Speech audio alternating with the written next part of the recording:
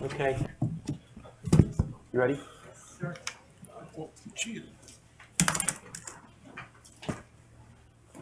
Pledge allegiance to the flag of the United States of America and to the republic for which it stands, one nation, under God, indivisible, with liberty and justice for all. All right. Thank you very much. Good morning, everyone. Morning. Everybody's bright-eyed and bushy-tailed. I'd like to welcome everyone to I don't think this is the first in the city's history, the first in a long while, strategic planning visioning workshop. And it's really a privilege and an honor to be here with all of you today. I want to make some introductions before we introduce Kevin to open us up. On the main table here in the workshop environment, we have our mayor, Pam Triolo, our vice mayor. You can clap if you want to, it's okay. Our vice mayor, India Moroso, our vice mayor pro tem, Scott Maxwell, Commissioner Herman Robinson, and Commissioner Amari Hardy. Also up here, and he's kind of blinding me with the light, but it's Juan Rua as our assistant city manager. And in the audience, we have various and sundry department folks, which are in the audience for two purposes. One, it's really important that they hear what transpires and goes on at this table and the interactions among the elected officials of the board. But also, they are a resource here in case we get into an area or a topic or have a question. We've left a blank spot for them to come up and occupy this forum up here to provide that information when you need it. So I want to introduce also from Management Partners, we have Jacqueline McRae, who's the senior manager. And she's actually the brains behind the effort today. And I also want to introduce somebody you've gotten to know a little bit in your interviews, Kevin Knutson, whom I've known for at least, I can't remember the first time we actually met. A couple years ago. But you've been doing this for quite a while, and he's done several of these kinds of activities with our neighboring sisters, including West Palm, for example, and helping them get their vision and their strategic plans developed. So without any further ado, I'm going to go ahead and have Kevin go ahead and lay out the framework of how we're going to proceed today. Thank you. So when I met with all of you 2 weeks ago, I kind of explained the purpose of this meeting and what we were trying to do, but I want to go over it real quickly so that everybody hears it and anybody watching this later will understand what we're trying to accomplish today. This is a really, really important conversation to have. This is a chance for the elected officials to kind of set the direction that staff will be going in for many years to come.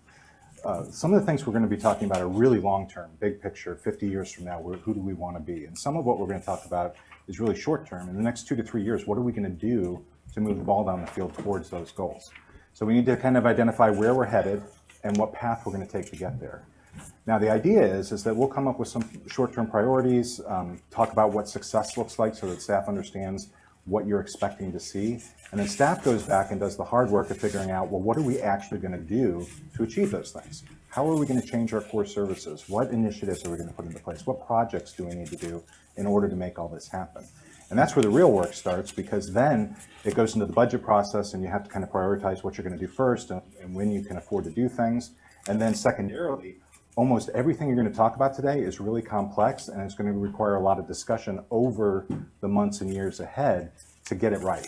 So you might set a direction today, but there's going to be further information coming back to you and further discussions and a lot of back and forth on some of these things to make sure that at the end you end up where you want to be. Another comment I want to make is that we don't have to get it all right today. Today is the start of the journey, not the end all and be all. What we need to do is get a framework today. We need to have something to start with so that we can get something out there that staff can respond to and build that structure that's going to move us forward. Does anybody have any questions about what we're doing today at all? I'm going to go over the agenda real quick, but I want to, at a big level, do you have any questions? So there's an agenda in front of you, and the first thing that we're going to do after this little discussion that we're having is get an environmental scan from the city manager. And what that is it's the context for this discussion. It's what's going on in the community, what we know today, what the trends are, what we need to be aware of, what we're going to be addressing in our strategic plan. Then we're going to have a discussion about the vision that you have for the city, a mission statement and core values. And these are the framework. This is why we do what we do and how we're supposed to behave when we're doing it. And then after lunch, we'll talk about what those strategic priorities should be for the short term. That's that 2 to 3 year period I was talking about. And we're going to actually come up with 3 to 5 of those. And then we're going to talk about what they mean and what you expect and what direction we're going in. And we may even set some concrete goals under that as well. So that's today. That's what we're trying to accomplish today. Any questions about the agenda that I could deal with? So throughout the day, Jacqueline's going to be assisting me by taking notes and making sure that we capture everything. We set up an extra spot over here that you see says parking lot on it. One of the things that happens in these discussions is a lot of good ideas and a lot of things that are important come up that really aren't related to the discussion. But we don't want to forget them. We don't want to just gloss over it and move on to the next thing. Instead, we're going to put it over here so that we remember to come back to it later. And so, like if there's a particular project or some specific operational thing that comes up during this conversation, we're going to capture that, make sure staff has it, make sure we don't forget about it. But we need to stay at the policy level as much as possible. So that's why that's there. It's just to give us the opportunity to remember all the good ideas that come out of today. So I'm really excited. I love doing these, and I think that what you'll find is, and in the interviews I discovered this, is you all have a lot in common. You have ideas and directions that are a little bit different from each other, but your love for the city and wanting it to be in a good place in the future is clear from everyone, and it's a good framework for us to start with. So if there aren't any questions, I'll let Michael get into the environmental scan and we'll get started. Thank you. Thank you, Kevin. Of course, not missing the opportunity to have a few comments myself as we go into this process. I want to kind of also provide a little more context from my perspective as your city manager. Having been here now 6 years since April, wow, it's gone by very fast. I am excited as well about this event because we now have, in many ways, the luxury of focus to sit down and have this conversation in a meaningful way. And it hasn't always been the case in Lake Worth. You have been, and you have been as well, the staff, fixing fundamentals, doing the grunt work, the detail work, the very difficult foundational kinds of activities to get us to this point. And I want y'all to really think about this as we embark on this process. This is a huge accomplishment to be here, and I see it as a very pivotal point in this organization and the city's path forward. And we do deal with issues both in the organization, and I want us to appreciate as an organization we've come a long way as well. That's the governmental entity we call Lake Worth, the city of Lake Worth, but also within the city itself, those folks we serve and the property, the geographic area, that's the city of Lake Worth. We still have a long ways to go. We have a lot of things we need to take care of. So you're so familiar with our issues and our problems. I don't want to spend a tremendous amount of time going through this data, but we're going to cover sort of a big, quick scan to kind of remind you of where our population is and what we face as a city. And this was, staff put this together, I think Dolores and Jessica. So if we could, let's go ahead and get into, it's in the paper, look at that. Really quickly, our population growth now, to the right of the page, you can see around 2017, we're close to 37,000 people that we have in our population is recognized by the federal government. And our projections going up into 2040 show us getting closer to 45,000. That's a good, steady growth that's projected by, I believe, Beaver, which is the University of Florida population projections. And that's a kind of a good thing to see that we're not going to probably be in 2040, 100,000 people. We're more of a mid-sized city, and that's kind of in our DNA. So the projections are showing where we're heading here. It's a nice steady growth as we see the people moving into the state and into, can you hear me? Yeah, is that projection accurate in regards to all the people that are in the city? I mean, based on census, based on what? Yeah, it's based on census data and projections. If there's any issue regarding undocumented folks, they wouldn't be in here necessarily. So that's their best count. But we could do better And that's part of the shot at process. counting them in 2020. Right. There's been conversations about the true population of the city. but I've never been able to capture what that is. But just as a real reflection of the expenses that we have in our in services and calls and Right. PPSO and everything else. The thing to take away from this graph is that we've got an upward swing here. We're and growing. We are projected to increase in population. There's going to be more people moving to the city. When you look at the age, which we found kind of interesting as a topic, Palm Beach County's average age is just under 45 years, which reflects a lot of our sister cities around here have older populations, retirees, and folks that when people think of Palm Beach County, it used to be thought of as the place where retirees come. Lake Worth used to be considered a place, had a little slogan, the newlywed and the nearly dead. It's changed dramatically, and we're in many ways, on average, a young city of 36 years of age on average. I thought that was an interesting piece of data.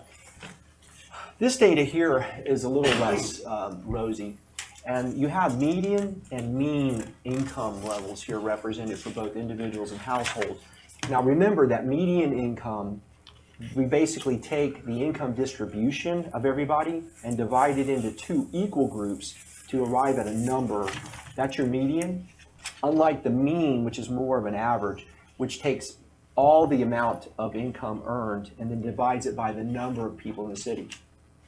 So if you look at that, our median income earnings, 20,000, 21,000.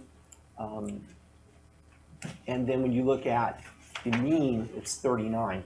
So how that's relevant, if you'll go to the next slide. I'm sorry. That $21,000 earner is the person who's literally smack dab in the middle. Correct. If you take our 38,000 population, Divided into two equal groups. that person is, Exactly. okay. Okay. So, and that's why you'll see it different from the average, which adds people's income and brings in a lot of folks who make a lot of money with a lot of people who don't, and gives you a different number. But this is dividing the number of people into two equal groups. So where it's relevant here is if you look at these numbers here, my eyes have gotten bad over the years, but Lake Worth is represented in the center, and you can see the U.S. average to the left. The median income is 31,300, and the family household is 55,000. If you go to Lake Worth, you can see we're more in the company of Belglade and Riviera Beach in this area, and Palm Beach County is still higher than we are. What's interesting to note is when you take the median household earnings, the red line, the second household earner in that family isn't making a lot of money. And if you look at this number, it's represented by about 17,000. And again, this is the median, not the average. So let's go to the next slide and look at what the mean earnings are. And we're still in the middle there. We're still lower than the U.S., Florida, and Palm Beach County levels. Behind Riviera Beach, but in this one we're ahead of Belglade.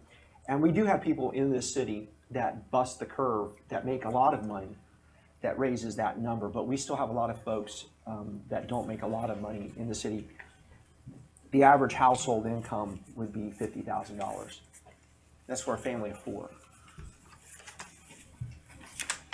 Poverty rate comparisons is another thing we've talked about in the past. And what you have here is a very colorful graph that represents from left to right in each column different dates that populations, poverty rates were taken into account, starting with the 2010 census and working up through the 2016 community survey. These are all the numbers that are required when you submit for grants for the federal government. This is the data they use, so that's why we thought this was relevant. And starting from left to right, you can see our sister cities out in the Glades, Belglade, has a current poverty rate of 37%. We're currently at 28.7, and we generally say 30%. And then you can see we're actually behind Riviera Beach, West Palm, the county, which is about half of what we are right now in poverty rates. And that's a pretty significant number that we grapple with on a daily basis. This map here was recently produced by staff, and it represents the overall poverty rate I was just talking about. But of the census tracts, the ones in green represent the ones that we have issues with poverty.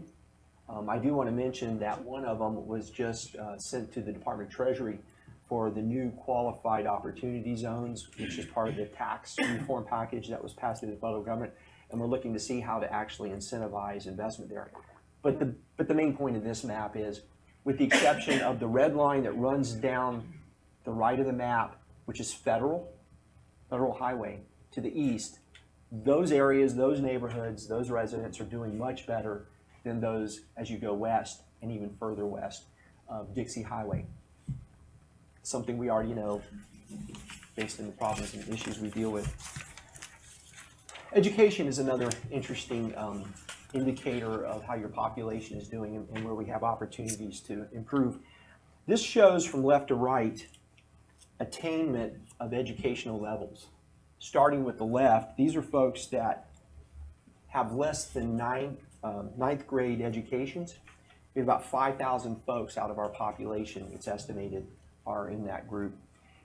Folks who've gone up to 12th grade and that 9th to 12 with no diploma, they didn't graduate, didn't get a GED is about 2,500. And in the middle, represents our high school graduates or a high school equivalency, about 6,500.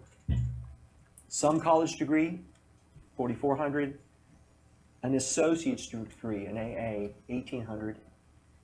And then people who've graduated from college, 3,200, or a postgraduate degree, 1,500. So if you look at the two right columns, about 19% of our population have a bachelor's degree or higher.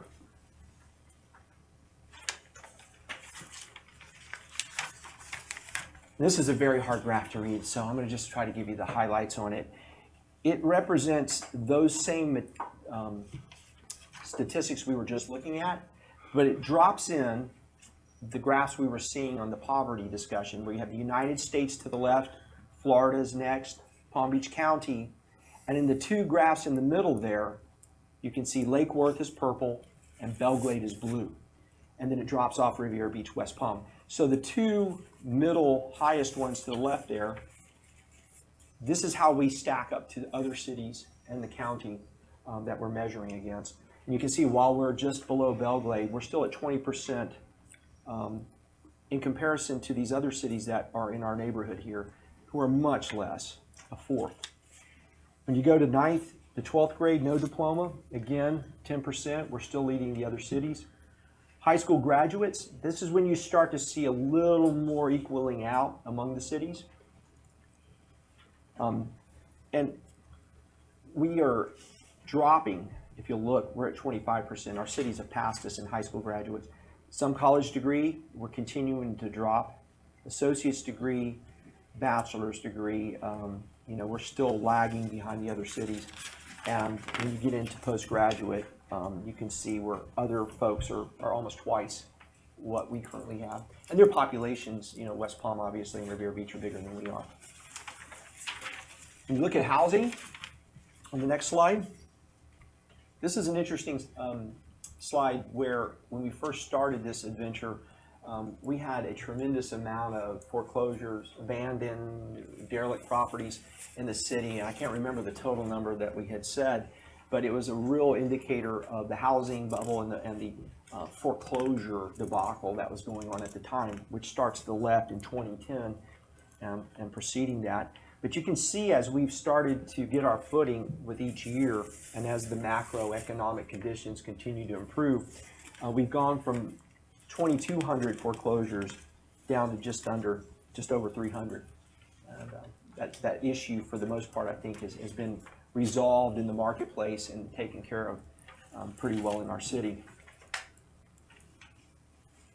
When you look at ad valorem assessments, this is an interesting set of data that goes back to 2007. And if you look at the blue, that is the just value as on the property appraiser's book saying, just or market value, I guess you want to say it, compared to taxable value. And in Florida, we have exemptions that people get to take off. And as we were hitting the skids in 07, coming off the bubble and the Great Recession, All those obviously dropped like everyone else. And you can see where we went from just over $3 billion in just valuations and almost $2.8 billion in taxable. We dropped down to 2010 to half that on just, and just below, just right at $1 billion. So we went down 2/3 of our total taxable valuation. Now in that term, there was some additional discussions or that things happened, including some homestead issues and tax growth caps. What's interesting as you start to go to the right, look at the disparity that's starting to happen with value of property is coming back, and it's coming back really well to where in 2017, this last year, we're at 2.6 billion in just valuation. However, the tax revenues, the taxable valuation that really affects our bottom line is just at 1.6. And you can see the spread between the two compared to the left side of the graph is growing. And as we go into November, when you see that additional property valuation exemption coming on the ballot, that should probably continue to grow if the market stays in this current mode. Not necessarily a good thing for how we run the government. If you go to the next slide on the ad valorem history, this is representing what you just saw in that graph in forms of percentages, negative percentages or loss to the left. And you can see we were losing valuation both in just value as well as taxable considerably up until around 2013 when it inverted and the market started to come back. And we've had 11% growth in taxable valuation, 4% in 2014, 15 and 15, 11.9 and 16, 10, almost 11 and 17. And this year, the property appraiser has already given us 11.14% growth in taxable valuation. So it's growing pretty decently. In some years, we've sort of led the pack as a city, but we're not recouping where we were previously. And it's barely, if at all, keeping up with our needs and growth and costs of the city. Crime data, you had a whole presentation on this. I won't go into the details tremendously, but the sheriff's office, and they've been doing a tremendous job each year. We've been seeing on the unifying crime report data. This year is an overall compiled reduction of almost 17%. And the sheriff's office, in conjunction with the city, is working very hard to keep those numbers going down and acting very strategically. If you go to the next slide, this is part Excuse me, City Manager. Yes. Where did this come from? Because I don't see anything about opioids or overdose or anything.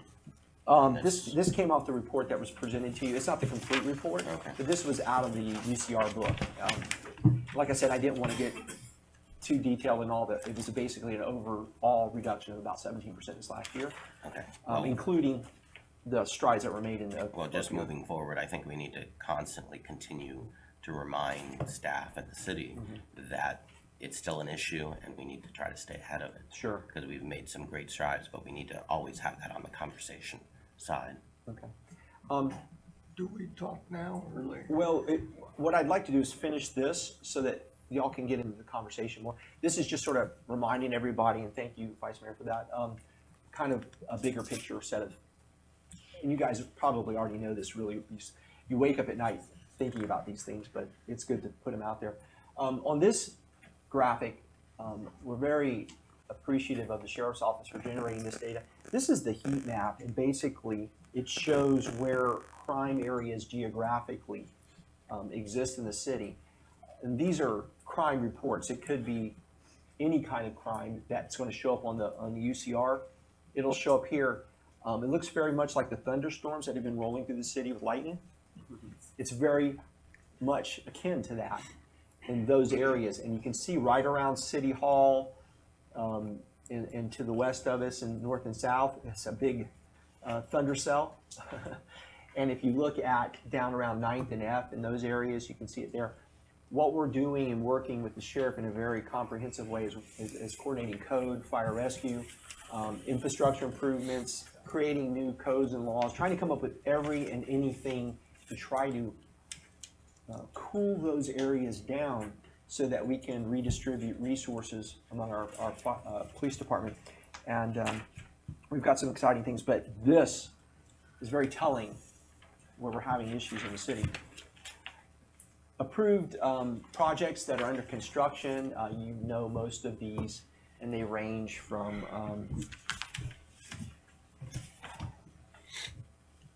the arts lofts that are going over here to the west of us, Banyan Court Residential, Bermuda Cay, Dunkin' Donuts, Lake Cove up on the north end, Starbucks, which just reopened over here not too long ago, the One Residential, and it's activities that are showing confidence that investors and the real estate community is having in the city.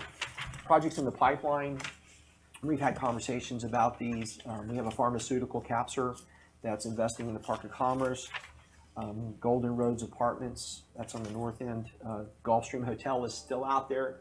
We hope to get an announcement for them, but they are very much involved in hopefully bringing something to the city. Project Iron, for the first time, the city has actually got code-named projects from the Business Development Board. And staff has been very instrumental in working with them to bring those in. And Project Iron is one of them. That's job-based and tax-based.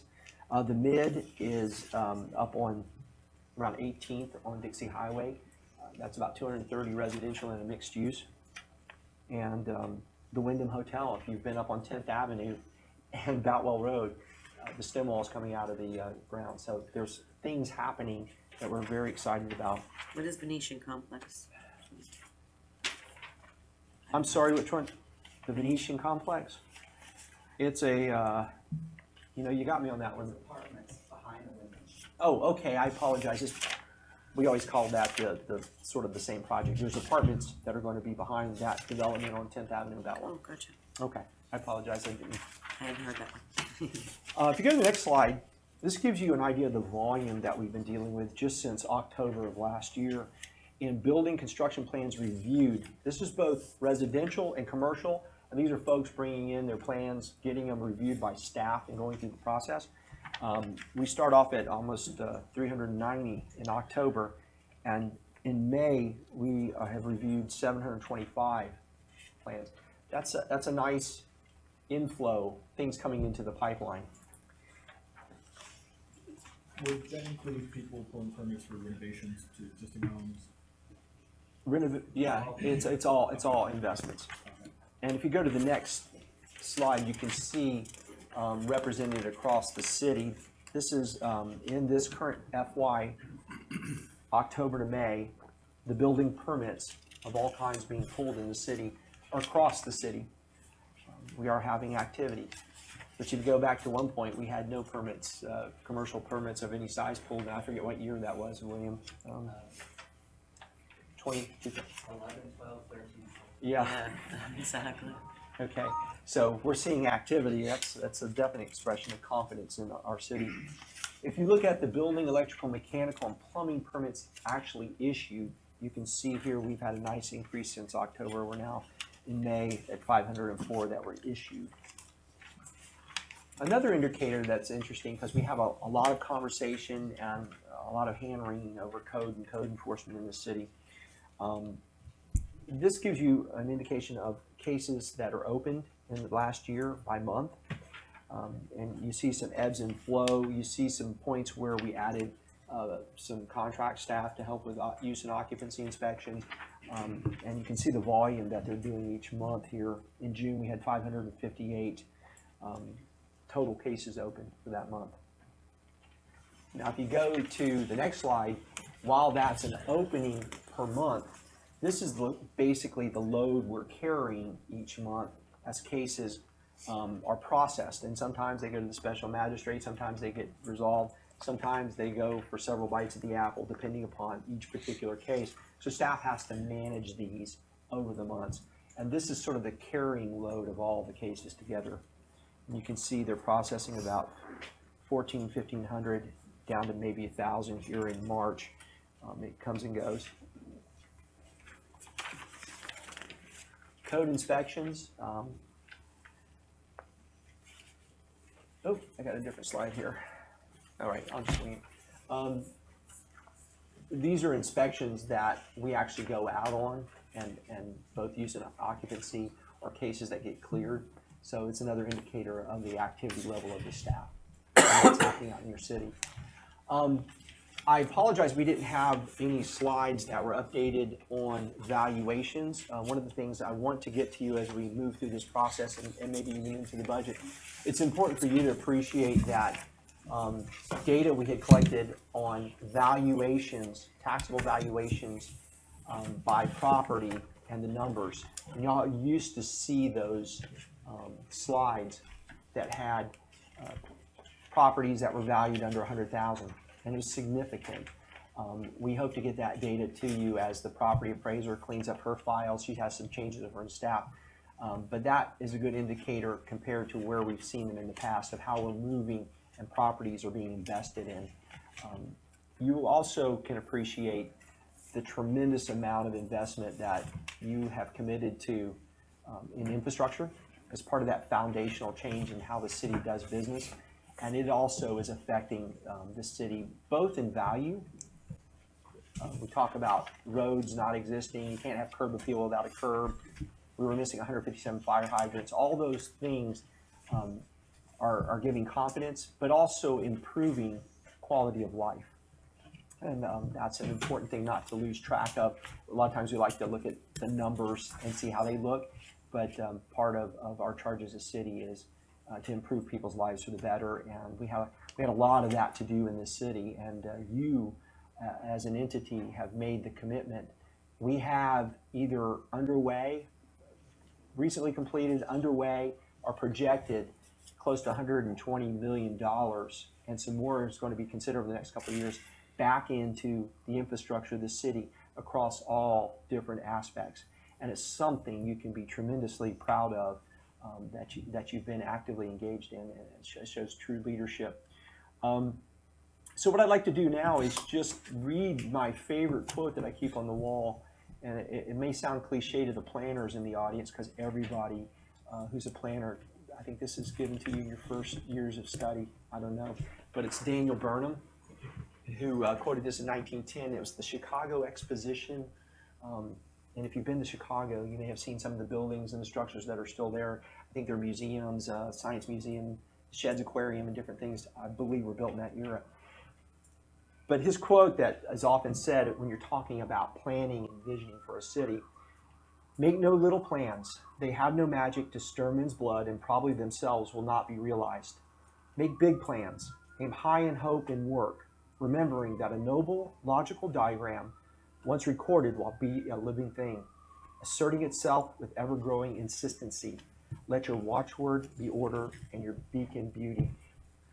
And that sounds really big, and it is, because we've come to a point where this little city has proven that it can do things. And we are audacious enough many times in our conversations to say, you know what, we can be a leader, not just a participant. We can actually lead and do things nobody else in the world's done. We differentiate ourselves as a product here within this county. We're very different in many ways. And we've talked over the years about what we're not. We're not going to be Delray or Boca. We're not Wellington.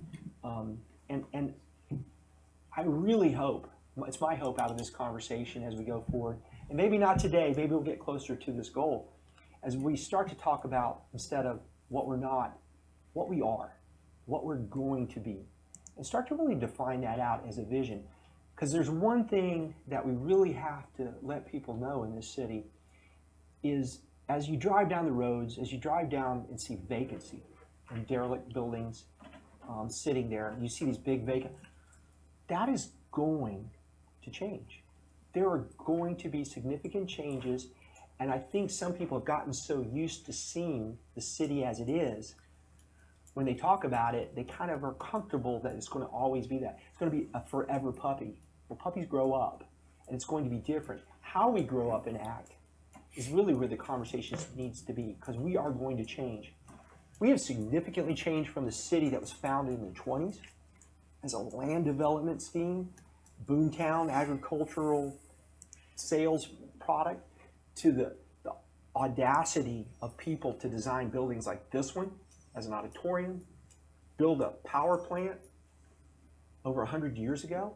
Those people weren't small thinkers, but they were thinking ahead. And so if there's one thing I just really want people to get a grip on, things are going to change. And this is your opportunity to really lay out what that vision is, what the vision for this city is, so that we, as Kevin said, can really start to then give you plans of action and flesh it out and execute. So that when people come to invest in the city, they know what our vision is more than us saying, we're going to be the best version of ourselves. That's served us well. I don't want to, but it's no longer good enough. So it's on your shoulders. I'm looking forward to this process, and I will turn it over to Kevin at this point to go and dive in. So thank you very much for listening. Thank you. Thank you. Were there any other questions you had about the presentation that we should get out now? And we'll return to all I had those a things later. question on why, if we're comparing our income and education, and why don't we compare crime to the other communities as well? Well, we can do that, and I anecdotally would say it might be higher, just like our other bad statistics, but I can get you that information. That's not a problem. And just one more informational thing. One thing I didn't see in the slide when you showed our just value and our taxable value and how that changed throughout the business cycle. I would also like to see a comparison to Palm Beach County and some of our comparable cities. So that in particular, what I'm interested in is how long was their trough? It just looked like from 2010, which was the trough of the recession, we stayed in that trough for about 4 years, 5 depending on how you look at it. And I'm very interested to see how long other cities stayed in that bottom, or alternatively, how quickly they moved on from it. I'll make another anecdotal statement. A lot of those cities rebounded much quicker. And you'll see too, in some of the past presentations that we've had, and I believe it was 09, the expenditures, we never put the brakes on when the economy tanked. The city never put the brakes on its spending. So the expenditures way outnumbered the cost, and just perpetuated for a couple of years after that. After when we came in I guess 2011, we put the brakes on a lot of stuff and restructured and took the general fund budget down to bare bones. We talk about the general Yeah. fund balance in the budget process right now, and our goal is to be at 2 months or 15%, which is about $5.5 million. Sorry, income I meant to say. So our fund balance back in 2010 was about $200,000. Right. And it did just what you said. It really crashed our finances. But that's the past. Yep. Where are we going? Real quick, code cases. I know that code cases, I see that code cases were up in May, but down in June. I'd like to get an update on where we are with code as far as what might be causing some of those numbers, because I know there's a lot more code out there that needs to be done. Sure. But are we across the board set with our code inspectors now? I mean, What I want you to derive, and we'll get you that more into intensive detail, but the point of showing some of the code is there's a tremendous amount of activity in the city. And one of the things we said when we started this was you can't arrest your way out of or code enforce your way out of some of these systemic problems and conditions. There's a lot of activity occurring in the city in code, but there's other things that are going to, and that's kind of what we're going to talk about the future. Where is it we're going to see people coming back into the city, building, doing things, so that the squalor and the decrepit conditions that we kind of know in some of the places disappear through market forces to help complement the level of activity we're doing. But we'll get you much more detailed data, because I think as this process goes on, you want to dig in some spots to talk about our priorities. Data, yes, we're much more adept at getting data than we have been in the past. and then I had one, it's probably for the parking lot. I've done meetings before. We had a lot of things on the parking lot. I spent some time with the tax collector and Gannon, and she had mentioned that you were working on something of some taxes that were uncollected. When will we get updates, or when will we find out about that? Is that That, something? that involves the school district, and there's lawsuits, and there's court cases with other cities. So we're just starting that process with the city attorney. Okay. And Can I ask you a question? I know this is, what are the rules of this format? All right, because it's not a commission meeting, it's a Right. visioning workshop, so we're asking for reports and things of that nature. I just want to make sure that we're following the itinerary of this and not talking about just general business, but talking about the items at hand, the visioning. Yeah, this isn't a regular commission Right. meeting or a regular workshop. So I hope it'll be just a general conversation. There won't be a real structure to it, but I hope we'll stay focused on the things that we're trying to accomplish today. I think it's okay if we bring up ideas and capture them and look at them later. And a lot of what we'll do will actually force us to say, now that we know what direction you want to go, now we need to do the research to understand what that means and come back to you and say, okay, here's where you said you want to go.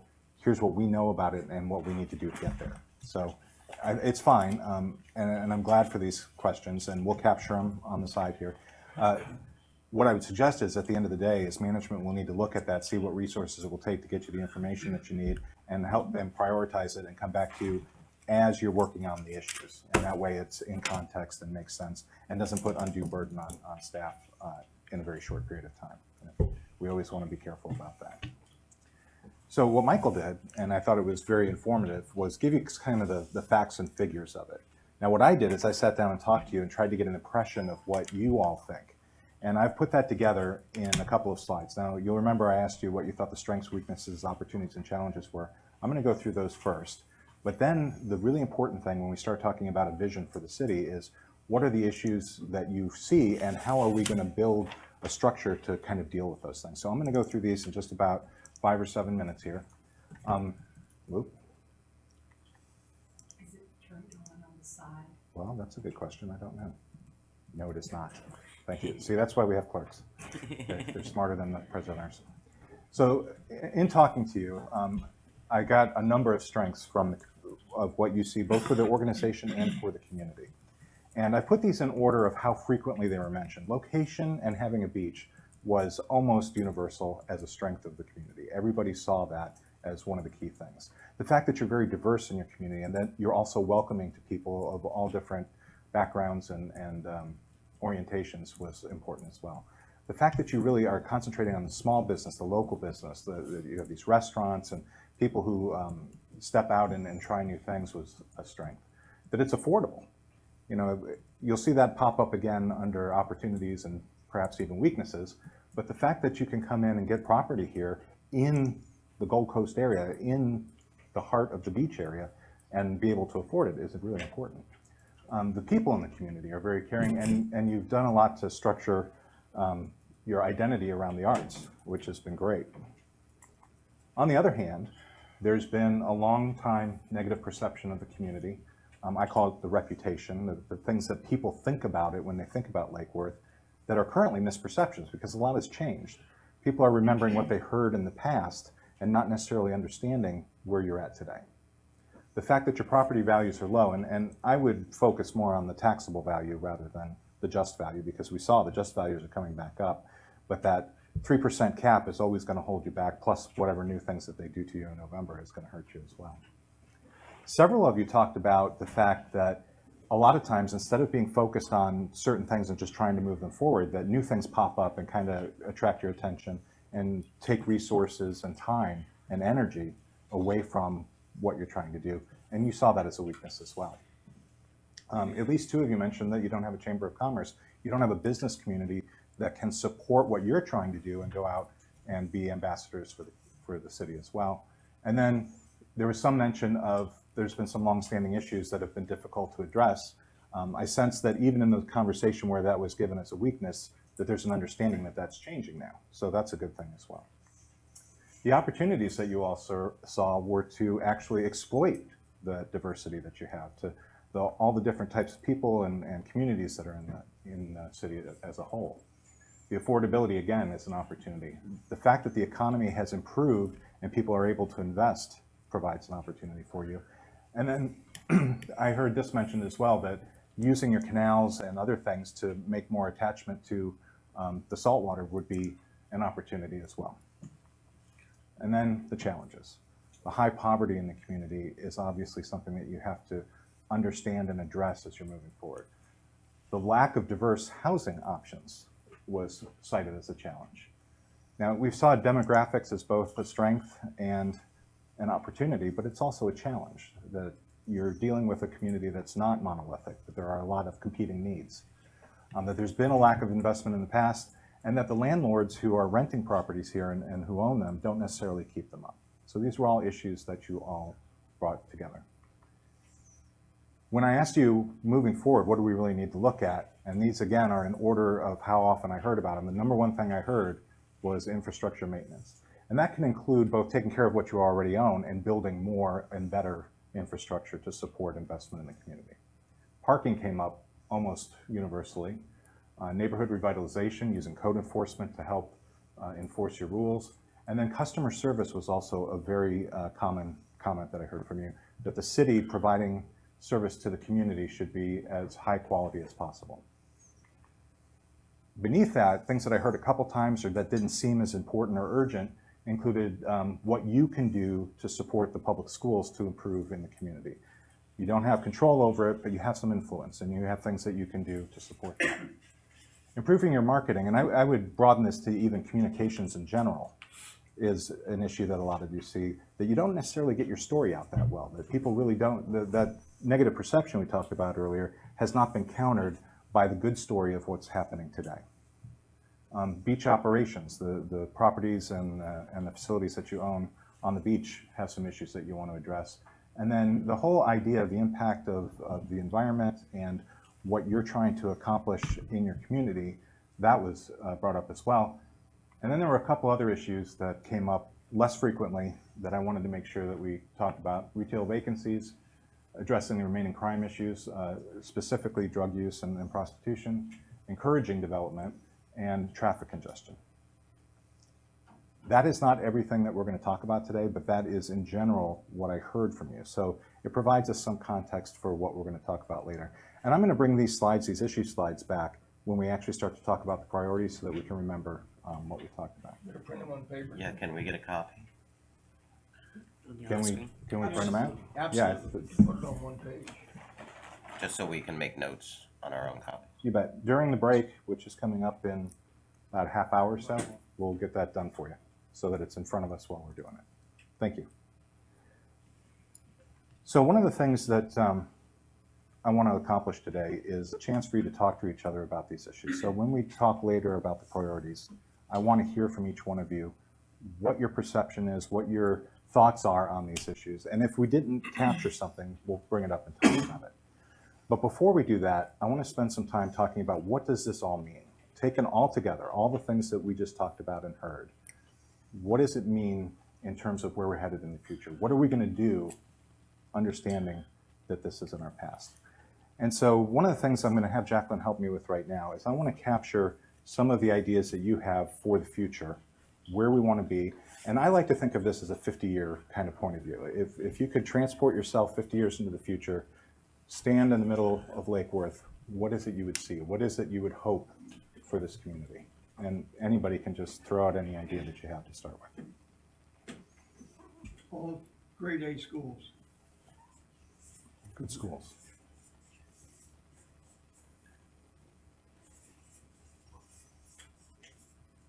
New transportation, diversity on transportation, So many options, many options to move More people. tourists.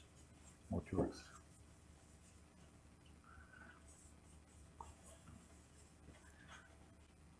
Say that again, it was something More else. tourism. Tourism. Tourism. Thank you.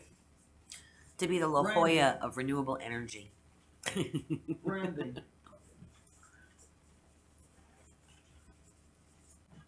Renewable energy was on.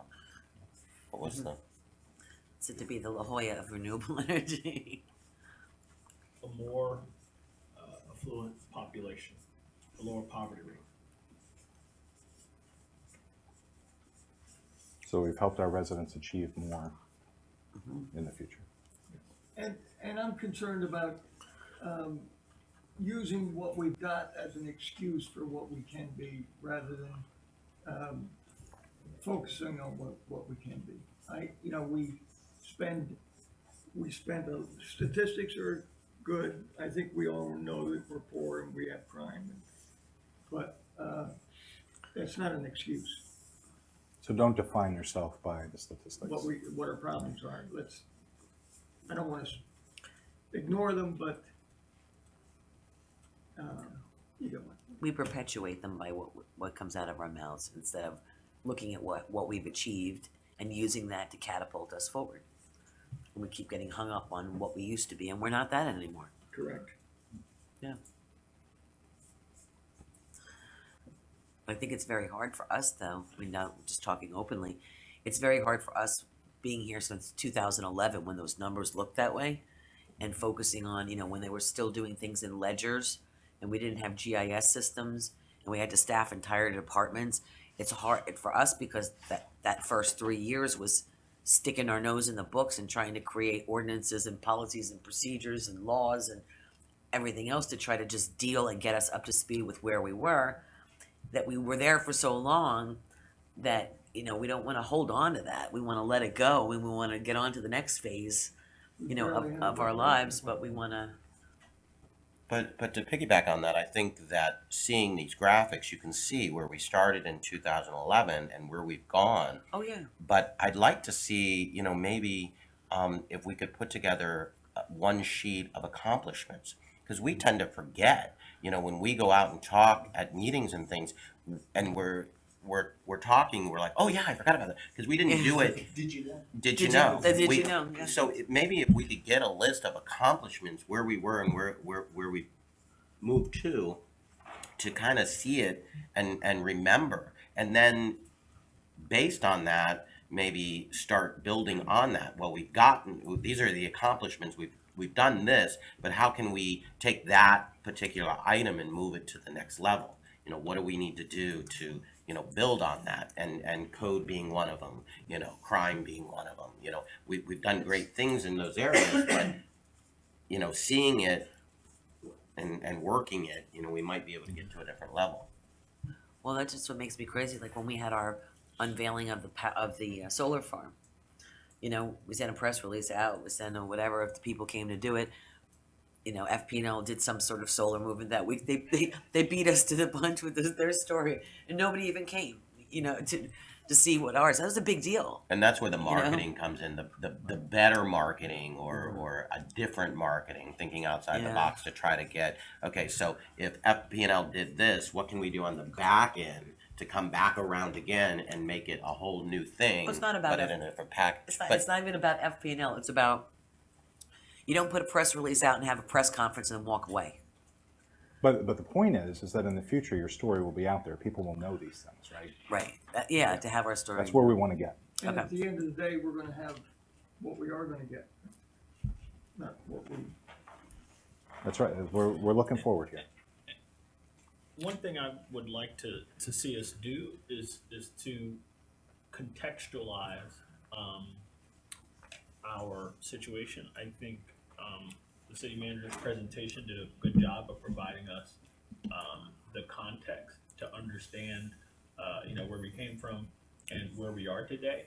And the reason why I say that is because in my mind, we are in this very brutal competitive game with our neighbors. We obviously, all of us, as our population grows, we want the very best residents. We want people and businesses who are going to add and contribute as much as possible.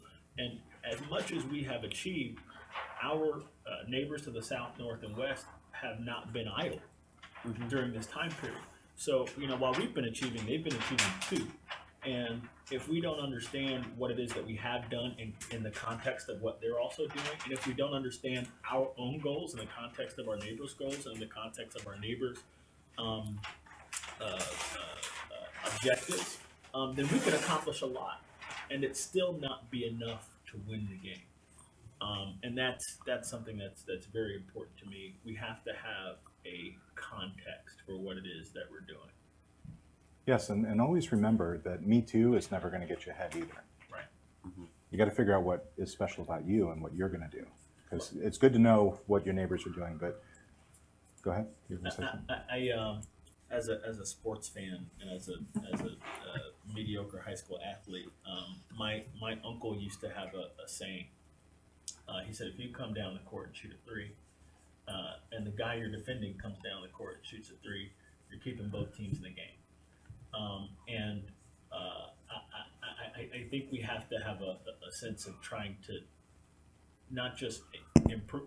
Obviously, we have to improve internally. I think that we have to improve relatively. We have to move better and faster and be more nimble, and in some cases more aggressive, to compensate for years of lost time, and being buffeted by bad circumstances like 2009, 2010. And having you as newer blood to the commission, and being through what we've been through in the past and the battles that we've had over things, probably makes some of us say we've been down. I love your energy and enthusiasm, but we've been down that so many times and been beaten up and sued and this and that, and there's got to be some sort of compromise to the way in which things are presented, or the projects in which we take, or the things in which we support, because of the experience that we've had Sure. in it. So we're looking for sort of, I think myself, if you haven't noticed, I'm trying to always find a compromise between the situations, because I feel like the general public doesn't like necessarily to be beaten over the head with something, or you tell them what to do. You tell the public what to do or what you're thinking, and they'll tell you real fast. They'll tell you on the phone, they'll tell you in person, they'll tell you on a blog, they'll tell you in a post, they'll tell you anywhere in the world. So trying to come to some sort of consensus or middle ground has been the way in which we've been able to move things forward through those years. So as we take the next steps and develop the next projects, I think maybe some of us older time commissioners that have been here tend to look at things like, okay, well, if you do that, you're going to encounter this, and if you do that, you're going to encounter that. So therefore, let's take a step back, only because of the battles that we fought. Not to say that it's right or it's wrong, but to say that we probably have a deeper perspective on the level of what people will accept in regards to what it is. Does that mean that that's correct or not? I don't know. And just to piggyback, at all times as we're moving forward, we need to remember to represent the shareholders, to represent the voters, the residents, however you want to look at them. But we need to make sure that as we move forward, that we're doing the right thing for the whole package. We represent the entire city. And it's really hard to do that. I mean, because you're going to be surrounded by the people that are the loudest or the most involved.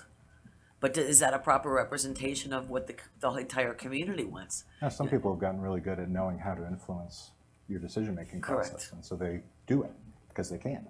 Right. Not everybody does. Unless you're going to a referendum on something, it's hard to know. And even then, you're only getting 3% of the population or 2% of the population to even come out and vote on something, unless it's something that they're really passionate about. So how do you properly, as an elected official, represent the majority of your community? It's There's sticky a real wicket. tension there. Yeah. So I find it interesting that you're all intellectualizing this a lot. I'm not hearing any feelings. I'm not hearing what it feels like to be in the city 50 years from now. I'm hearing factual things, the good schools and all that, but is it thriving?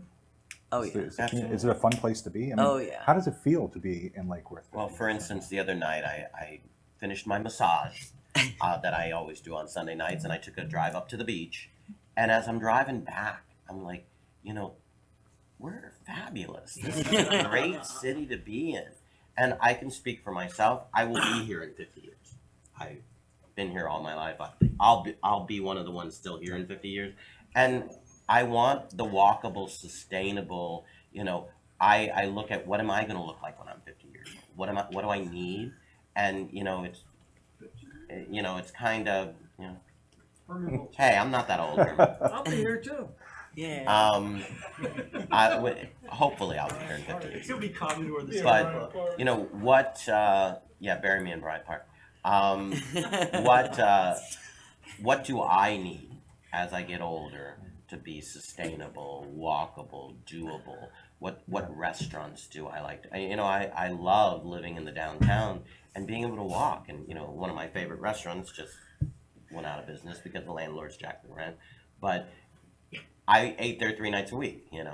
It's easy, and that's what I see a lot of residents now. Even the millennials. The millennials aren't cooking. They want walkable, sustainable restaurants that are fun, and I think that's what we've got. We just need to be able to hold on to what we've got, and add to it. It's New because favorite we're restaurants. here. What I want is to go out of town and want people to come here. Oh, absolutely. We know we love it. We know why we love it, but people outside don't. Yeah, a know lot why. of them. A lot of them do, and that's what I'm Not starting. enough.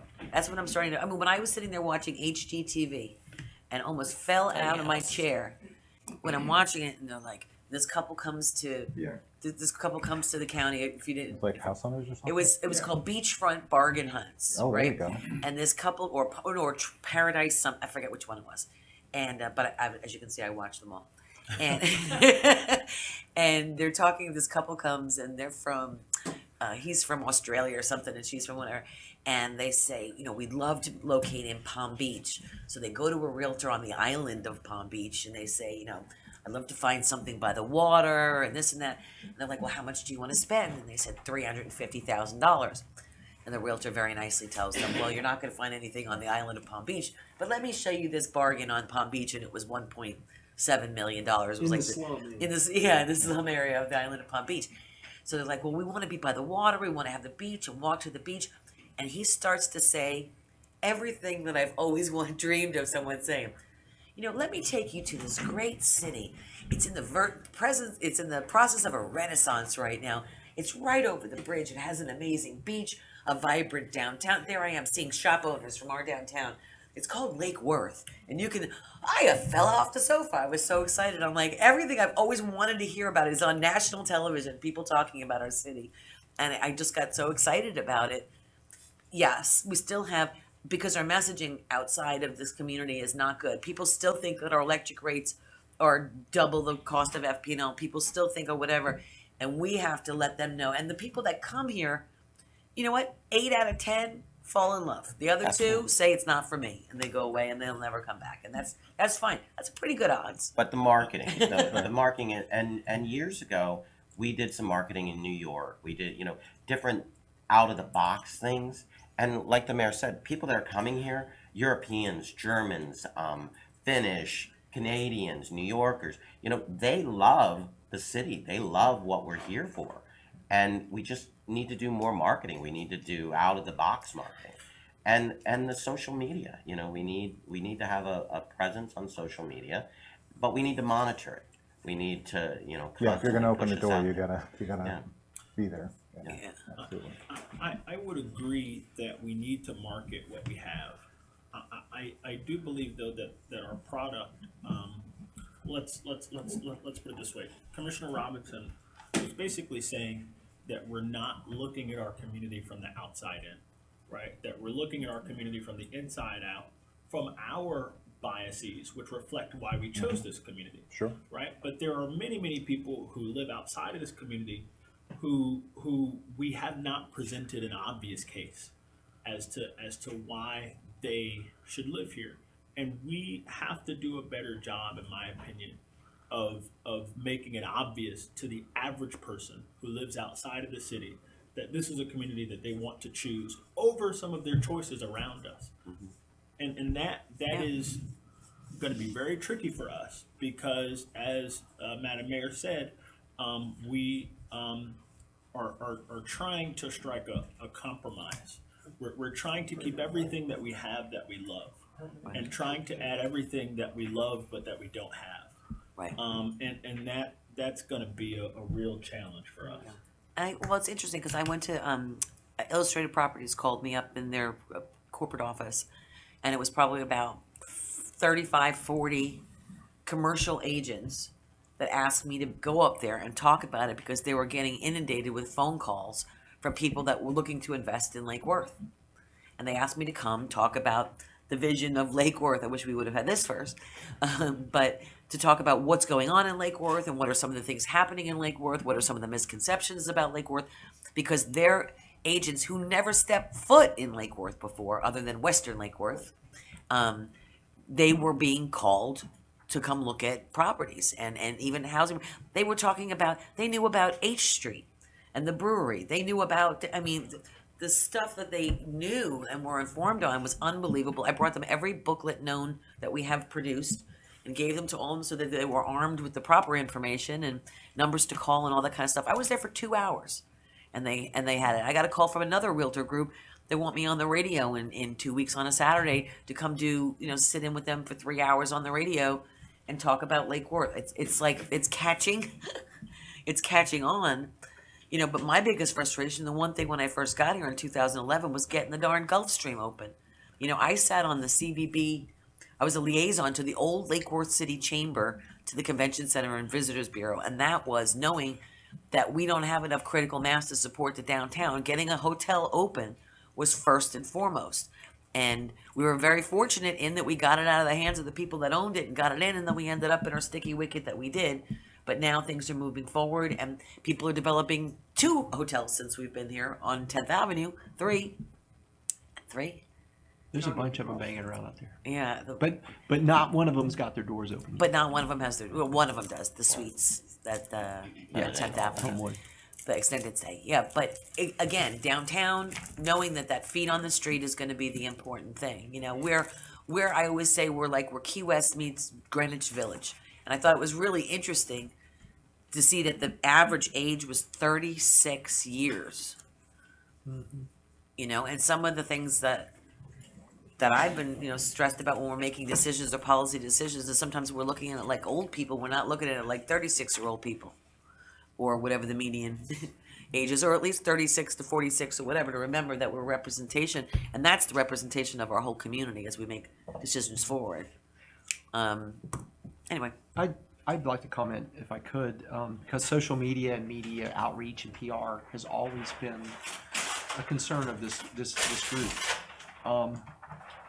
And I've always had the conversation back about our capabilities for outreach, of actually engaging people who can't be engaged in the community. The success that we've actually had, people outside see Lake Worth better and view it better sometimes than our own population. And that was a really amazing experience over the last several years, that we were able to have a lot of favorable ratings outside the city of people looking in, and sometimes our own population was carrying this baggage. But we adopted a fake it till we make it kind of a PR approach, because resourcing and our capabilities to reach people was so limited. And I think you're saying something significant about the need for better marketing, better approach to taking what we have and letting people know how wonderful it is. Tell me, I'm really curious, if you were writing that thing and knowing what you know about the city, the lack of mid-level housing stock, the lack of hotels spaces, the significant changes we've had to make in our development rules and policies, what would you have done to sell people to come to this city and deliver? And I'm asking you, that's defining this vision. If you can define that media campaign for me right now, understanding we don't want to be having people come into the city and you can't deliver and be thought a liar. That's one of the worst things you can do in a sales job in a business. You sell a product and it's a defective Volkswagen. Well, look at Austin, Texas. They played upon the weirdness of Austin, Texas, and people call us quirky and they call us all of these things. That's one thing I think of. The second thing, but how does that tie into what's your vision here in this city? Once you get somebody here, what can we be doing to actually then hook them? Weirder than Austin. Well, no, that's a theme. right? No, but kind of continuing on, and I agree You know with what you. I'm saying. But one thing is to control the message. Correct. A lot of time the message controls us. Correct, and we're And responding and we're reacting. responding. We need to try to get ahead of it. For instance, I've had 3 different times where a developer was talking to the CRA and we found out that they're going to back out. The last one, when they're looking from LA, when they're looking from New York, when they're looking from Chicago, and they Google Lake Worth, not the best messages come up because we don't have the mechanism to get the right messages out because the crazy blogs and the bad messages are out there. So for instance, the last one, we called him and said, no, you come down. Let me show you my city. We called Captain Bear. Captain Bear came in with the right crime stats because they were getting whatever crime stats were pushed out on a blog. And that's what, I don't know how to fix it, but that's where we kind of, I say we have to kind of get ahead of it. Yeah. So when these people are looking at Lake Worth, they're looking at, a better picture or getting to the right people that can show them, that we sit at the base of one of the richest cities in the world. That, our crime stats are down and this is what it looks like, not what happened last week. I just... We just had somebody come in, what was it, city manager, who was it, were you with me in there that they were saying, oh, Lake Worth, and we have this, and this, and we took a look at there, who was that we were just meeting with, and it didn't turn out not to be Lake Worth, that wasn't Lake Worth, that wasn't Lake Worth, that wasn't Lake Worth, that wasn't Lake Worth. Yeah. We really need to seriously have a discussion about a name change or We have, creating. It wasn't the right time. Well, creating, something that every single time the crime stats come into place, investors look at it, they're looking at these stats and these numbers that don't, and they say, oh, no, this includes it. And we have to go in and debunk it and say, no, it doesn't. It includes this. It's like with technology out there today, there's so much technology. We could be controlling the message online. We can be controlling the message, in many different ways. And again, I agree with what the vice mayor said, is that we're constantly we've gotten so much better, and I'm so happy Yes, for Ben. absolutely. We've gotten 10 times better than we were. But it's just with technology, we could be so much more ahead of the game, and instead of always reacting, we could be telling the story ourselves. I think we need a reputation management. Totally. consultant. Totally. They are out there. We probably need to engage somebody and have staff talk to them briefly and see what they can do with social media. Thank you. With these blogs and everything, and see what can be done to get all this negativity pushed way down in the Google searches. Yeah, and it's not that it's going to go away, but exactly, it pushes it down. We need reputation. There's some great people that are working with the Florida League of Cities, the National League of Cities. I know in September when they come to us again, that they're going to do some social media after the meeting. But Mike, maybe you want to reach out to Richard Radcliffe and see. And they were very specific in some of this is what Orlando does, these are the pros and cons. Because our demographics tell the story of when Joe, businessman in Chicago, looks at the demographics of our city to see whether he's going to invest in a Carvel, just for lack of a better thing. He looks at our numbers and says, no, this isn't the place that I'm going to do it. It's not till he's down here visiting his Aunt Millie in South Palm Beach that he comes over the bridge and he says, whoa, Why aren't we here? what is this place? What? This is the perfect place for a Carvel. Not until he gets his actual feet on the ground. Well, how do you, a brand delivers on a differentiated promise? Okay, we exist with what we have in the city and what we're potentially able to develop. We have certain assets and we live in this market. What would you highlight in the messaging of a media campaign, a PR outreach, that is a brand that we can deliver on, or things we can deliver on? And the thing that comes to mind as an example is Simrec. We've talked about Simrec, the Ocean Current Energy, of being a progressive green brand that's unique in the world. And as we work on that, it identifies us as a very progressive, green, clean city that is very different from the rest of Palm Beach County. Is there other things that you see that really would be part of this vision of what the city's trying to sell? I think we're losing our footing on the arts. I think other communities are creating arts communities. This is I'm sorry. You're fine.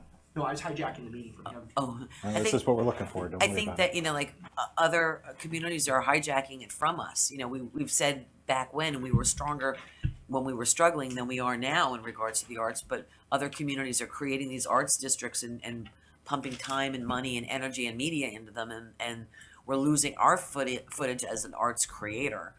The green, clean, definitely, and I think from a branding standpoint, what you asked, city manager, you know, one of the strongest ad campaigns I ever saw in my life when I was growing up as a kid was the I Love New York campaign. It was going through the biggest kick in the teeth that it had ever been through, and this is long before 9/11, and it turned things around. And that didn't have a promise to deliver on. That had the passion of a people, and that is something that we are. I think I associate with that, and especially here in Lake Worth, because it had the construction workers standing on a, you know, on a very tall site. It had the housewife. It had the this one. It had the people in every different community of every different demographic, and the diversity was incredible at that time in media, and it told a story that it's so similar to what we are here in Lake Worth, because people come here and they fall in love for whatever reasons they fall in love with. They do fall in love with it, and I wish, you know, but I think of that, and that doesn't offer a promise of anything. It offers the spirit It's a love affair. of the love affair of the community. You know. So Omari's been trying I'm to sorry. say something. I want No, to make sure we get him in. I agree with that. Especially after having just finished watching all 7 seasons of Mad Men. I agree with that. On the perception thing, I do think perception is an issue, and I do think that we have to correct some of the worst aspects of what has been our sticky reputation. I think a lot of people don't know the improvements that we made as far as, you know, residential electric utility rates. I don't think people know how hard the sheriff has worked to improve the crime situation in this county. I don't think people know how hard the Sober Home Task Force has worked to improve the sober home situation here. Well, not just here, but also regionally. And so I do think that we can counter the very worst of the misperceptions, right, by marketing the truth on all of those issues. But still, there's the underlying product. And then there's the question of, you know, we were just asked, what kind of a campaign, you know, what kind of a marketing message?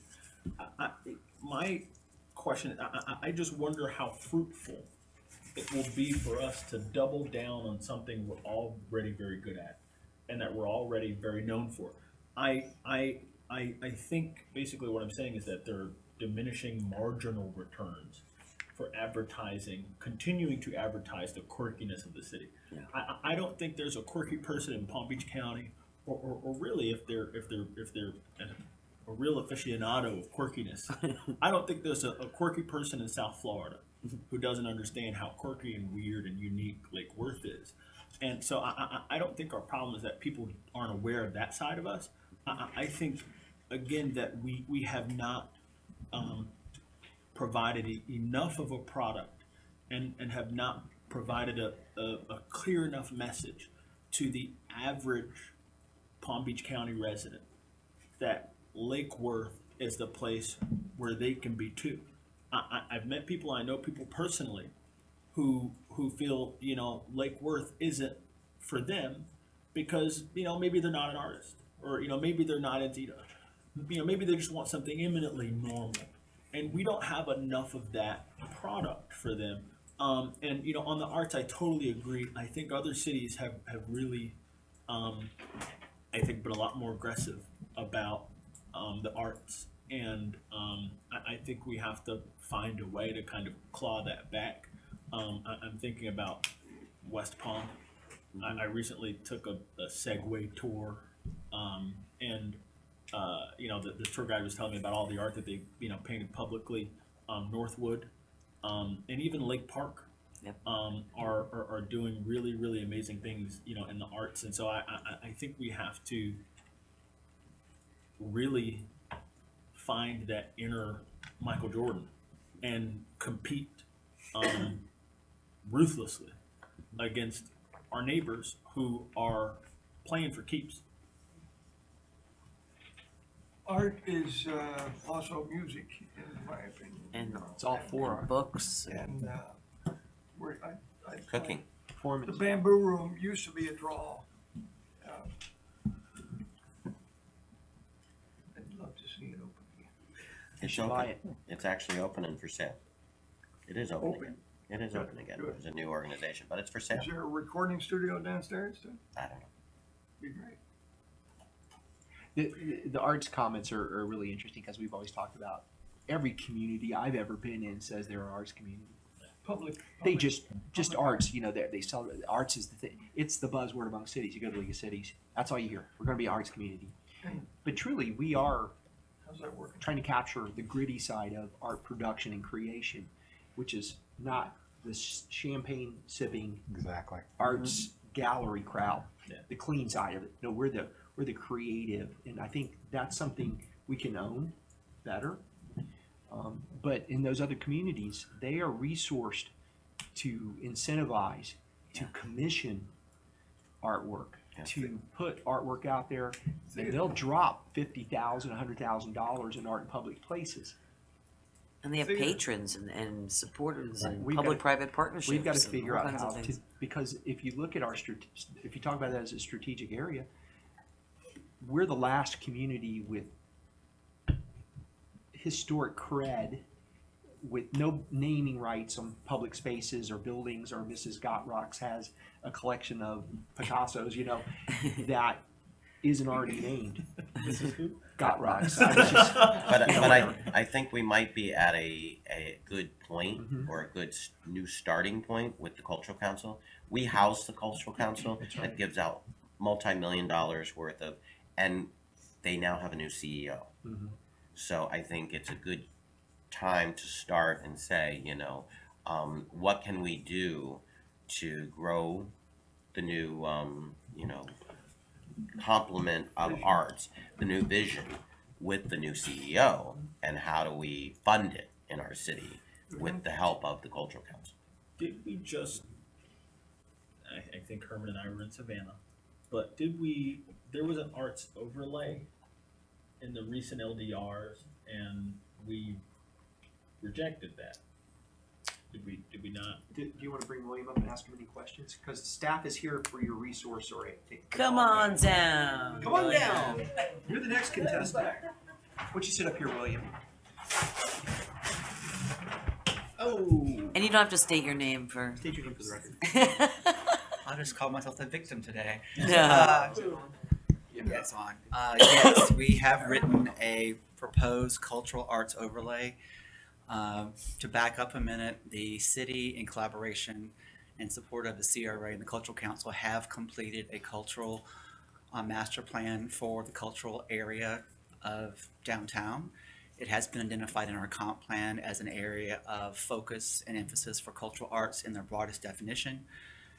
Subsequently, we did bring forward some LDR changes to allow a broader array of uses in an easier manner through staff approvals in a portion of the cultural arts area as sort of a test case.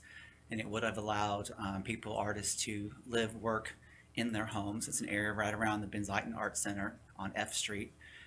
The overall cultural arts overlay district itself could be as big as all of downtown and the area west of Dixie to F Street, and then the areas on north and south of Lake and Lucerne up to 3rd Avenue, 2nd Avenue North, and I believe 2nd Avenue South. So that's still there. I mean, we're going to bring it back at our next opportunity for a workshop among a number of other LDR changes that were sort of tabled for the moment at our meeting with you. I think it was in May. I think it was some of the areas that overlapped into severely residential neighborhoods, and some of them were in perfect areas for, in my personal opinion, for an arts overlay district. But some of them just went, the parameters or the borders went a little too far. Well, there's two things that you're probably referencing. One is the cultural arts overlay potential district in the comp plan, which does include a lot of areas that are single family. Mm-hmm. But the cultural arts overlay district, as proposed for the LDR, only had a piece of that. And so maybe we can do a better job of explaining the difference between the two. Right. There's a potential of it being designated, and then there was a proposal to go ahead and designate part of it and see how it would go, see whether we might have some quirks or some challenges with implementing it. hopefully fix those, and if it didn't work, we would try something else. And if we could look at the pros and cons, and maybe highlight those, so when we're talking to the public, they see the pros and cons of what this can do for the arts. You know, I think there's a lot of misperception out there, when we start talking about why we're doing this and what the benefit to, you know, the city, the residents, the arts, the whatever the pros and cons could be. Because we had a lot of I think email and people that showed up in regards to that was because when there are 50-50 or more of commercial properties in an area, or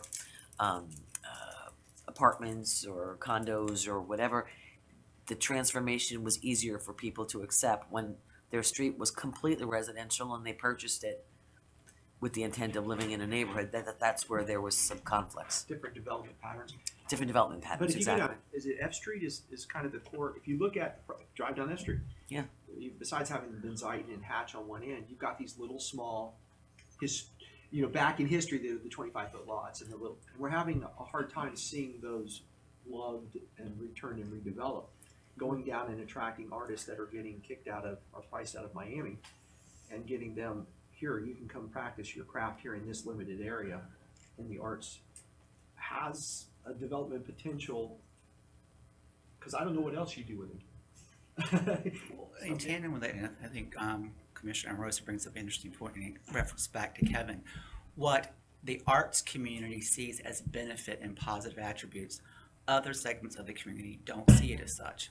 And there are empirical studies for Austin, Portland, Oregon, Chattanooga, where they've implemented things and see them as very positive, but I know that there's a segment of our population who would not see those positive attributes as being positive. Yeah. So putting the ramifications of it out there, and then we have a productive discussion as to what would be beneficial and positive for Lake Worth, might be not the same thing, but we can definitely have the conversation.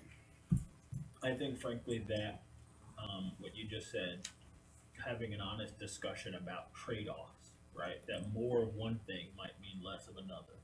And that in order to get some of the things that we want, there are sacrifices and compromises that we have to make. That has been a difficult conversation. And I know it's not just us. Every community has their difficulty discussing trade-offs. But yeah, I think you hit the nail on the head. I think some of the things that we could do, again, cheaply, right? Like having an arts, that costs us nothing to have an arts, we're not spending $50,000 to commission various artworks, right? But that's something that, yeah, I sense that there would be some opposition to some of the things that we might feel that we have to do to move forward, and how to handle that, who knows? Same thing with music. If we have concerts, events, a draw, it's gonna affect the neighborhoods and everything. Yeah. But The noise. we could make money. But there's a band show. Well, So, yeah, what's really interesting let's in use Lake Worth, you have a diversity of areas. One size doesn't have to fit all. You don't have to do everything all over the whole city the same way. Right. Well, and just the parking issues and the other things, we had an issue with, already, wanting to change parking on a street in a redeveloped area. So just look outside the box and how, an opening, 3 or 4 times a week would affect, the parking in an area, just all the things that come back to haunt us afterwards. And in the case of where we have it now along F Street, it's hugely less controversial and potentially much more Yes, beneficial no. than in a, Rollo, Well, Lake Osborne, or College Park. We thought that on H It's Street just too, not- and then Why would you even fight that fight, honestly? Just like the waterfront. Because you can get into arguing and never resolve anything. So you have to Agreed. pick and choose your battles well. Yeah. And our waterfront would be hugely beneficial, but just as controversial. In I don't want to say development, but in marketing it. You mean as part of a marketing strategy? Yeah, the assets that we have. We talk about F Street. I'd like to talk about the waterfront as just Be my guest. Well, no, I mean, Dive same, in, the in the water's same fine. context, you know, A thriving it's waterfront. part of. But the point is that change brings up loss for people, and that's what they see is what they're gonna lose. And you've got to give a vision of what they're gonna gain in that change, so that they can balance those things. Well, I think we're constantly striving, and I think most of our difficulty comes because we're trying to create consistent rules out of non-conforming properties and neighborhoods. Inconsistent, we're trying to create one thing. So if you make a rule, let's just say, and you happen to be on one side of that rule, you're gonna hate it. I mean, how do you take a tall building next to a low building and say, we're gonna make the height this? Well, you would think that would be to be somewhere in the middle, but no. I bought that property because I was gonna go to 3 stories, and now I can't go to 3 stories because you lowered it through the this. So we're trying to create uniform laws in a system, in a city that has not followed a uniform rule in decades. You're going to find that anything that you do, any ordinance that you pass, any direction, any standard that you establish, you're gonna find somebody that is not going to fall in line and like it. And if we're here to attempt to make everybody happy with what we do, Right. we will spin our wheels for the next 50 years. We'll be having the same conversation 50 years from now. And I think we need to get away from that, and we need to figure out what is the best for the greatest percentage of our population, and stop getting ourselves into the weeds and getting ourselves so wrapped up in, well, I might offend somebody over here, or I might offend some. We've got to stop doing that. See, We I can don't think, lead, we can follow, we can get out of the way. We need to lead. I'm not concerned with, I know everyone's gonna have an opinion on it. What I'm concerned with is being consistent and having a reason to feel justified in the consistency of the decision. Not what people's perception or reaction to the decision, meaning, okay, we have someone who our code enforcement just decided to go out and take a vehicle out of their yard that they've been working on for a long time that was not licensed and didn't have whatever. That's the goal. That's one of the paths of code enforcement to do it. They did so, but meanwhile, the property adjacent to that property has been reported numerous times for overgrowth, rat infestation, blah, blah, blah, all these other things on board. Our lack of consistency in what we do in enforcement is to say, we took the car off the lawn because that was our goal, was to take the car off the lawn because we're going after cars that shouldn't be in people, and go onto their property and take it. But we didn't happen to notice the rat-infested hellhole that sits to the left of it and do anything about that that's jeopardizing the quality of life. Or we tell businesses and we cite them for having a sign, a sandwich board sign or a snipe sign or something up in their thing, and then yet whenever we have, tryouts for football practice, the city puts one up. Or we go after somebody for having an unmowed lawn that's too long, and yet 20 of our city properties have unmowed lawns, and we're creating we're not consistent. And that makes me nuts. I think we're much more consistent than we were. We are. But having been a professional city government for many years, that's always a goal. It doesn't happen, and it's just like speeding on the highway. What do you mean you didn't catch the guy that was driving beside me doing 70 or 80 miles an hour? I caught you. And people in this community especially use their neighbor's property for the reason not to enforce the codes on them. And, it's difficult. And that's one of the things that frustrates me. That's an operational issue. I think that's an aspiration we need to improve. And I think we're getting better. But the real thing is, why is that property not being bought and loved and brought into compliance? Why is a business owner thinking that they're so desperate that they have to have all this signage and the sandwich boards, or they're going to go broke? Mm-hmm. I just wanted to give you a perspective. Code enforcement in every city sucks. It's always. But again, I just wanted to relate that back to what Vice Mayor Pro Tem said, was that it's not about the people's perception of it that I'm concerned with.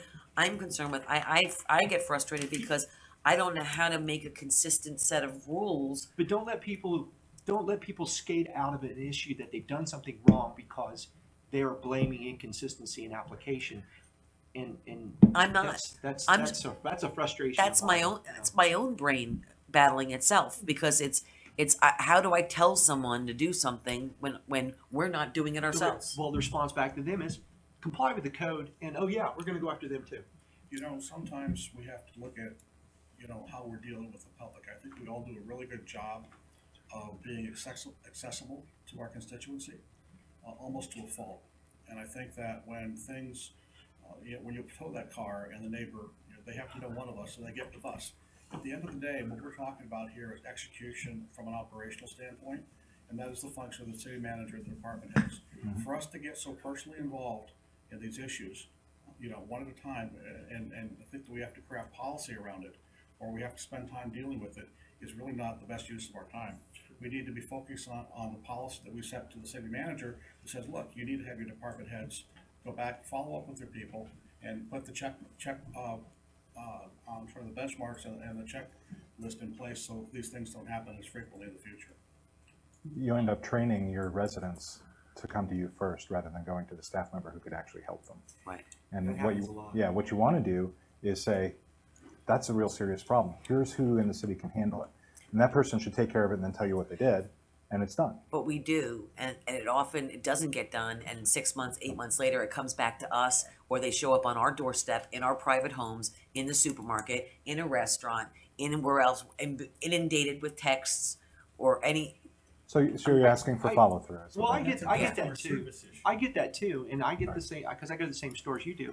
And my first response to them is, I'm not an enforcement. You know, I'll pass the information along. Sorry for the issues, but you can't step into that role. It's very difficult for elected officials to be in the enforcement business. And the expectation has grown in this city. No, it's not. We've gotten off an Yeah. operational set of issues. okay, It is. This well, is helpful I- though. that's where we're going. To me, this conversation isn't necessarily nuts and bolts operational, but to me, Commissioner Maxwell hit on like the fundamental question of what it means to be a representative, right? And trying to walk that tightrope, right, between having a conviction and understanding deep within your heart, your soul, your mind what you think is the right thing to do, what's the right direction to go in, and then sometimes being met with opposition by residents who, depending on their issue, you know, you might think of them as a resident. Sometimes you might think of them as an interest because they have some very specific concern. And how do we as elected officials make the decisions that we need to move these things along while dealing with the residents and interests that exist within our community? It's like the toughest question. And you know, Commissioner Maxwell basically just made the case for political courage and acting on your, you know, convictions. And I think a lot of the things that you two are just discussing comes down to customer service. I think so, and I'm just going to be told sometimes when residents email staff members, which is the way to go, right? Not necessarily through us. They don't get the responses that they perhaps should get. They don't get the treatment that they perhaps should get. And so then they come to us. They use you as a lever. They Yes. use us as a lever. And as the representative,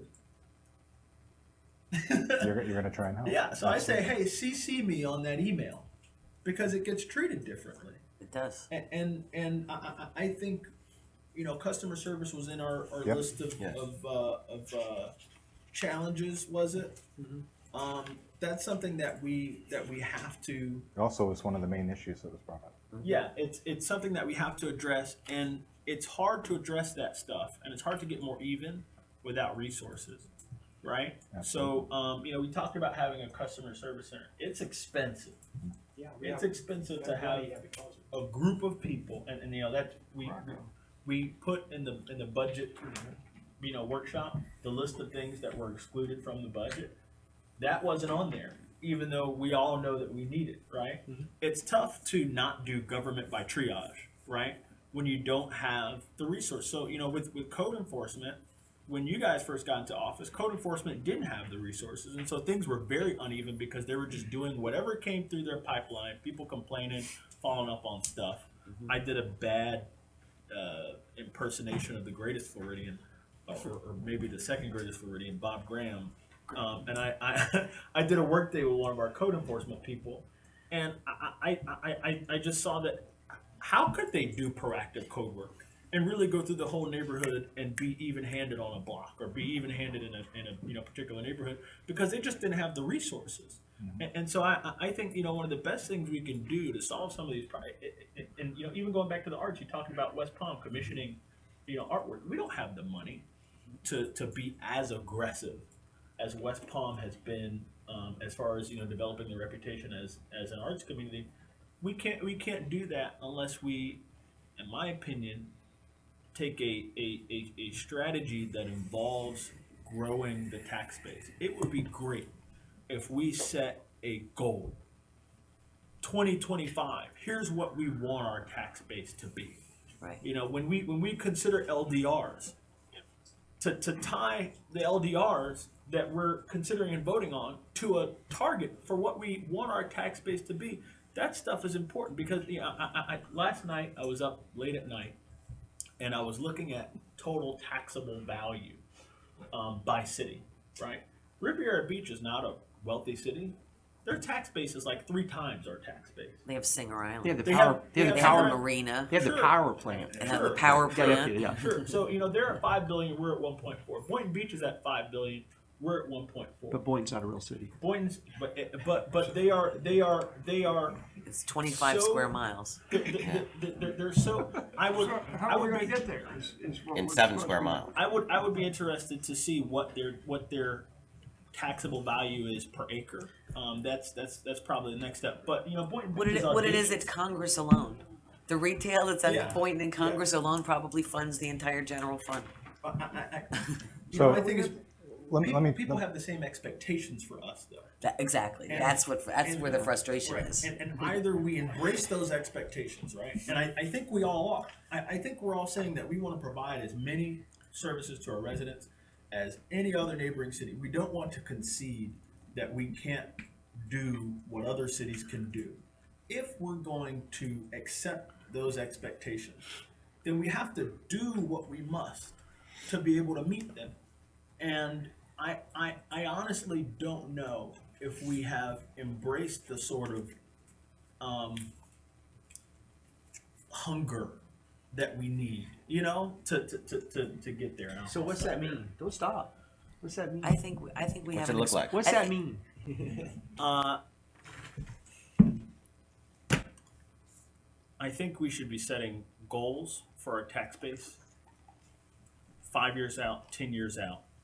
I think that when we consider LDRs, I think we need to say, perhaps do an analysis. There are companies that do this that say if X percent of what we allow gets built, will this help us reach our goal? We have no idea. We actually do. We know we do. We've been working with William and with Mike for years, and every single time a project comes in through economic development with Dolores and with other staff members, we've literally seen the impact from taxable value and income to the electric rates, the water rates, looking at the investment that'll come into every single project that's come through that I've been fortunate to have been involved with or through. We have taken an analysis of those things into play.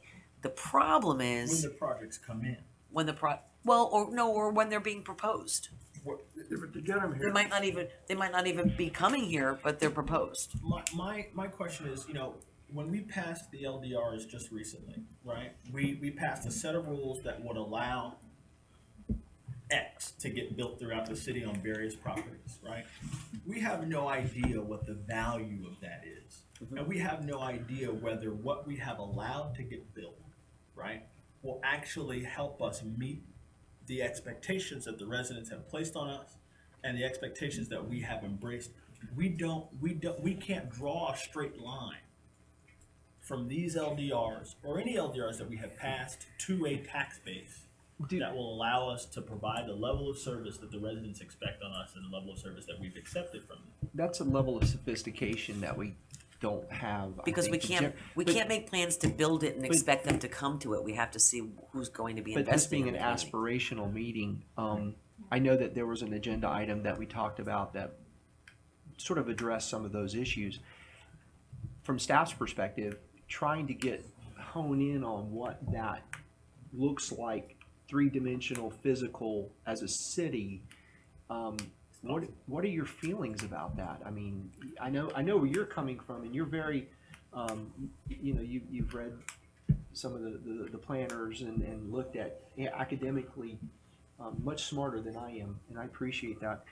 But when it comes down to the real world implementation and applicability to this city, I haven't heard this group talk about what this future city looks like in regards to future development. And I don't know if that's something we can even tackle today, but I need to jump in here. You know, this whole exercise was designed to speak to what we want to be in 50 years. I'm not really sure we started off maybe that way, but I think we're kind of regressing back to what we need to be doing right now. Yeah. And so either we have that conversation knowingly, or we get back on track with the 50-year plan. Because Secondary issues. So my comment on that is this has been a very organic conversation that's brought out a lot of issues that actually a lot of them we already had up there and knew about, but you're talking about them in some detail, which is good, and which is why I've allowed it to continue. Because we can synthesize some ideas for a vision for you based on this discussion and come back to you and let you talk about that and select something. But what I can't do is get you all to have this kind of interaction unless you get the opportunity to do it. And so I am not going to try to force it in any particular way. But what I will say is that exactly the problems you all are bringing up is what we're trying to address today. What should we be focusing on? How should we be measuring it? How should we be looking at this? How should staff come back to you and talk to you about it? This is an incredibly important conversation to have, and I'm pleased with the way it's going. So I appreciate your comments, Scott, but I think maybe there's some parking lot items here based on this conversation about what are the impediments to this kind of investment and fleshing out the city physically. We need to identify and have a conversation about that as maybe part of this discussion. Perception. And I think that when we did that presentation where, William, we had the consultants that came in and did, with the LDRs or the comprehensive plan, they did what you could maximum build. Have you ever seen that piece? It's a little brochure. Well, Yes. That has, I actually might have it in this. it has folder here. what can happen in the max capacity based on the way that, the restrict, and there was everything from a hotel on the lakefront to on the north side to downtown to different buildings built out to max capacity. Again, remembering that it's private investment that's steering the conversation. We can say, oh, we want this all to be this. If nobody decides that that's a good idea, then they're not going to invest in that there. I totally agree. I've actually looked at that recently. That was It's a good done piece. like 2013, 2014, 2014. 2020. We had the presentation forums in the spring and the summer of 2014, and that collateral material was presented at that point. Okay. So we're actually updating it based on the changes you made to the comprehensive plan. What I suggested to the city manager, we need to look at it from the private sectors. I think one of you mentioned from the outside. Yeah. And understand it's not necessarily the LDRs that are the impediment to investment, because we did discuss when we passed them in 2013, trying to encourage a goal of $100 million of private investment in the city each year. We attained 35 one year, and it wasn't for lack of trying.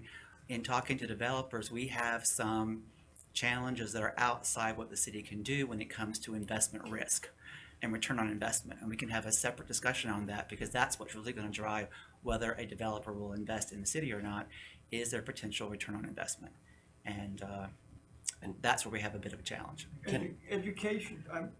People come to a community with a family because of education, primarily. And Wellington incentivizes their education. I don't know how much we invest in our own education.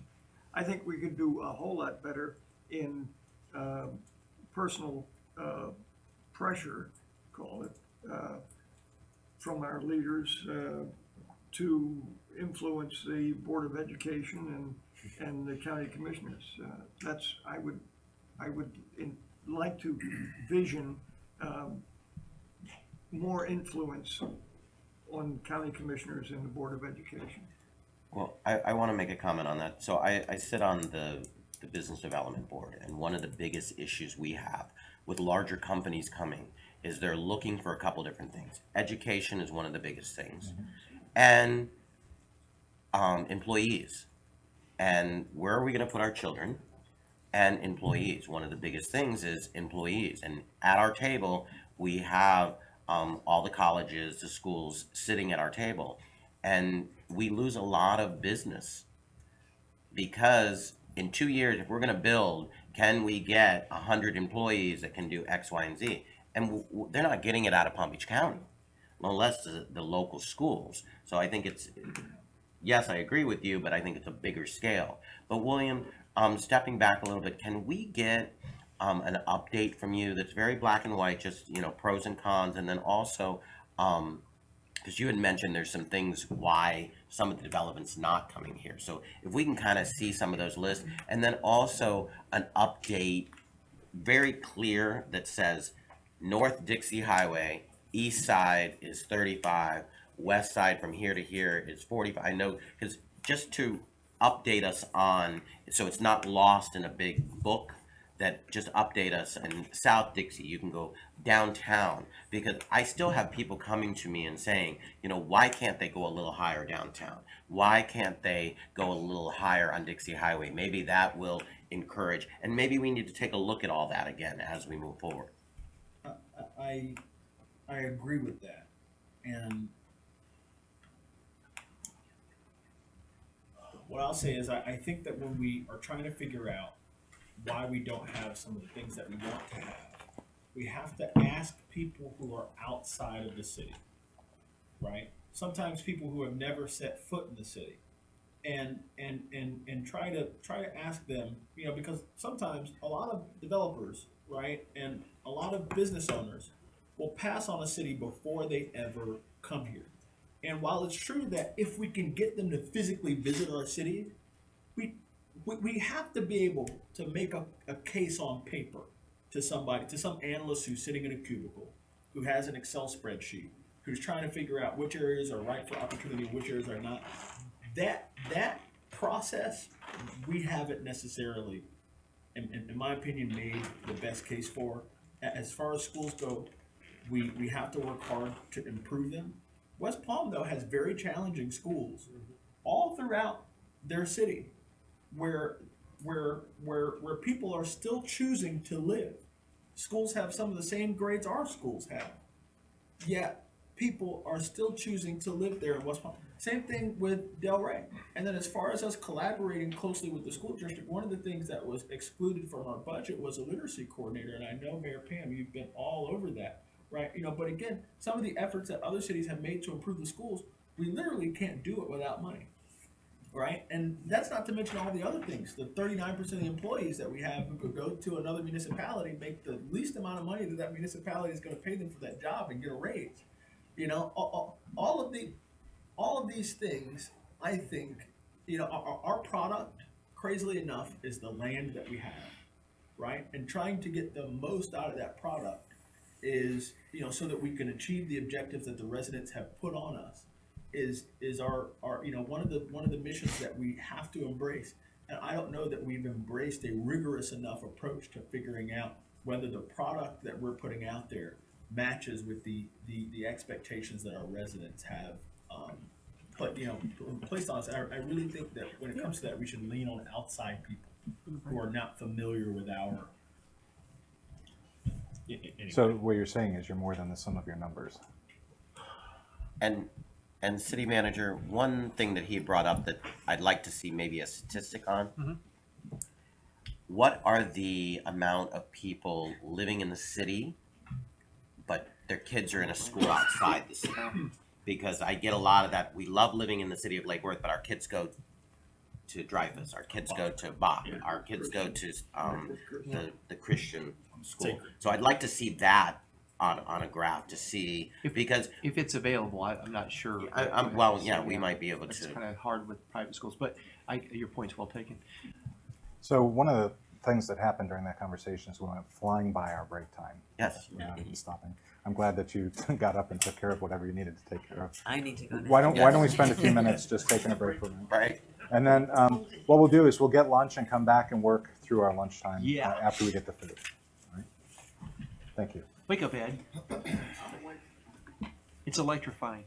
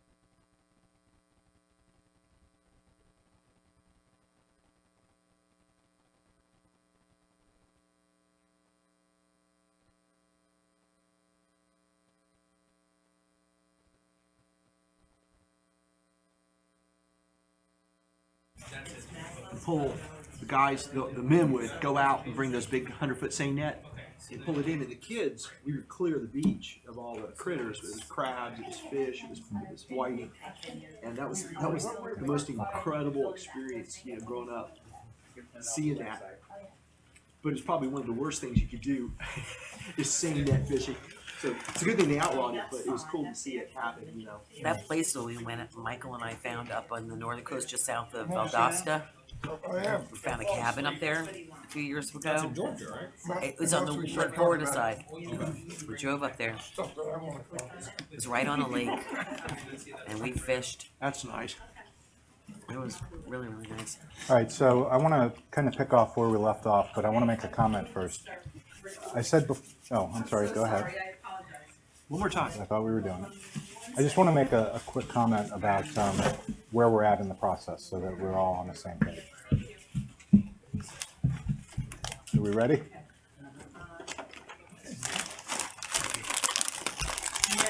Okay.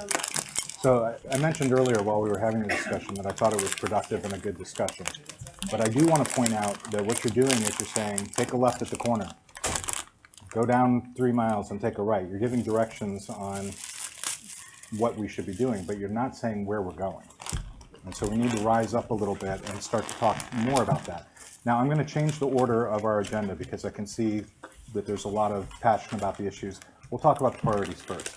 That'll help inform a discussion a little bit later about the big picture thing, so that's fine. I have absolutely no problems with it. I asked Jacqueline to kind of capture the themes that we were talking about. We've got one that's coming around communications and marketing and branding. There's a priority theme developing there. Customer service, obviously, how we provide services, how we respond to people, those are starting to do it. We've talked a lot about development and redevelopment, and we've talked a lot about the arts. I want to flesh this out a little bit. What are the other short-term priorities that we should be thinking about in terms of the things we're going to do next? The electric utility. A-rated schools. Right. A-rated schools and electric utility. So education, utilities. Business development, redevelopment, specifically business. So add the idea of businesses into the redevelopment, or does it need to be a separate? We have development, yeah, I think it needs to be a standalone, specific business development.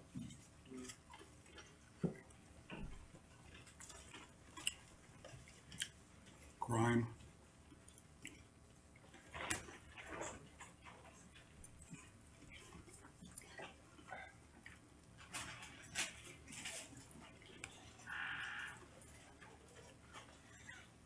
Tourism, do you have tourism? Nope, I'm gonna put it on there right now.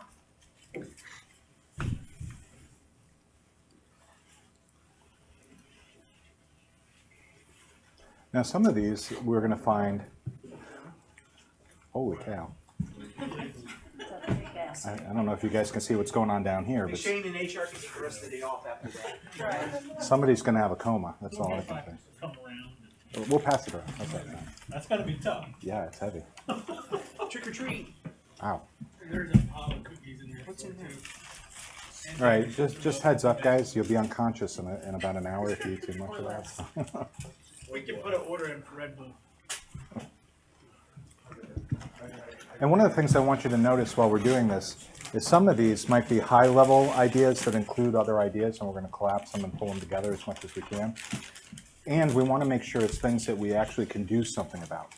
I would suggest to you, while education is incredibly important, why do you need to do something for it? What's the purpose? What's the end game? What are you trying to get to? Same with tourism. Tourism might be an end in and of itself, or it could be supporting something else. So I want you to think in terms of how these things interact with each other and what influences what. What is a cause and what is an effect, if you will. Yes, sir? Education is going to change the demographics, and tourism is going to be profitable. Sure. And we had mentioned name change, and I don't know where that falls into, but. To me, that's a branding issue. Okay. But, depending on how quickly you want to attack something like that, it might be a goal. Conversely, what Mr. Robinson just said, demographics is also going to change education. as you attract more people to come into the city. Sure, Name change is gonna affect branding, or branding's gonna, yes. you know. And development affects all those things You as know, well. provide accurate stats for when we're dealing with crime numbers and statistics, when we're dealing with economic development, homelessness, all the different numbers are really, we're not properly being represented by the people of Lake Worth. We're just not. And look at West Palm Beach. Delray added beach to its name. They have a beach. West Palm is beach. They don't have a beach. We have a beach. They use our beach. There's just not. But no matter where you look, there are flawed reports being generated online that are not a proper representation of the true city limits of Lake Worth. And what's funny is, and I'm sure we've all had these conversations, when you talk to reporters about it, right? About them reporting stuff that happened on Lake Worth and Jog and just saying Lake Worth, they refuse to accept I know. that they're wrong. That it's not at all accurate to say that something happened in Lake Worth and Lake Worth is in fact a city, and those areas have no name, right? And it certainly bothers us, and I think we could certainly do, and I don't know if we have to change the name, or if I don't know. We tried to teach. Yeah. We tried to we even sent things to all the different news agencies saying, listen, these are this is the city limits, here, here, here, and here. And it still doesn't change. A new reporter comes in and. Yeah, as soon as a new reporter comes in, all of a sudden they don't know the boundaries, it's Lake Worth, it's, So maybe it is time to talk about changing the name. Perhaps we should.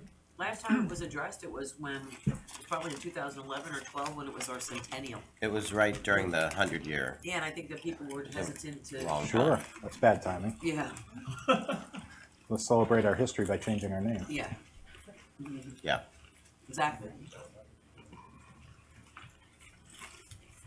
Are there any other areas that you want to focus on in the next 3 to 5 years before we start categorizing these and putting them together? Because what we're going to do is, let's say we come up with a priority that says communication. We're going to say under that includes deciding whether or not we need to have a name change and rebrand the city, deciding how we do our marketing, deciding how we do our media relations.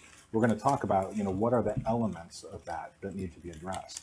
So this is good to have the list because it'll help us kind of bring things together, but then we'll collapse it and make sure that everything's accounted for. Because what we don't want to do is leave something off that's really important. Is renewable energy part of utilities?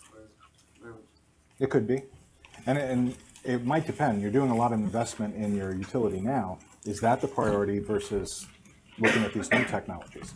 Or is the new technology even more important? So we'll want to get some order to that. I think that might need to be a standalone too, just like we did development, redevelopment, and then business development. I think we need to focus on utilities because there's so much coming up in utilities that I think renewable energy needs to be a standalone focus.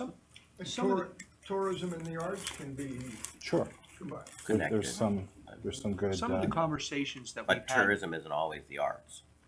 individually, some of the conversations we've talked about were the need, as we've moved out of the basic infrastructures, we're about to dive into electric utility, but there's still huge investments that need to be made into, whether it's the golf course, Bryant Park, your other assets and facilities. We're having a conversation about the beach again, maybe to finish up a phase 2.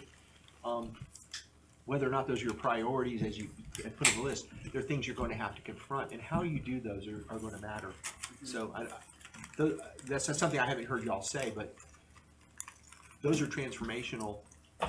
We rebuild the golf course, how we do it, how we pay for it, what it is, adds to tourism, adds to quality of life, potentially affects sea level rise and flooding, all the kinds of issues. And return on investment. ROI. What is in reference to the golf course, when we talk about sea level rise, I know we've had the king tide issues and the flooding issues on the south end of the course by the bridge. I know is always underwater whenever there's king tide down by the flooding area. Where do the FEMA maps play into the protection of the residential neighborhoods? And that's a good question overall, as far as if you want to have a conversation about coastal flooding or sea level rise, whatever you want to call the issue as we see it. We're going to have to look at what the data is, and we're already using that criteria in our designs for engineering for infrastructure.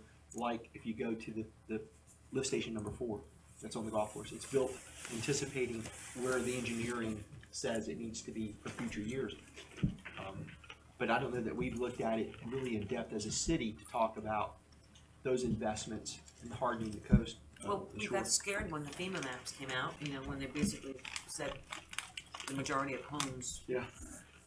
are gonna be underwater. East of Federal. East of US Federal, Right. what are we looking at?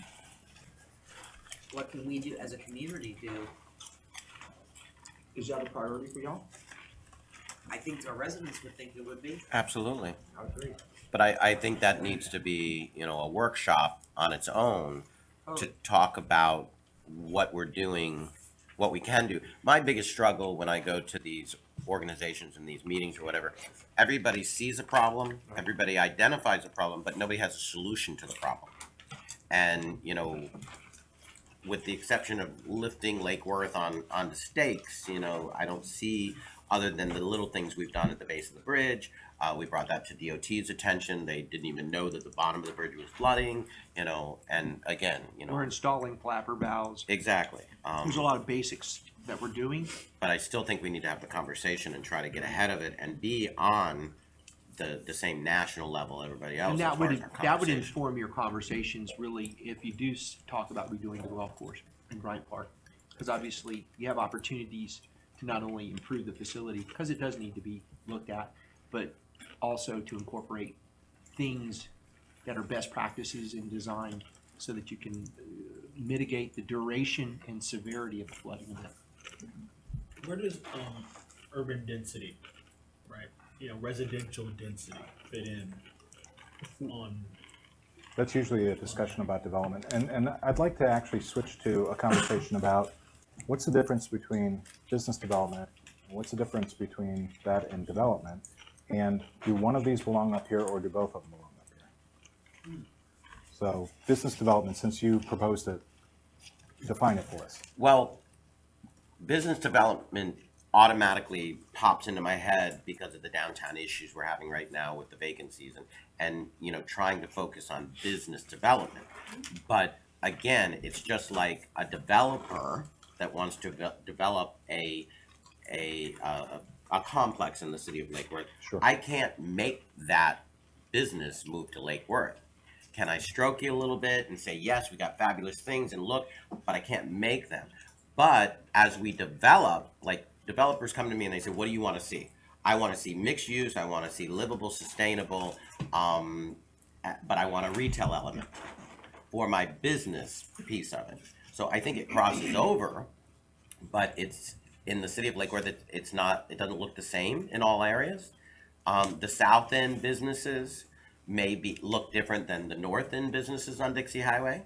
And then the downtown businesses may look different than what may be attracted to Dixie. But as we pull it together, try to make it walkable, sustainable. So our downtown actually could be downtown on Dixie, if you get my drift, Sure. where it's still walkable, sustainable. We've always had the problem with on Dixie Highway, people don't feel comfortable walking on Dixie Highway. But as we develop Dixie Highway, I want it to be more comfortable and more of a downtown environment as we, develop. I agree on the walkability. I think one of the reasons, and Mark is sitting in the back here, there's a beautiful development to our north. And our landscape code allows developers to plant palm trees along their frontages, along public right of way. And palm trees, while they're beautiful and decorative, are useless to the pedestrian because you can stand underneath a palm tree at 12 o'clock noon and have zero shade, Correct. right? And if we want to move forward with a Dixie Highway that's walkable, I think probably a few things have to happen. I think there has to be slower traffic on Dixie Highway. It's really difficult for a pedestrian to feel comfortable when they're walking by cars that are literally whizzing by them. and you know, I understand we're in discussions to narrow Dixie Highway or to restripe it to 3 lanes and potentially add parking. The TPA will be bringing a presentation on a concept. Yeah, and then, you know, the other thing is. The business community is the business community doesn't want that, because and the residential side and the bikers want that. It's 2 different things, because they're not, the business community has expressed in some, I shouldn't say as a whole, but many people in the business community express as a whole. Number one, when they changed it to 4 lanes, they got rid of their parking, which used to be on Dixie Highway. That was number one. So now you're taking away, now the parking's gone, but now you're taking away the extra traffic that can come through there and gets backed up on a regular basis. So now you're not gaining any traffic, you're not gaining any parking, and you're just strapping them again with yet a third strike. It's a planner's exercise. It's not clear to me that we can't regain parking by taking away a lane on both sides. I don't. Their studies show this not enough. Okay, well, again, I don't know how a pedestrian feels comfortable on Dixie Highway. They don't. And you know, more importantly, if we want this area, you know, this area is zoned POD. You know, parts of this area is zoned transit-oriented development. Presumably, one day there will be residential developments here where people are going to live, and where they're going to cross Dixie Highway to get to our downtown. I cross Dixie Highway on a daily basis just because, you know, I come here, I work in the office, and I go and I have coffee or, you know, what have you. But it's going to get tough to ask people to cross 5 lanes at this juncture, 5 lanes of traffic. That's a lot of concrete. Is it fair to say, and we spend a lot of time looking at the here and now, be honest, those buildings were built, most of them, back when that was the I-95 of Florida. Yeah. And there's just one word for a lot of those structures, and don't take this the wrong way, but they're obsolete. It's the correct word. Thank you. They're obsolete because you, as a design function, can't do what you're saying, can't plant the trees, can't have the pedestrian right of way, can't have the parking, can't have the traffic flow, can't have bus pull-offs. It's just not going to happen. So you're going to be making decisions because those structures are obsolete. Secondly, we don't know what traffic's going to look like in 5 years, 10 years with the change in the automobile industry, electric cars, self-driving cars, people not having as many cars as they have, hopefully people living in the city and working in the city. So there's a lot of other factors in there. But what I hear is your vision is you'd like to see a more urban, active lifestyle. People aren't going to walk on Dixie High because there's no businesses for them To to bring walk. them to. But It's all let's mixed. comment on a couple different things. So Mark's at the table. And there's prostitutes. They do like to walk on the street. So Mark, as you're looking at our ordinance for landscaping, I do agree with Commissioner Hardy. I like the palm trees, they're Florida, but I like the yellow tap trees. There was a merchant lobbying to take out all the yellow tap trees and put in nothing but palm trees because it looked more like Palm Beach. I'm opposed to that. And as we move forward, especially on Dixie Highway, north and south, as we're looking at development, looking outside the box and having them step up, we have a lot of bus stops that don't have shelters. Right. Let's put in a tree. You know, if we can't get Palm Tran and they don't have the budget to put in shelters and we don't have money to put in shelters, let's put a tree. You know, something that will shade these people, because when I drive down, I'm like, how can you be sitting there on that bench waiting for the bus? It's bloody hot. You know, some of those, and we can, as we develop Dixie Highway, we can ask the developers to burden that cost. But I think we need to tweak and as we're looking at residential, because I don't agree with, you know, some of the residential we have where, you know, you can't put in alternatives to having all this green space, only because, you know, the water and the heat and, you know, especially with rental properties. So I'm just trying to put that in a nice little package. But going back to the mayor's comment, I too have heard that, you know, I don't know that we need all the shortening of lanes and on Dixie Highway. But as a child, I was taught you go to the corner where the stoplight is and you push the button and you cross the street. I think we need, to bring that back because, most of our problems on Dixie Highway is people crossing over 4 lanes of traffic, 5 lanes of traffic, which I don't understand why they do that anyway. But just to note, we need DOT to step up and fix these crosswalks. The buttons do not work. These buttons out here haven't worked for years. And they should be sound activated too. We have a lot of people Blind blind in people. our community that can, When they redid the one out here, they made it sound So activated. you're fixing all the problems again, but Exactly, we're but not I'm- getting anywhere. I'm just saying, well, we started with the concept of the renaissance of Dixie Highway Yes. becoming a walkable. Yes, And- and that is good stuff. That's a good title. So that's, the renaissance of Dixie Highway is imperative to the city because, we've got, we talked about feet on the street downtown, feet on the street there. You're never gonna remove the prostitution problem and some of the derelict crime that happens in the Dixie Highway corridor until you put feet on the street. The last thing we wanna be is seen and noticed.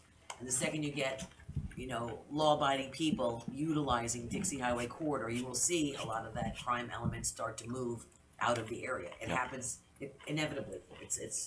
It's a pattern of that.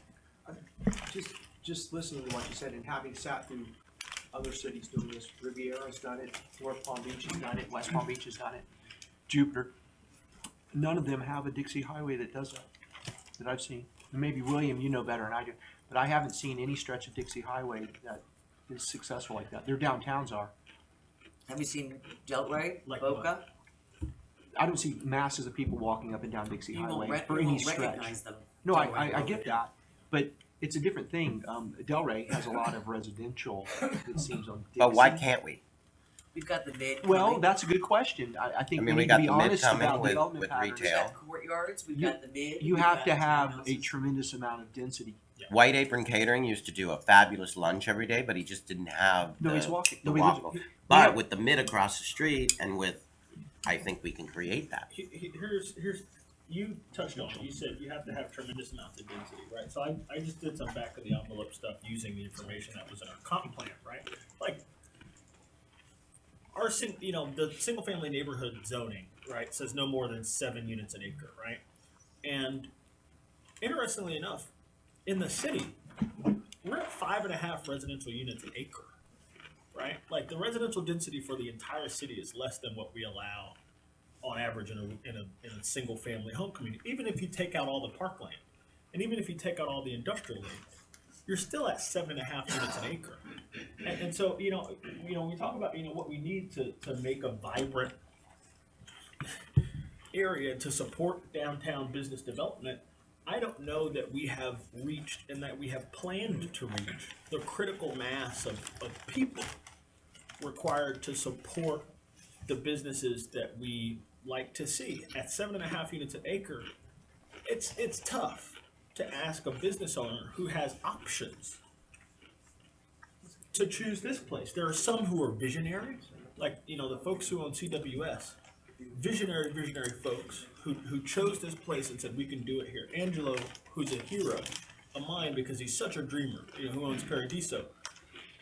He was willing to take a risk to come here, but again, when it comes to making the obvious case, I don't know that we have planned to achieve that level of residential density required to support some of the things that we're talking That's about. where tourism comes in. With a city of 7 square miles, we will never, unless you're a community of high skyscrapers and high rises and condominiums along the waterfront, you'll never have the density in 7 square miles ever, even at its built out capacity to support the city. It has to come from tourism. There- That's why hotels are so important. There are some things that I think we can do that we haven't yet that I think are in keeping with the history of the city. Accessory dwelling units are basically outlawed in single family residential neighborhoods unless your home was built in 1925 and someone pulled a permit in 1925 to build that mother-in-law suite in the back and it's been kept up.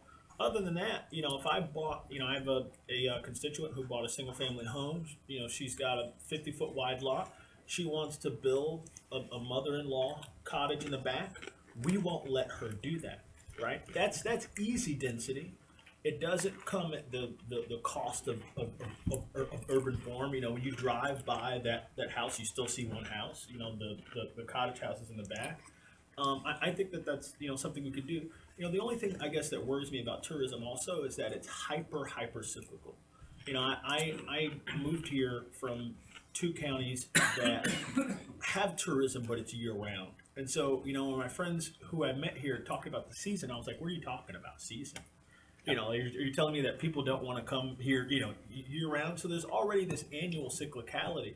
But then over the course of the business cycle, if the viability of your downtown and the viability of your city is really tied to tourism, that means during the downturns you're really going to hit it harder than cities that have a residential base of economic activity. And that's the only thing that worries me about tourism. I want the Gulf Stream to open yesterday.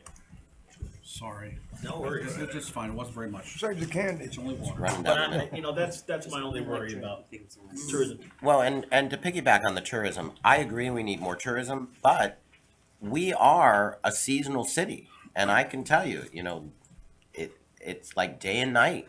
Yeah. And until we do something, and one thing that I think Delray has, that dreaded Delray, that Delray has that we don't have is all the smaller office space, all the smaller buildings. And when we talk about a parking garage downtown, I said, put in a little small retail, Move your computer. smaller office space, smaller, a little bit more housing in the downtown, because those are the ones that are going to be here all year long, that are going to shop, going to eat, going to patronize the downtown. And if you look at Delray, they've got all those little offshoots that feed their downtown in the off season. The other thing that the city of Delray Beach has that Lakewood doesn't have is active, financed, staffed, volunteered groups that promote and spend a ton of money promoting their downtown. You've got the Old School Square group, you've got the Atlantic Avenue group, you've got the Merchants Association, you've got the Chamber, you've got all these groups. Here, one group forms and then they eat their own children. Absolutely. And put them out of business, and then another one forms, and then they. There's eat another those one children. forming next week. And then there's another one forming next week, and then whatever, and that without those groups, that's independent of government. That is outside, plus West Palm, they've got a DDA, and they've got a, and they've got a CRA, and they've got a this or that. All these organizations work and they don't step on each other's toes, they don't replicate what the other is doing so that they're covering more ground, and they put a solid effort to work together to do those things. We don't have one organization in the city that does it, and the second someone tries to start one, it's gone. Same thing with national firms, national big, I don't want to say big box, but big name retailers coming to town. We used to be paranoid about it. If you have a name brand downtown, people are going to come to other stores because we have that. And there's a change in the retail too, because a lot of these big stores, they're realizing that a lot Smaller of is online better. shopping is, so they're creating smaller boutique models of their types of stores to work with small communities. So that we they- should be, Part of our Focusing difficulties on with that is when we did the original draw of the city, I think you said this earlier, Demographics. the demographics, the numbers don't justify a large retailer to look at this city because the numbers just don't work yet. But getting back to US 1 and the need for density, it was built very commercial.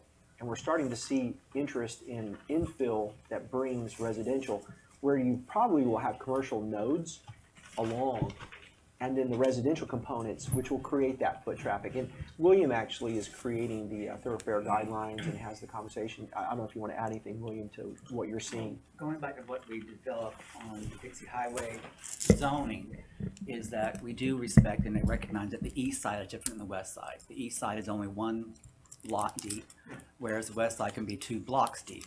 And so the vision was to have mostly residential on the east side, so it's compatible with the residential that's actually next to it to the east, and more intensive commercial mixed-use retail on the west side. On the major thoroughfare guidelines, we are taking the next step with that, and it talks about the streetscape for Dixie Highway as well as the other major thoroughfares in the city, and the need for shade, the need for identifiable signage, and the management of buildings that, and Mark and I have talked about it, Mr. Gibbs, who's a national retail expert, talks about the X factor. almost every mistake a retailer can make to do their business in, we do in Lake Worth. If you go through his 10 attributes that you should have to be a successful business, many of our business owners violate almost all of them. Where are some of these? Yeah, where can we Having get a that unique list? storefront, having accessible parking, clear definitive signage, vignettes in your windows, knowing what you're selling when you walk by and having a clear identification of what you actually do. Marketing budgets for the first 6 months. Well, and knowing who your market is, and several of the examples I used in a recent presentation about the proliferation of signage. If you have too much signage and it looks junky, you keep driving. We used in our presentation some examples of where we did have really good retail. I'm not speaking and promoting that in itself, but we have probably 5 or 6 downtown that really hit the X factor. CSW has an amazing storefront. It looks awesome. Brailsford Manor, which you would never think would be successful in Lake Worth, is Paws on the Avenue. Some of the other businesses, you have no idea what they're selling. They're not identifiable. They have too much signage. The facades are not well maintained. And we've all talked about it. The people who work in the businesses park right out in front and then complain that their constituents can't or customers can't park near their business. Yep. So if you go through, I'm putting together a presentation for you all that is sort of talking about some of the things that we're going to try to advocate in the major thoroughfare guidelines to improve the viability and success probability for commercial and retail on the major thoroughfares. And Michael also brought up, we do have a lot of buildings that are functionally obsolete.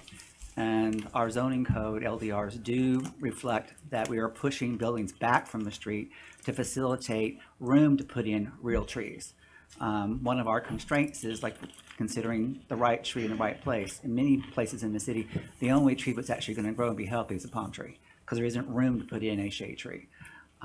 You can see the examples in West Palm where they added all the oak trees on Olive and on Dixie Highway. They're constrained. They've been there almost 20 years and still look horrible. The ones that had room to grow along Quadrille and Railway Track did fine. So we need to work with our future developers to make sure that the space to put the trees in is compatible and conducive to having a healthy landscape environment on those streets.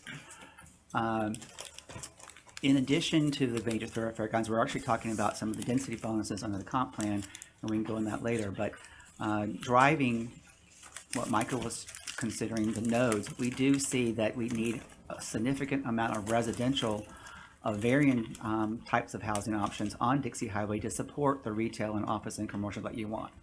Because we have really technically too much commercial frontage. Are you seeing, or what are you seeing are drawbacks as far as east versus west on Dixie Highway? When people come to you, are there changes that need to be made that we can make to go a little higher, to do something different? You know, We do allow you to go higher west of Dixie Highway. You could conceivably get to a 6-story building there. The east side is limited to 3 stories. You can get as high as, I believe, like 47 feet. And there was major discussion during our charrettes and various discussions on the LDRs that we did want a lower scale on the east side because it was narrow. It's only 1 lot deep. And you have single family right there. And I'm kind of getting on a segue on one of our little parking lot items, but the issue isn't necessarily the LDRs and what they allow. It's a return on investment and the risk developers are going to be taking to invest in Lake Worth. We are not the best item for an outside entity to finance. why aren't we? What can we do? Well, it's not necessarily what you can do. Look at the Well, I'm past, trying to get you all have the to, pieces. some of the private development that came through in our previous boom had a very high foreclosure rate and bankruptcy rate. So we don't have a very long history of successful projects coming on board where a financier can say, hey, that project got built, it was successful, it moved on. The developers that we are talking to are looking at taking small nibbles, limiting their exposure to risk, and bringing a project forward. Meritage is not an overly large single-family development. Now there was D.R. Hortons by Waterville. The Kennedy project, Lucente is rather small. They're all successful, or hope to be, and they have demonstrated that that project can happen. The mid is coming. It's relatively small project. that's had to have a significant amount of financial incentive to make the numbers work based on the equity that projects are being demanded to have from the banking industry. And they're not choosing height. They're not choosing height. They are choosing some additional density, but there is a cost factor when you go to additional height. And we don't have, the bare bones of a building cost X amount. So if you can build the same type of building someplace else and get 150% return on your investment versus coming here and maybe getting 110, you're going to go to 140. We have to support and work on getting a number of successful smaller projects behind us to support a bigger one coming along. We also have not that many parcels that can support a larger project. You're going to have to do assemblages. I really, really believe that we should assemble people from the business community who do this stuff and create a formal environment for them to record their impressions, their good feelings, their bad feelings, their challenges. We need to create an opportunity for those people who are on the outside. We talked about looking at ourselves from the outside in. We need to create an opportunity for outsiders to tell us what it is that we're lacking, whether we're in control of it or not, so that we can try to address those issues. Because I there's a size, there's a spot the size of a nickel on the back of every man's head that he'll never see, right? And I think that spot for us is a little larger than a nickel. And I think we could do well to have people tell us from the outside what we can do better. I really think we should create that opportunity, because until then we're just having conversations among ourselves. And we have though. But we're not the. We've brought development companies, commercial builders. We've had huge, extravagant forums at the casino building where we've invited them and prepared documents for them, hired consultants, spent $50,000 on a plan to put together to bring them in just so that they could do that, not once but twice, When right? was this? And then 3 times. They weren't extravagant. Well, Just want to clarify, that was a They were- strong adjective. Sorry, I mean, no, but for us it was at the casino It was- building. Yeah. It was well attended. It's award-winning. It was award winning. It was When was well this? attended. It was a large group of 2014. people. You Yeah. saw the booklet. It was 2014, and then after that, numerous realtors groups and Do things it like every that that we year. brought out, and we got lots of feedback from them. And still, again, that goes back to the very first thing we were talking about: is their perceptions or misperceptions are what's holding them back. And they were I mean, when I said extravagant, I meant more like first class, meaning staff did it. It was well prepared. It was well done, when orchestrated, big screens showing and detailing what it was, staff on hand in booths to create and answer questions in every single department of the city, not just at the State of the City addresses, where we do that also, bring in all the departments to also be there and answer questions so that people can do it. But you collected the data that he's saying that you need. Yes. So it exists and you can use it. And I just want to, Yeah. I just that's want to a say long that time staff ago. and the CRA do a phenomenal job. I've sat in on lots of meetings, and what I see, and William, you might back me on this, there's a lot of people with pipe dreams. A lot of developers come with thoughts and ideas. They spend a lot of staff and the CRA's time, and then they say, well, we're going to go out and try to find our funding and we'll come back. And they never come back. They don't have the funding. So, Or they think they're big pieces of land, like the one that the MID is coming to. It's probably one of the largest pieces of land that we've had. Everything has to be assembled. You might have to deal with 4, 6, 8 different owners to assemble the amount of land that they'd want to do in a project, when maybe 4 of the 8 are for sale and the other 4 aren't. And it's private yeah, property. that took a long time because the owners got greedy. Our Park of Commerce, most cities own the Parks of Commerce. Our Park of Commerce was even independently and individually owned, not city owned.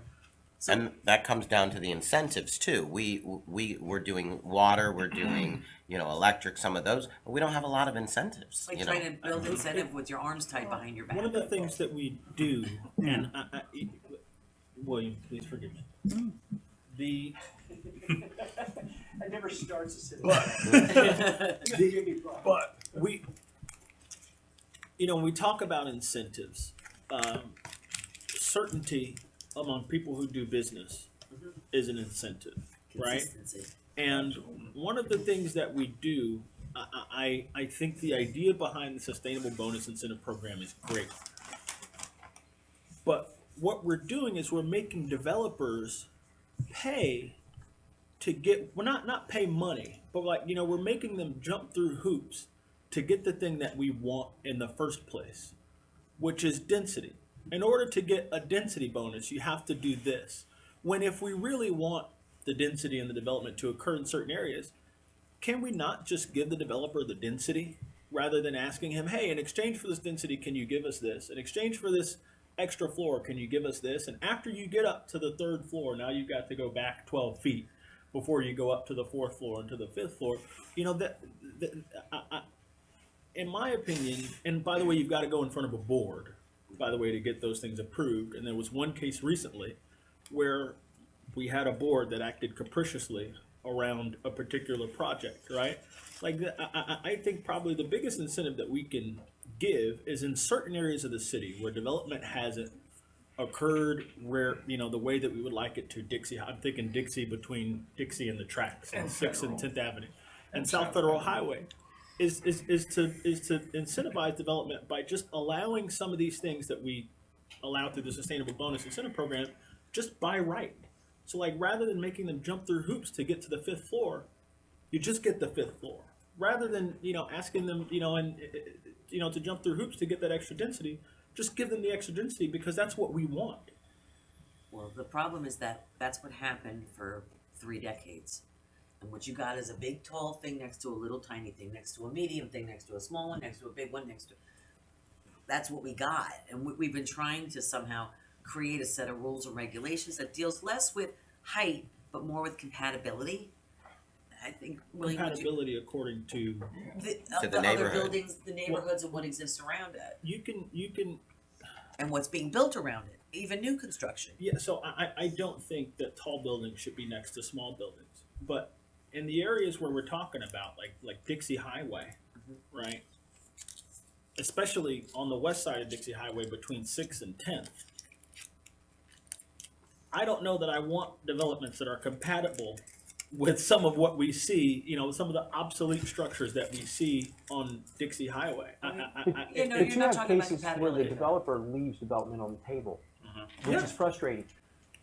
Even stuff they're entitled to. And we have created, and good or bad, Lake Worth is a city where the citizenry likes to be involved and know what is happening. We've given a level of certainty beyond any other city that I know that the Sustainable Bonus Incentive Program is driven by the developer. The developer chooses how to participate in it, and then it gets codified by a board. It's very straightforward. We've had, I don't know how many, countless discussions with entitlement entities, land use attorneys, designers that like our process, want to bring development here, do meet with us on a very regular basis with different people. And again, it gets back to the financing and then being able to assemble enough property to bring forward a project that they feel is viable. We have there are other cities in Florida that are copying almost verbatim the program that we created 5 years ago, 6 years ago, and are actually being able to bring it forward faster than we because they're financially more viable from the constituent entities that have money.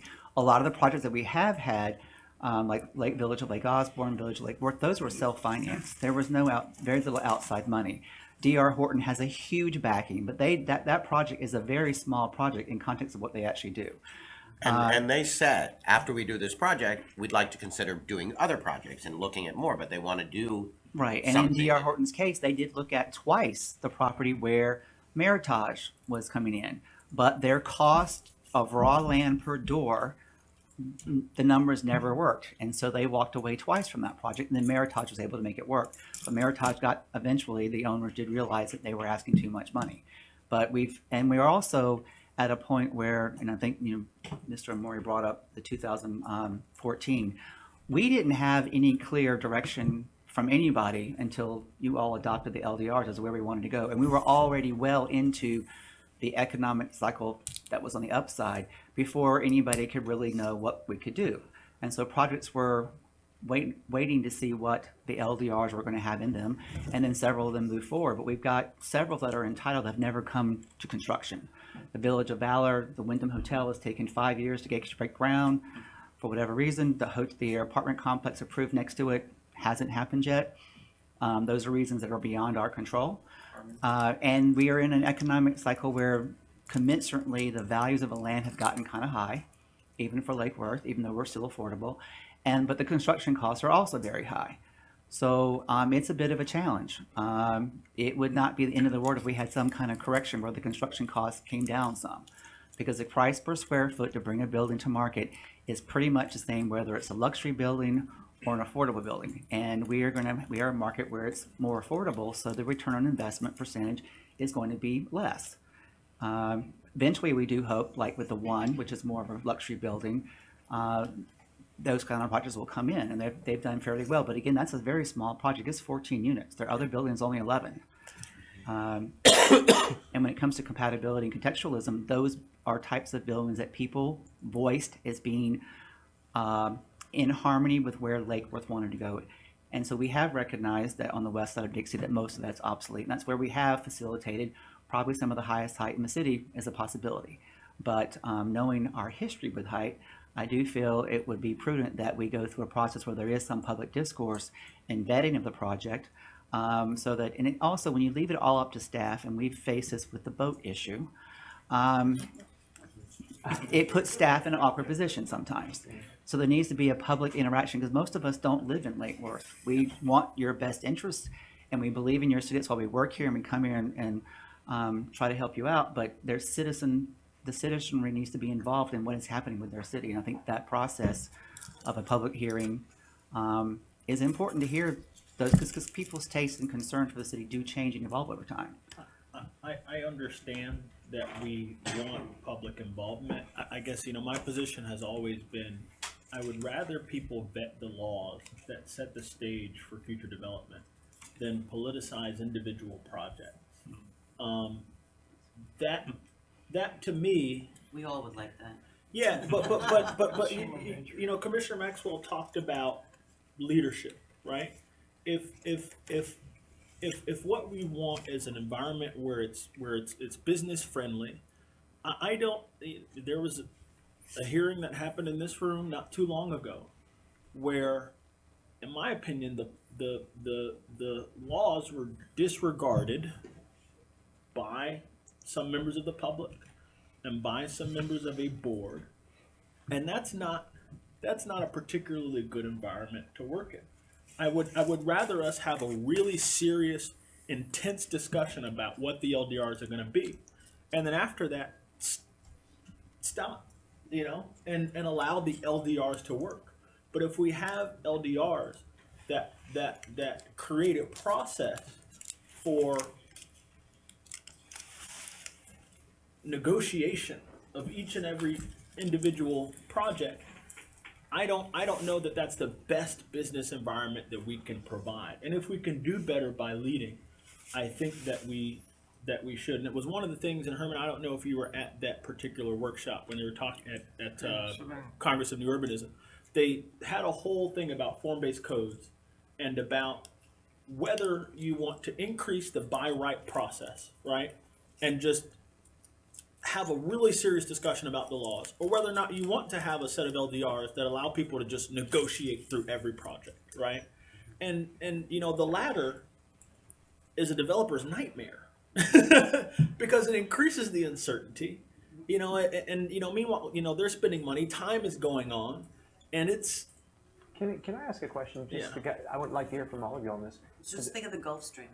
Yeah. We stood by. Yeah. We stood by the LDRs of the comprehensive plan. We stood in whatever, and it still got mired in lawsuits. Sure. And lawsuits. What did we appeal? 2-3 times? That was over building heights. Just for 2 stories. Yeah. Just for 2 stories. Actually, in that case, only one. They only went to 5 stories. It only went to 5 stories, the second building, yeah. I guess the question, because when I hear each of you talk, I hear sort of a different perspective, and especially you, Omari. It seems to be, let's say there was just a by right code. Do you value a set of restrictions and requirements that provide a context that when you're standing on the street by that building, it meets planning and architectural standards that make you feel comfortable and creates an environment? Or is it all about the number of units that we can pack into a envelope? Which is more important? I value the former, right? I value a code that does take into account how does the pedestrian who's walking by this building feel when they when they walk by it. How does the neighbor feel when they walk by it? But what I would rather do is I would rather fight like hell over the code that prescribes the form of that building, rather than fight like hell over each and every individual project. Would you rather have a code that does that, but gives the developer much more free hand to figure out market forces, how he wants to fill that envelope? But here it is, and here's your options. I think there's kind of what we have, and maybe there's some misunderstanding. Well, we can have a workshop, but we can Yeah, explain please how do we, that. we have a hybrid code. It is not, it has form-based pieces, performance-based pieces, a basic Euclidean piece. I've worked with form-based codes, and and I helped write the DPZ plan in West Palm. Part of its failure was that all the buildings that came out of it looked exactly the same. And it's been a criticism of DPZ's work is that it doesn't allow enough creativity. So we took, of our LDRs, the best aspects of a variety of codes and put them in a place so that hopefully the community can have some idea of what's going to come, but not exactly. We did our little study. Here's a form, figure ground of the buildings that could happen, but not any particular architectural style.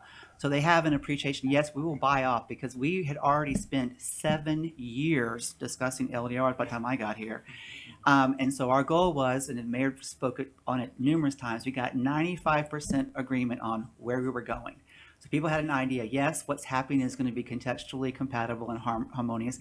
We don't know what architecture is going to be. We know it's not going to overwhelm the city.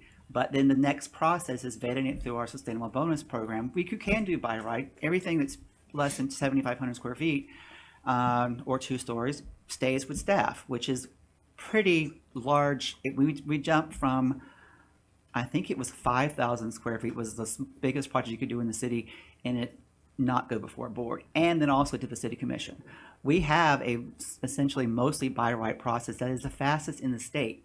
The brochure we put out, one of them has over 1 million square feet, and that project can be done if it was brought in under our schedule in 75 days. There is nowhere else, I think, in the United States, you could get a project that big approved in 75 days. It does put a lot of the burden on the developer and their design team to do a lot of due diligence and submit a really good project. But we have an aggressive, and we put together the develop in investment incentive program that's coming to you soon for the utilities. We have a package of things that people are very, very interested in. And we are going to have another forum once we have a little bit more work done on some things that I'm working on to explain again to the entitlement community and hopefully entrepreneurs how our process works. We're just at an awkward economic cycle time period. There's a lot of uncertainty with our government. There's a lot of uncertainty in the world. The stock market is sort of vacillating around. Interest rates may be going up. We've tried to limit and provide a fast track process so people don't have the carrying costs. But people who have money and developers are a little bit skittish right now. And a lot of them have fairly large portfolios they're carrying that haven't been finished. So we are perfectly suited for the next economic upcycle for sure. Whether we can make the most of the current one or not is a little uncertain because we don't really know how much longer it's going to last. If I can jump in real quick, one of the studies that have come out in looking at how to, and going back up to like the 40,000 foot level, how do cities redefine themselves and how do you get out of a slump? We've talked about Delray. If you know Delray 30 years ago, you wouldn't go east of Swinton unless you were carrying a flak vest and you had enough ammunition on you to get you down all the way down to the ocean. But they turned it around. How did they do that? They took a 10-year period and they said, we're going to do a decade of excellence, and they invested in the public spaces and the public infrastructure. They had a vision. They had a vision. They had a plan. You look at Camden, New Jersey, which is a crime-ridden area that's really rough. What are they doing now to help turn it around? They are investing in the public spaces so that investors will come in and look at it. Pittsburgh. Downtown Pittsburgh was a one-horse town with the steel industry. When that moved out, they said, we need to do something. So Pittsburgh risked it, took out bonds, invested in the public infrastructure to begin to say, hey, relook at us. We'll work with you. We'll take some of the old steel mills and reinvest in them. We'll take some of our obsolete buildings. We'll look at them. And Bethlehem, up in Pennsylvania, Bethlehem Steel was another big company who had real large buildings that were quote unquote obsolete that had to be repurposed by investment in the public side of the infrastructure that we can do, then you bring in the incentive to say, hey, this is a nice place. Such as, we talked about Dixie Highway, and Commissioner Hardy and I have talked about this. So you improve the streetscape, you improve the walkability, the feel of the street by adding street trees, adding some street furniture, making it a place you'd actually want to walk down. And then businesses will say, hey, I can add to the foot traffic by locating my business along here. I'm going to add to the foot traffic by saying, hey, I can build a housing product that people will actually want to then walk around on. So you mentioned public infrastructure. Yeah, so there's The annex building, Yeah. does anybody envision anything different there? Yes. yes, Yes. What are some things that you envision? So, absolutely. you know, which would be far better for foot traffic than having a pay station for past due public bills. And, I mean, it's just underutilized. We have so much public city property that's underutilized. And a big part of that is our right of ways. I mean, look at the biggest chunk of public real estate that we own is the public streets and right of ways and our sidewalks. And a little thing like taking the milling machine and getting rid of the bumps and stuff, and I tend to agree with Commissioner Hardy when he said a while ago that it's okay if your sidewalk undulates a little bit with some tree roots and everything, as long as it's an ADA accessible thing. It doesn't have to be laser flat as long as it's safe. But making our sidewalks safe to walk on, attractive to walk on, making some interesting things to look at. There's one city that they took an idea of a high school student and they took little mice and they hid mice all over the city. And they built a path saying, find the mice. You would not believe the number of people who now go downtown to say, oh, there's one up on the side of the building. There's one climbing the downspout over here. There's one right. Creative things you can do in your public spaces. These are not real mice. No, they're they're painted brass. They're brass mice. So, Not the real mice and brass that we want to get rid of. No. You said mice, not There's mice. some little critters Pieces. painted on too. We Okay. kind of so find. this is really meaty stuff, and this is going to take a long time to get through all this. Today is not the day to go into this much detail. Right. I'm glad we got some of it out, but you're going to need more workshops, you're going to need more discussions, you're going to need more research. And our creativity and ingenuity is what is gonna take us to the next level, to be really honest with you. We're not utilizing all the creative people and the community that we have to get some of those things that Delray created or whatever, and programs that they came up with or whatever, were created at dining room tables and on the backs of cocktail napkins and other things when people they created some of those ideas and they worked. This is clearly a significant priority moving forward, Along and with- there's a lot of elements. Jacqueline captured all the different things that you talked about. What we'll do is organize that in a way that makes it a little clearer. But this is huge, and it's probably going to be one of the number one priorities you have moving forward. But I want to talk about some of the other ones as well. I want to talk about communication. I want to talk about tourism and the arts. And I also wanted to go back to whether or not education belongs in one of these or it needs to be separate. So why don't we start with communication, because that's right at the top. Tell us in similar terms what it is. We've already talked about branding the city, whether or not you have the right name. We've talked a little bit about marketing. How do you get the word out about different things? Is Stuff like marketing that. different than advertising? It is.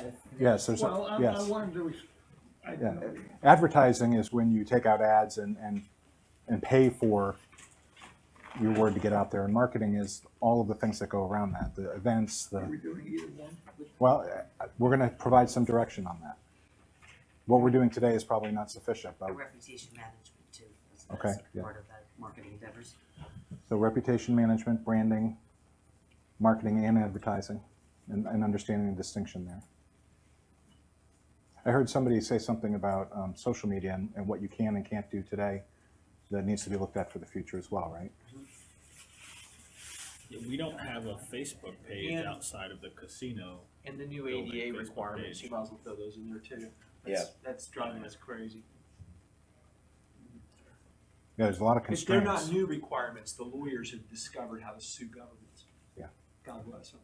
They're not new, but they are newly Can- discovered. We talked a lot about specifics and bumps in the road and this, anyhow, specifics. If it helps Can, us. can we talk about the specifics of what we envision the casino property to look like or want to be? That might be specific. We're in communication. Yeah, Well, that's communicating. I mean, you know, we're gonna have to address. Like the communicator, We're not gonna have to the address, we're going to have to address our underperforming assets, which is the casino property, the golf course, the annex building, City Hall, the city-owned facilities you know, in general. so, yeah, we are gonna have to, and I thought that that's, envisioning is what, we were gonna talk about in terms of what we envision those things to look like. Now, I would incorporate that back into this business development idea, because that's something that contributes to the overall quality and attractiveness of the city. Would you agree It with also that? provides potentially cultural. Yeah, absolutely, yeah. What are we, you know, we talked about marketing communication. Madam Mayor, you specifically mentioned things that we've addressed. In particular, that, you know, the commission started addressing before even Herman and I got elected, and things that we continue to address. Crime that occurs within the city limits is down 17%. Thank you, Deputy. Electric Double rates. digits. Electric rates are down. Double digits. Residential. I spoke with 2 developers who have projects in the city that have created 10 jobs plus. They had no idea Of the the incentives. incentive. Yep. They didn't know, right? That's something that we've got to communicate. Correct. Because, you know, so there's that. But then I think there's the choice that we're going to have to make about our identity and whether or not we've already cornered the market on quirky. And in our marketing and communication, whether we should try to target our marketing towards the people who don't understand that they have a place too in Lake Worth. I would call that person the average Palm Beach County resident, making the case to them. I think that's an issue that we should. I quite often hear people visiting, they like the small town feel. And I respond, that has always been a challenge for us, that to keep the small town feel, but have enough smart growth to pay the bills. Right. So, you know, how do we keep the small town atmosphere, the small town feel, but have enough growth to pay the bills? Process of elimination. Conversations that I've had with people, especially people who live on that side of Dixie, I think when people think about Lake Worth, small town charm, what they have in their heads, whether it's right or wrong or whatever, is the stuff over there. The historic our downtown, which is really, at this point, we talk about the downtown going from the roundabout to the water. In reality, it's in between Dixie Highway and Federal. They talk about the cottages. Your district has a lot of them. Commissioner Robinson's district has a lot of them, right? And so, you know, those are the things that we Cottages? can definitely. Did you say Ryan Park has a lot of cottages? Yes. But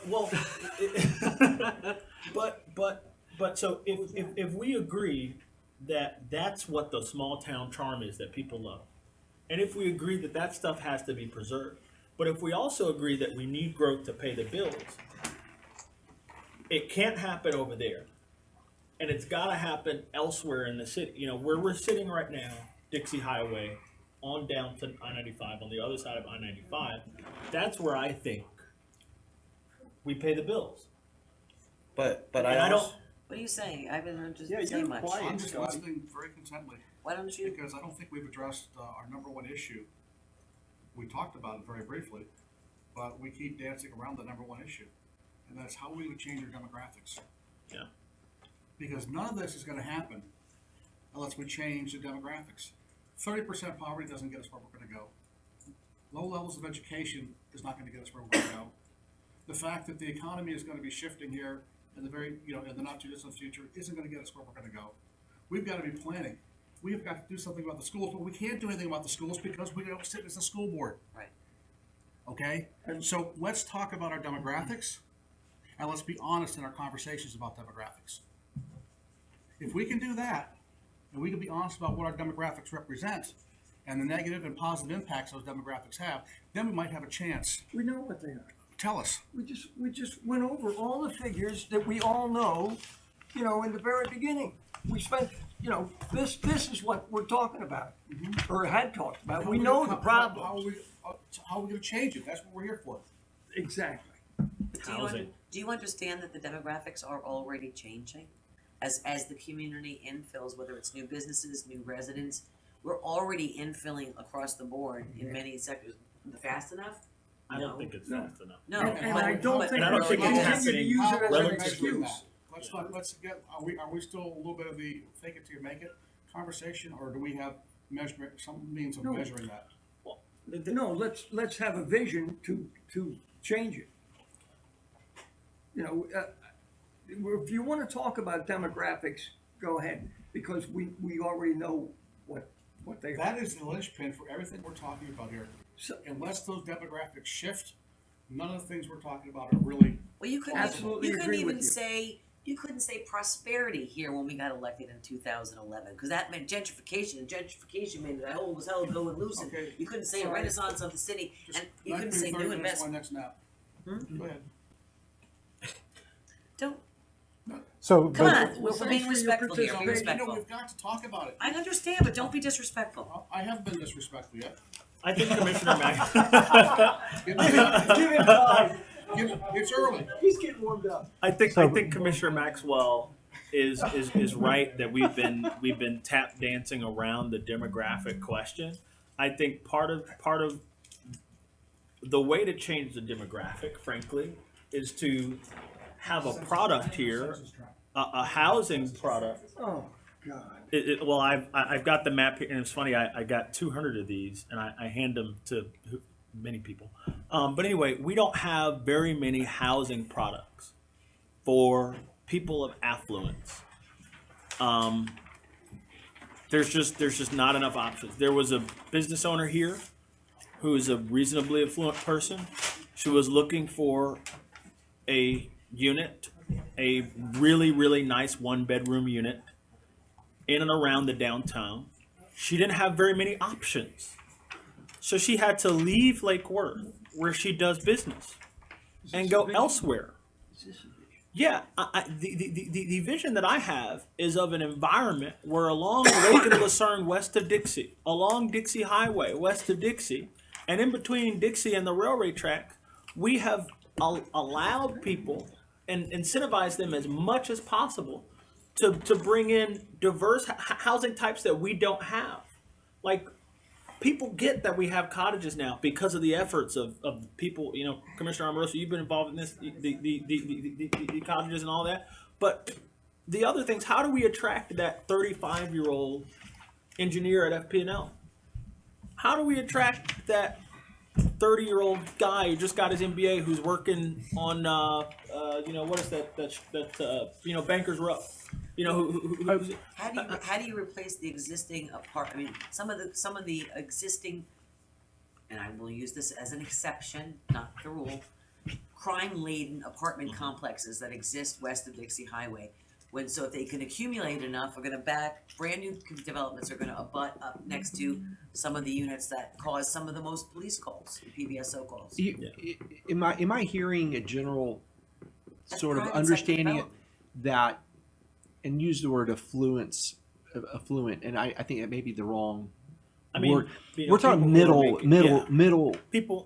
income people who are levels. making What you would AMI. consider, because we have people who live in very expensive houses as you go east, and then we have abject poverty and squalor and other areas. But the And no middle, in-between. is there a consensus that we want to see as a priority, a strategic push, that we can flesh out concepts and bringing in and incentivizing and making happen middle income level housing units in a substantial number? More What's rental. middle income? I thought that's what the purpose of this meeting was. Well, no, the purpose is for you guys to tell us if this is a strategic area that you think is going to transform this city to your vision of the Do we future. need It's gonna more change everything. We already have, Is- we're already primarily rentals. You want to introduce more rentals? No, I didn't say we have- rentals. I said units. Yeah, housing units. Here's on the rental front, I tried. we have bad rentals. We have people, and I've told this story 1,000 times. We have landlords who'll take a single family home. There was one where this Dunkin' Donuts is gonna go, okay, right around the corner from it. There was a single family home with 3 bedrooms, a shed, and 1 bathroom, and that landlord had rented it out to 4 different families. That's a rental, but what we don't have a lot of is a rental product for a young middle-aged person, late 20s, early 30s, that's moderately successful, that's not yet ready to buy a single family home. We don't have a lot of that. There's, in the downtown, there's the Lucerne, there's the building across the street from Paradiso, and that's it. On this side of Dixie Highway, in this area, there are artist lofts, and that's it. On Dixie Highway, there's the mid. So Scott was going to make a point with the map here, and we're starting to go farther afield again. Well, the only point I want to make with the map is this, and a lot of it has to do with business development and retail and Dixie Highway, the downtown corridor, just overall, 30,000 feet business.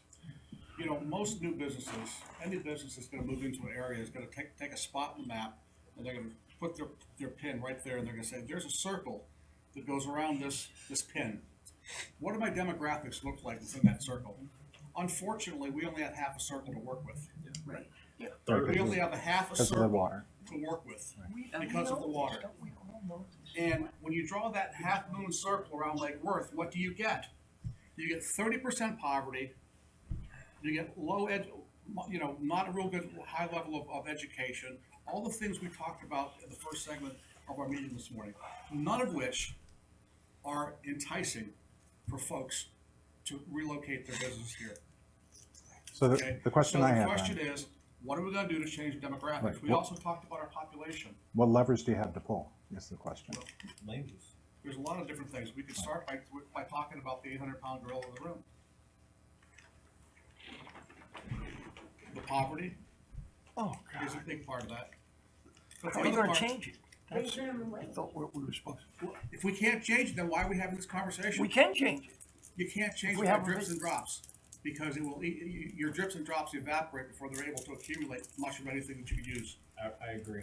Blue collar jobs. But Please. the tools that you have, though, the things that you're responsible for as a city, are what we have to deal with. So talking about development, talking about these other things are the way that you can influence that. What I'm asking is, so you've identified this problem, what are the tools that you see as the appropriate ones to bring to bear? First of all, we laid our cards on the table and said we are going to launch a campaign against poverty, not the poor person, but poverty. We're going to launch a campaign to make sure that our census numbers are correct in 2020. Okay, and we're also going to work with law enforcement to make sure that crime continues to downward spiral. But I will tell you something else, folks. We've talked about this before, and I'll say it again. We have thousands of people living in the city that are living under the radar screen. They're not going anywhere unless they're given an incentive to go somewhere else. And as long as these landlords are allowed to conduct their business model the way they are, this is exactly where they're going to stay. And you're never going to be able to assemble any property to do any development projects. Mike, I want to go back and comment because you had asked some specifics. So, for instance, what I see, and I agree with Commissioner Hardy on some issues, but I look at it a little different. I'm a baby boomer. I sold my house, and I don't know that I necessarily want to buy something right now. I'm looking for a rental.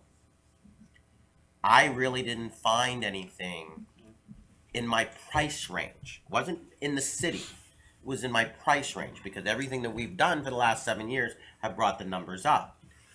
But then you fast forward to one of the issues that keep coming up is a lot of our apartment buildings are homesteaded.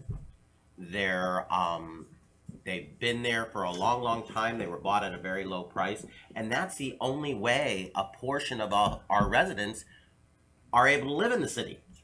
And, they're not necessarily the piece that you're talking about, Commissioner Maxwell. They're the little bit older. They're what was before the baby boom. Their parents.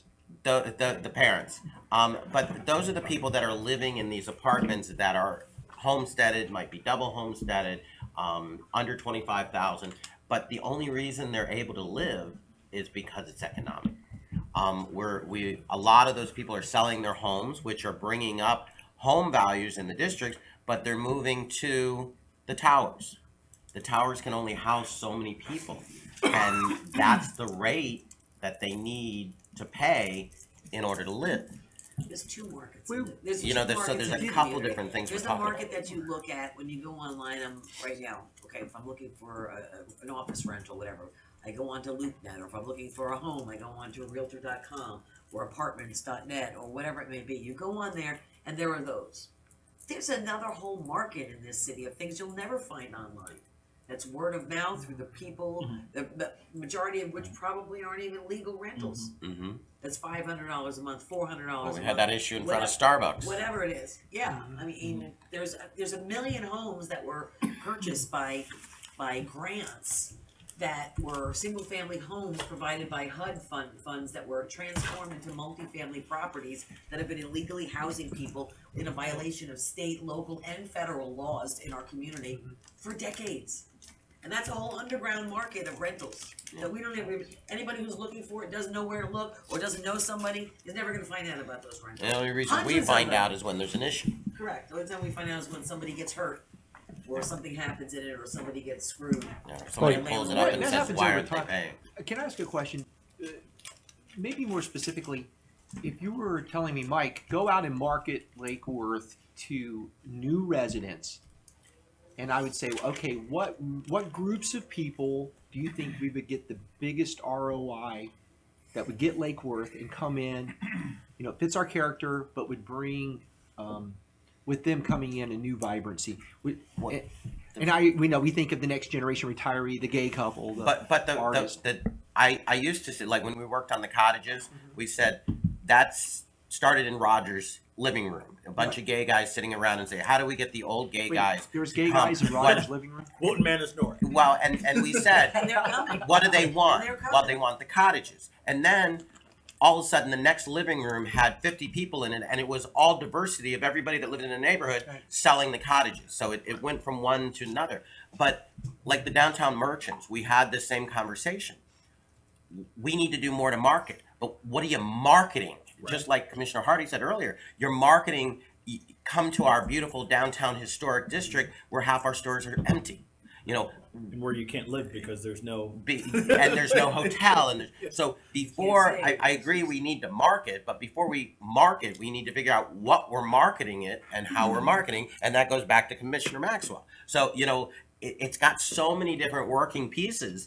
I keep hearing chicken and egg. Exactly. And we have so many working pieces, but we need to figure out, yes, we need to market, but how are we going to market where we are right now? Because we got to put our pieces together, So, I had this idea. Commissioner Robinson has asked over and over again, what's the vision? What is it that we want, right? And I think Scott wants to change the demographics, and I think, Scott, you're focused on the sticks. So do I. Well, to something that where for example, in Tropical Ridge, where the median income is $15,000, to something significantly higher than that, right? Let me before you put those words in my mouth. Well,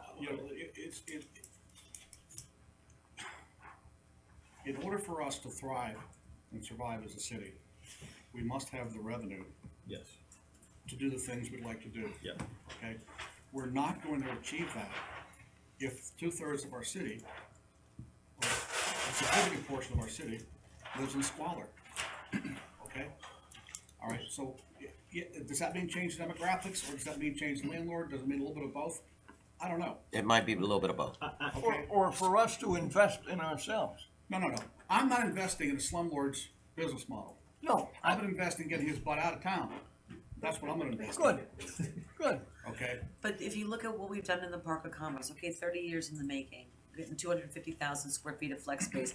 If you look at, and again, I don't need to be redundant, but I'm always thinking, we all have our certain thing, I'm always thinking of that 7 square miles. Yep. Where do we have to make the biggest investment in the community that is going to is going to be the least amount of impact on the residential communities, that is gonna provide jobs for the people, that's gonna, that's gonna create manufacturing and different types of industries. That's why when I joke about the La Jolla of renewable energy, whatever, I'm looking at the whole business model. I'm looking at, okay, we do this project with Florida Atlantic University, we create a docking station. These individual companies from all over the globe come here, test out their concepts. Guess what? They can prove concept number one. We can buy their dirty electrons that they create, if should they create them there. Guess what? They can open their manufacturing plants in our Park of Commerce, away from everybody else. We are now generating jobs, good, clean energy jobs, creating new infrastructure and renewable energy, and become a leader globally and have all this manufacturing opportunity in our community. Why should it go somewhere else? Because it always goes We somewhere don't else. necessarily have the workforce to support that, which means that people are gonna come from somewhere else and they're gonna live somewhere else. If we want Or to they're gonna change- live here Or if they're we have gonna live somewhere for here. them to live. if precisely, Create so those options if, for if, them. if we want to change the demographics, there's the carrot, there's the stick, and then there's the cat or the rabbit or whatever animal you're trying to prod along using the carrot and the stick. Yeah, right. And so I think you've been focused on law enforcement and on code enforcement, right?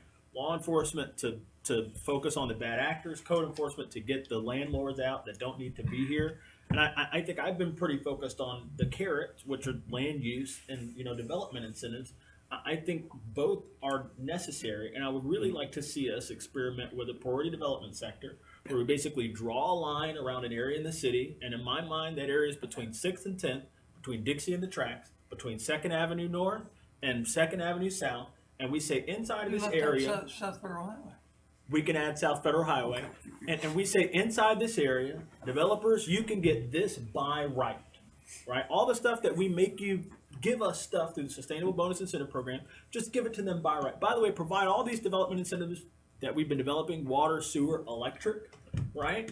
And by the way, how about this? How about create a development liaison that would not only just be some staff person that gets to talk with the developer, but that literally, in my opinion, someone who our staff members would have to answer to, and somebody that can fast walk these projects through the review and also through the permitting. Isn't that William?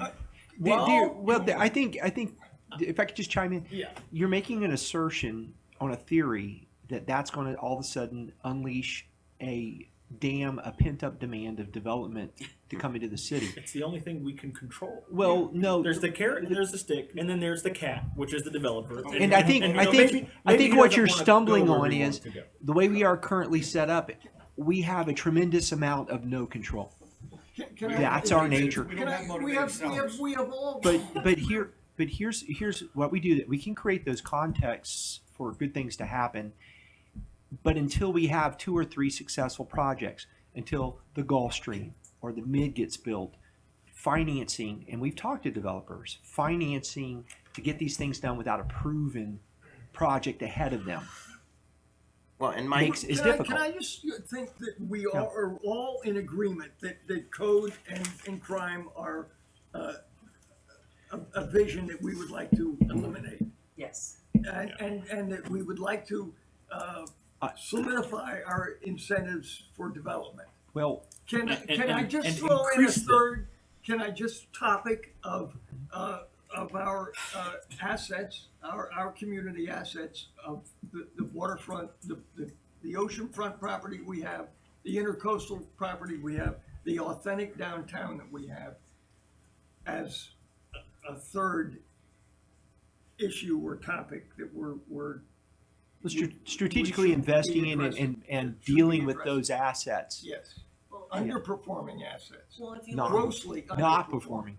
but no, when you look at the Gulf Stream, I mean, to look back, that hotel should be built already. It should have been underway. When we looked at, the continuation of the downtown towards the waterfront, I mean, how many communities build up on the water and go west? This community was built up in the middle and never And to- continue on east. And you to know, I mean, Mike's it's- point, Well- we have very little control over a lot of Our waterfront, unlike other cities, it's either single-family homes, environmental, or publicly owned. There is no commercialization of the waterfront, which is fine. It makes us unique in a lot of ways. It makes it difficult for us. but in a Mike, lot of ways. that I goes mean, the back to downtown. the list I asked of accomplishments, and then we could actually see it and build on it, because again, everything that we've been doing is working in the right direction. It may not be as fast as we wanted, but a lot of it we don't have control over it. So, now you're going east of Federal with what is a downtown. So you have a brand new bank that stepped up and did something new. You've got the one that's putting in retail. That's going to be great. And then you've got west of Dixie. I remember 25 years ago when I bought my first house, I was looking in, Parrot Cove and saying, I'm not going to spend $20,000 on this house. And now that same house is going for $600,000. Shoulda, coulda, woulda. You're talking about the bank, did something change? Yeah, that changed and stepped up. The suburban style bank in our downtown. But now, Yeah. Thank but- you, Chase. but now- I'm not congratulating Chase for what they did. no, I'm congratulating only that they stepped up and did something new, and we don't have to look at the old building. That's all I say. But I know that your whole It's new. downtown banks, and then west. 10 years ago, the CRA and the city had a vision to do something on the west side. Now look at the west side. It's coming up. It's coming up. Created an arts village. Granted, we need to do more, and we're talking about doing more. But that's in 10 the years. question me, do y'all believe, as Riddle me this. Commissioner Hardy, riddle me this, has asserted that the development hasn't occurred in these areas because of a lack of development intensity? Well, well, Is that a fair statement? I don't. Here's what I think. I think that we should work really hard in a select portion of the city, right, to stack the incentives very, very high. I'm not saying heights very high. I'm saying we should incentivize development in a certain part of the city as much as we possibly can. Put everything on the table, and if it doesn't tip the scales, fine. But we tried everything that was within our power. If there's so much outside of our power, then we should do everything that's within our power, So so do that y'all we want can us- we can go to sleep at night with a completely clean conscience. That when we say that we're doing everything we can, we literally mean everything. Do you want us to bring back something in that kind of that's our strategic redevelopment effort? I think that That's we. not the only one. I think that No, we, it's not. I appreciate why you're doing this. Because I understand why you're doing this. But every single time we've presented, and I probably have met with more development people when were proposing projects here at City Hall that have come in with staff and invited me to come in and be a part of the meetings. I met with many. I mean, I almost felt like a realtor for crying out loud for a while, tap dancing. But nobody has taken advantage of those opportunities based on either A, the demographics, B, what's existing there currently in the area, C, the inability to assemble the amount of projects, and when the projects go through, just like the mid, they're not choosing Well, okay. the option to And maximize the the- potential through density. The other factor that happens is people raise the value of the property when they see And they that- can't afford, and they it see, chases the one guy formula. sold it, so that property that was $60,000 is now $680,000. And they can't assemble the 5 lots they wanted to assemble. They can't assemble because we do not have motivated sellers. And we are not doing anything to motivate these people on the west side to get out of their business. And there's the stick. And the east So what do side, you do? You let's bring talk wrath about of the God city, down on them. not just west How? side. Code enforcement, Yep. sheriff's department, Yep. you throw every trick in the book. Yep. These slum lords, there needs to be open warfare on these slum lords. Well, we've heard the code. I think we're at the point now Some where of these we're are doing business some owners. foreclosing. They're not Or- slumlords. Some of these people are business If owners. the shoe fits where I'm talking about slum lords, I'm not talking about legitimate Right. business owners. But So- they're legitimate business So we're at a owners. point where we need to take another break again. I'd like to, let me just finish real quick if you don't mind. And I'd like to throw in my last comment. Hey, I'm not running this meeting, he is. He said we're Yeah. taking a break. We're Let's gonna go. take a break and I'll come back to you two first when we come back. Break. all right? 10 minutes. 10 minutes. Okay. I don't have a gavel at this one. Wow.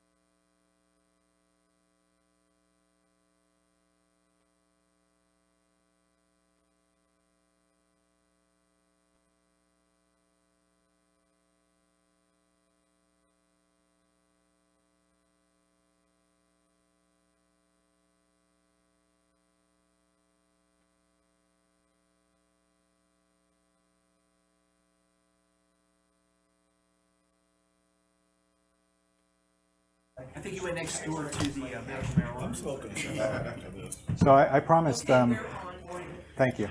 I keep forgetting to make sure we're What live were you here. gonna say? I need the at city close of manager. the meeting? I need the city manager. I'm gonna give Andy and Herman a chance to say their piece in a minute, but I wanted to make a comment first, and I'm sorry that Scott's not here.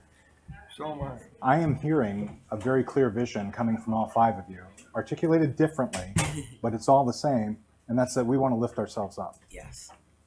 Whether it's through education, arts, tourism, whether it's through dealing with the problems that are in the community, whether it's improving businesses, whatever it is. It's the same message. It's just you all have different perspectives on it, which there's a lot of power in. But lifting up is, we're already up. Sure. We want to win the game. But we're in you the said game. you want to improve education. Yes. So lifting up means that we're down. Well, I didn't say that. Well, Well, I think it goes to it the can be same thing. misinterpreted. It could be. Well, when yes. you look at the poverty levels and you look at what you're looking at, you can say lifting someone up, and I've said this before It's our publicly. challenge. It's somebody being on the street to having a car to sleep in, someone having a car to sleep in to having an apartment to sleep in, someone having an apartment to buying their own home, someone buying their It's home a to buying a handout. waterfront It's a home. handout instead of a hand up instead of a handout. Yeah, exactly. I mean, people can improve the quality of their lives and each see it from their own. Right. But my point socioeconomic is, you're perspective. all saying similar things about how you want to improve the community. You just have different perspectives on what an improvement would be And what's gonna and what get us needs to there. be improved.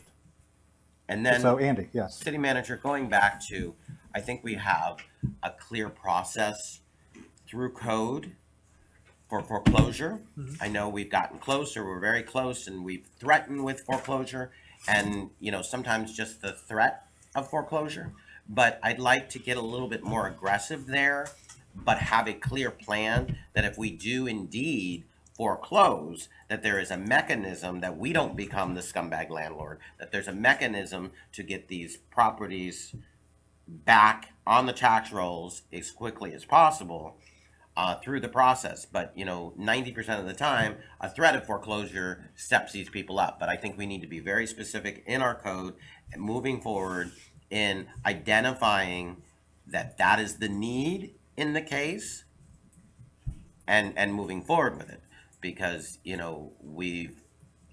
now 7 years that we've been dealing with this code issue of forcing the scumbag landlords to the table. And I sit in on a lot of the special magistrate meetings, and they play the game. They're over and over and over again, and it's a lot of times the same players. So Yeah, I think we it's need been to. very frustrating. It's been very disheartening to have these cases go into the special magistrate and the special magistrates, and we've switched them. Yeah, We thank keep you looking for that. we keep looking for a hanging judge. I shouldn't say that publicly, but we need somebody who's sitting up there when these cases come up and go, oh, okay. Well, it's this just is like- only your 18th time. It's just before like us." William said, a lot of the staff don't live here, so they don't see it, they don't touch it, they don't understand it. Sure. The same thing with the special magistrate. We need, and sometimes the code officers or the supervisors get frustrated because they know the backstory, but they can't get the backstory out to the special magistrate in a way that the special magistrate sees it, and that they've played the game 5 times, that they've been here. You saw the letter I wrote on the Bravo supermarket on Dixie Highway. Yes. You saw that vicious letter I wrote to the owners. They got a permit for their roof. And the special magistrate let them off. Well, and see, that's where I don't know. Why there isn't liens and I've- all over that I've talked property. to the attorneys, I've talked to the super, and I think we're getting off a little bit here, but it's part of the process to get us where we need to be everywhere else over here, because some of those interactions and the governmental pieces that we have no control over doesn't So necessarily work. what I've been kind of hearing is there's a lot of opportunity based on what we have as assets and our nature to really, in the infill and refill process, start to move our demographic numbers in a positive direction. And I think there's also the other half is through better and consistent and aggressive enforcement of the existing laws and codes that we have, of taking the people who are operating unscrupulously in a black market economy, because there is a lot of that illegal activity going on that it's hard to catch, driving that out of the city at the same time is going to be something that's going to really move our demographics numbers in the right direction. Yes, and to catch it, I've been saying this for a while, nighttime enforcement. You can catch this stuff at night. You know, the overcrowding, the equipment, the trucks, the campers, the camper with the electric strung out, and they've rented the camper out. You know, And to the all of mayor's that. point, the inconsistency, because some of that's there during the day too, Oh, absolutely. as a nod. to So, what you said earlier. so we'll capture that on the parking lot, but Herman had wanted to say something before the break, and I want to give him a chance to get it in there. That is a vision of increasing the effectiveness of our administration and code and crime fighting elements, which isn't all on the sheriffs. It's on our neighbors. You know, you see something, say something. Yeah. It's that. But they do. I mean, they do all the time, and it's the same thing. What's a problem? Maybe in one neighborhood is not a problem in the next neighborhood. Correct. What's a problem in one? Okay, so let's say College Park, right? I live on the west side of College Park, and I'll come back. I'm sorry, Herman, I'll come back to you. No. You know, so it's we see probably less police because there's less crime in those neighborhoods that they're needed more in other neighborhoods for some other crime issues. But when they see a car parked the wrong way on whatever, residents get mad. When they see a boat parked in the middle of the street and they almost whack into it, they get mad. When they see this, now you've got overgrown lots in other neighborhoods, overgrown lots, vermin everywhere, infestations, you know, all different kinds of things. And then you've got slumlords. And then you've got, you know, I mean, each neighborhood has a different set of parameters. To say worst first in one neighborhood is not necessarily worst first in another neighborhood. So that changes the priorities of the code enforcement in different sections of the city. I'm sorry, Herman, you didn't finish, and I interrupted you. No, Sorry. we didn't. Okay. We're here having a conversation. Okay. The vision of more efficient administration via our neighborhoods and all that. The interested in increasing investment. Our road bond was a tremendous boost to the image of Lake Worth. Big time. So what I wanted to hope would come out of this meeting was a vision of how we're going to continue to invest in our community. And we do have underperforming assets at the beach and downtown in the and our golf course and waterfront. And if we can focus on what we can do to address those underperforming assets, the investment community outside will recognize that we're investing in our own community. And Isn't that what he said before about other communities? Who gave the example of other cities? Was it you? The other cities that made investments in their own projects? Mark did.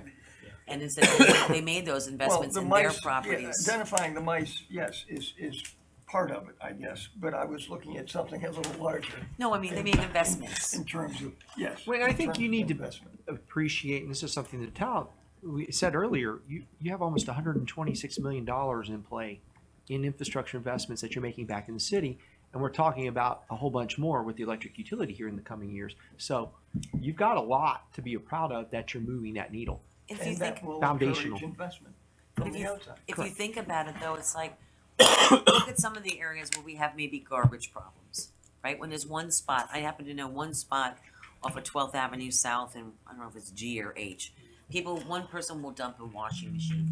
Then somebody the next day will dump a television. And somebody will dump a whatever. Or just off of Lake Avenue, people just put regular trash out. They'll throw it out, and then the next day it's full all over everywhere.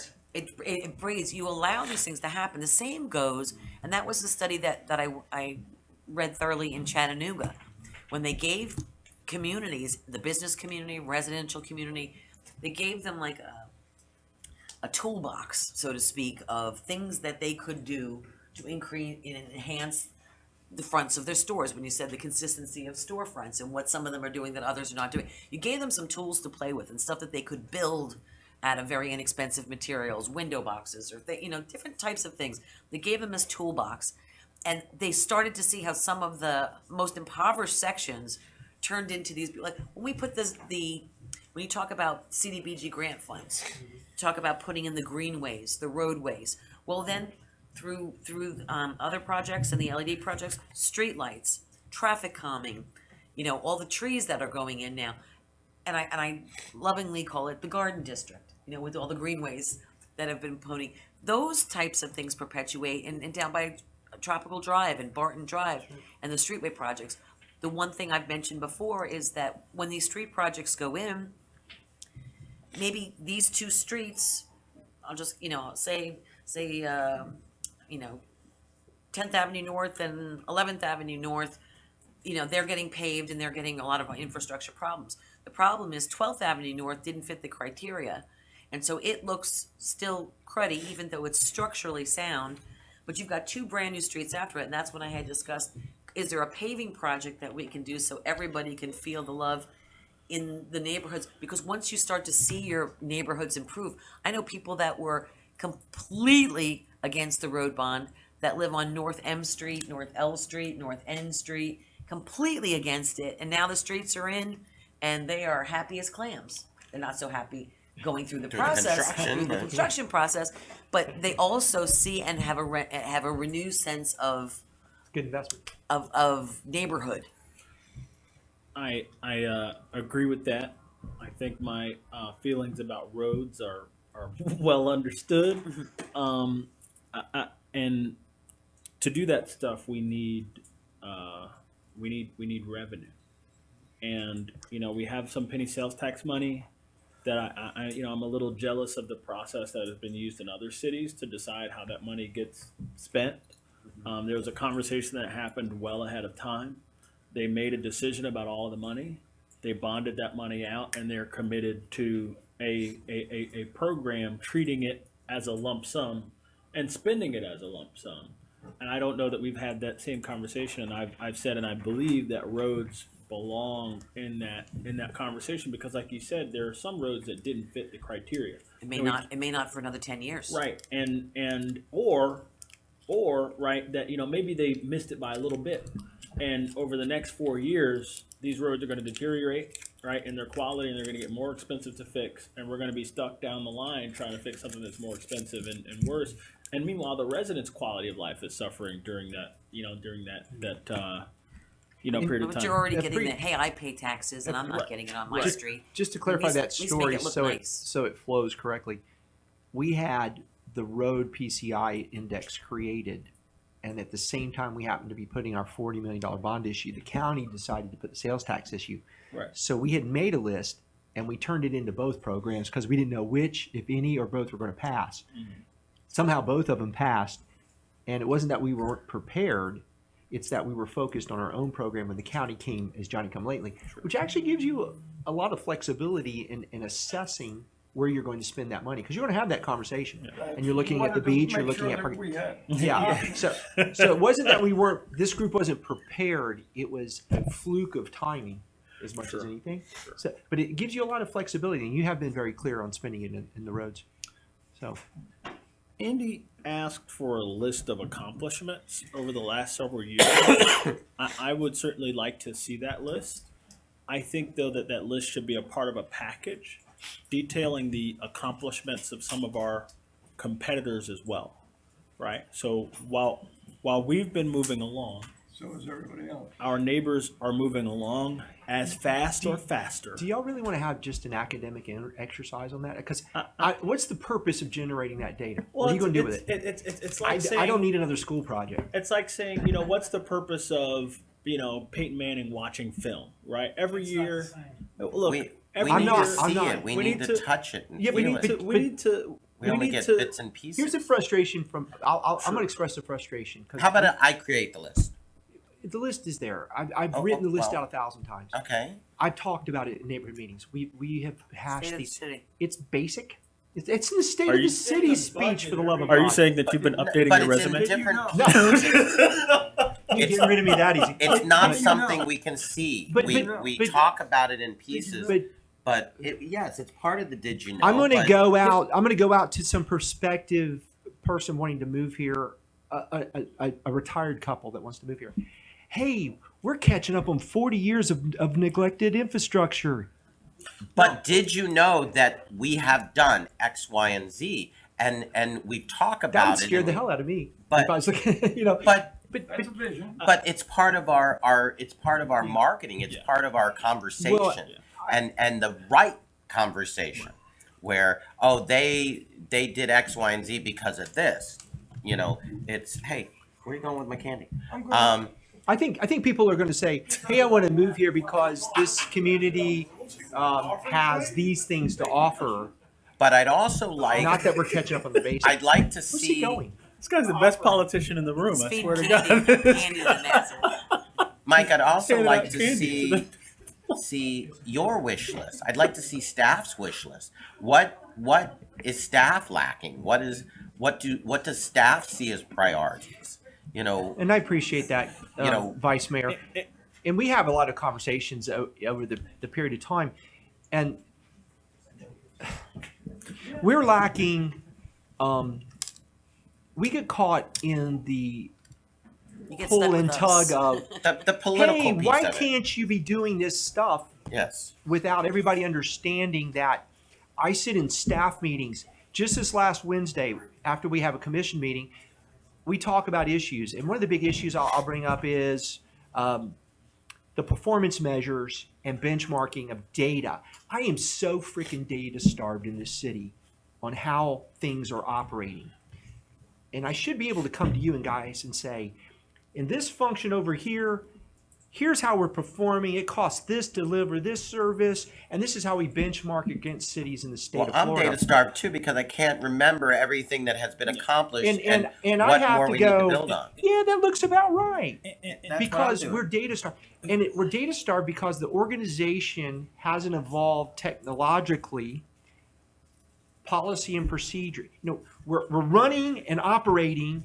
We're trying to build a very high level performing organization. We're trying to recruit and retain staff. And I have to say, for the first time, I got a complete management team that I'm confident in. Hallelujah. For the love of God, thank you. But we make it look easy sometimes, and people, their expectations are, well, why in the hell aren't you doing that? And I'm not saying it's you guys, but this seems to be the sort of the general demeanor that we get from when we talk to people about our inconsistencies. And they don't know that we're about to embark on a huge change in our legacy program. The Navaline HTE, now Superion system, is going on, what, 10 years old? It wasn't set up right. It was cheaped. We developed workarounds. And where we should be having a computer system supporting this operation like every other city that gives us the data, that is efficient. We're probably leaving 20% efficiencies on the table because we don't have good tools to work with. And this is probably going to cost us $2 million to implement that. Holy, good on the which low is- end. So we don't talk about those things just No, yet. but we'd Which like is to talk why- about it so we can plan for the future. So let's wipe all this off the board. So Now we're back into it. Exactly. And it's not realistic because we can't not do these things. It's chicken and egg. If we don't have people moving in the city, if we don't have development, we don't have info and refill, you'll never be able to fix the computer system. Right. And here's the punchline. I go to my staff. God, I'm so happy. We are going to finally catch up to 2005. Look, can we? That's my frustration. I can tell you, I want the list as badly as Andy wants the list, in part because I want to understand what we've done, and I want to be able to talk to people about what has been done before I got in office, after I got in office, what we plan to do. But I also want to see that list contextualized so that I can know more about myself relative to my peers. I really believe that this is a competitive game, right? There are only so many good jobs in Palm Beach County. There's a finite number, and I hope that it's a large number, a large percentage of the total population here in Palm Beach County, but there's a finite number of good residents who are going to contribute here and not engage in some of the dishonorable activities that we've seen disgrace corners and areas and corridors of this city. We want those people. Boynton Beach wants those people too. Delaware wants those people. West Palm wants those people. And I want to know at the same time as what we've done, I want to know what it is that they have been doing. And I want to be able to compare our efforts to what their efforts have been so that I can talk honestly to myself as to whether or not we've done enough. Doing more isn't necessarily doing enough, right? And that's what I don't know whether I have a belief that we haven't done enough, but the fact is I don't have enough information about what's being done around us in order to make that happen. What you were talking about as far as the things that we need to do in-house, right? Having computer systems that are Industry standard, industry basics, standard, yes, up to date, right? functioning. Having employees by the fact that 39% of our employees again could go to the average municipality around us, make the minimum salary that municipality would pay them, and get a raise. That's a problem for us. All those things, in order to address those things, we need money. And like a lot of people, and I've heard people say it's not about money. It is about money. When you don't have money for a literacy coordinator, you don't have money for traffic calming in the budget. We had staff put together a wonderful traffic calming policy. When you don't have money to take care of your maintenance out of your general fund, when you have to rely on a bond, or you have to rely on the county gifting us a penny sales tax, right? When you have to rely on CDBG to do basic things, that's a problem. And so, to me, I think we really, really need to draw a line around an area of the city and say, please, please come here. What you need, we will give you by right. The process will be fast. We will give you a staff member to walk you through this as quickly as humanly possible. This staff member will be able to force other staff members to answer to them. I would like to see code enforcement operate intensely in this area. I would like to see law enforcement operate intensely in this area. Cha-ching. Appreciate just one thing. Every developer or person willing to invest in this city are not equal partners in capabilities and understanding. This is true. And you have to have a level of discernment to separate the wheat from the chaff. There are a lot of people who can't handle that level of engagement, and it's wasting our time. Sure. We've done a lot of that. So just not every person that comes to the city that wants to talk about developing and investing gets what they need to do. We got people, at least they don't bring in plans drawn on napkins anymore. We've at least gotten them to a higher level. Right. But The people that live in those communities that you're talking, you said pick an area.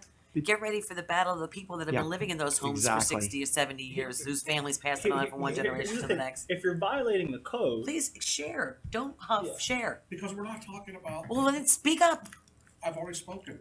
You guys, you kind of blew around the issue. The issue is, how are we gonna move out the thousands of people that are not supposed to be here, number one? Number two, how are we gonna take care of the slumlords? Are you having a problem with that? Because a lot of people do have a problem with that.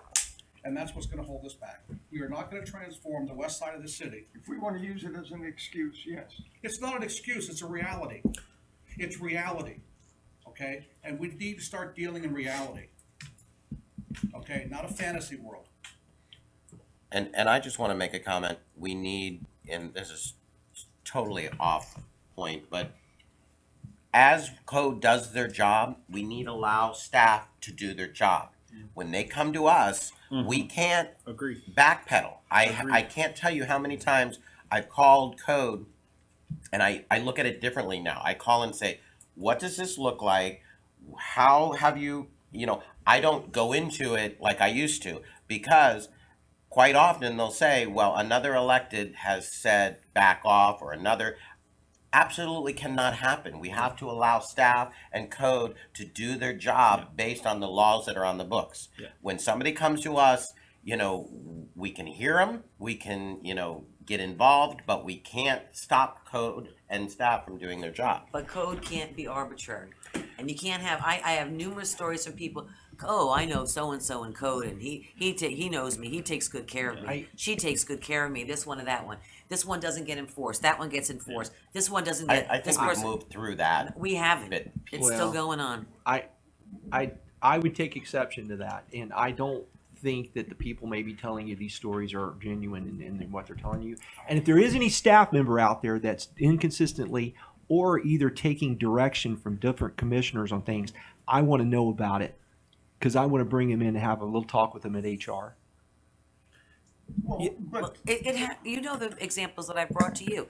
This person's a pain in the neck, so we ignore this person's complaints. But this person's a nice person, so we accept the fact that they do something that they shouldn't be doing based on our code. And this person's, it happens every stinking day. and it can't. And it's one of the reasons. Look, I pushed for us to take our CDBG money this year and to put it into code enforcement. That money can only be used on the west side of the city. I think it's going to address some of the issues that Commissioner Maxwell is concerned about when it comes to landlords. Excuse me, Slandlords. I like that. Slum landlords. Again, there's the carrot, which is law enforcement and code enforcement. Excuse me, there's the stick, which is law enforcement and code enforcement.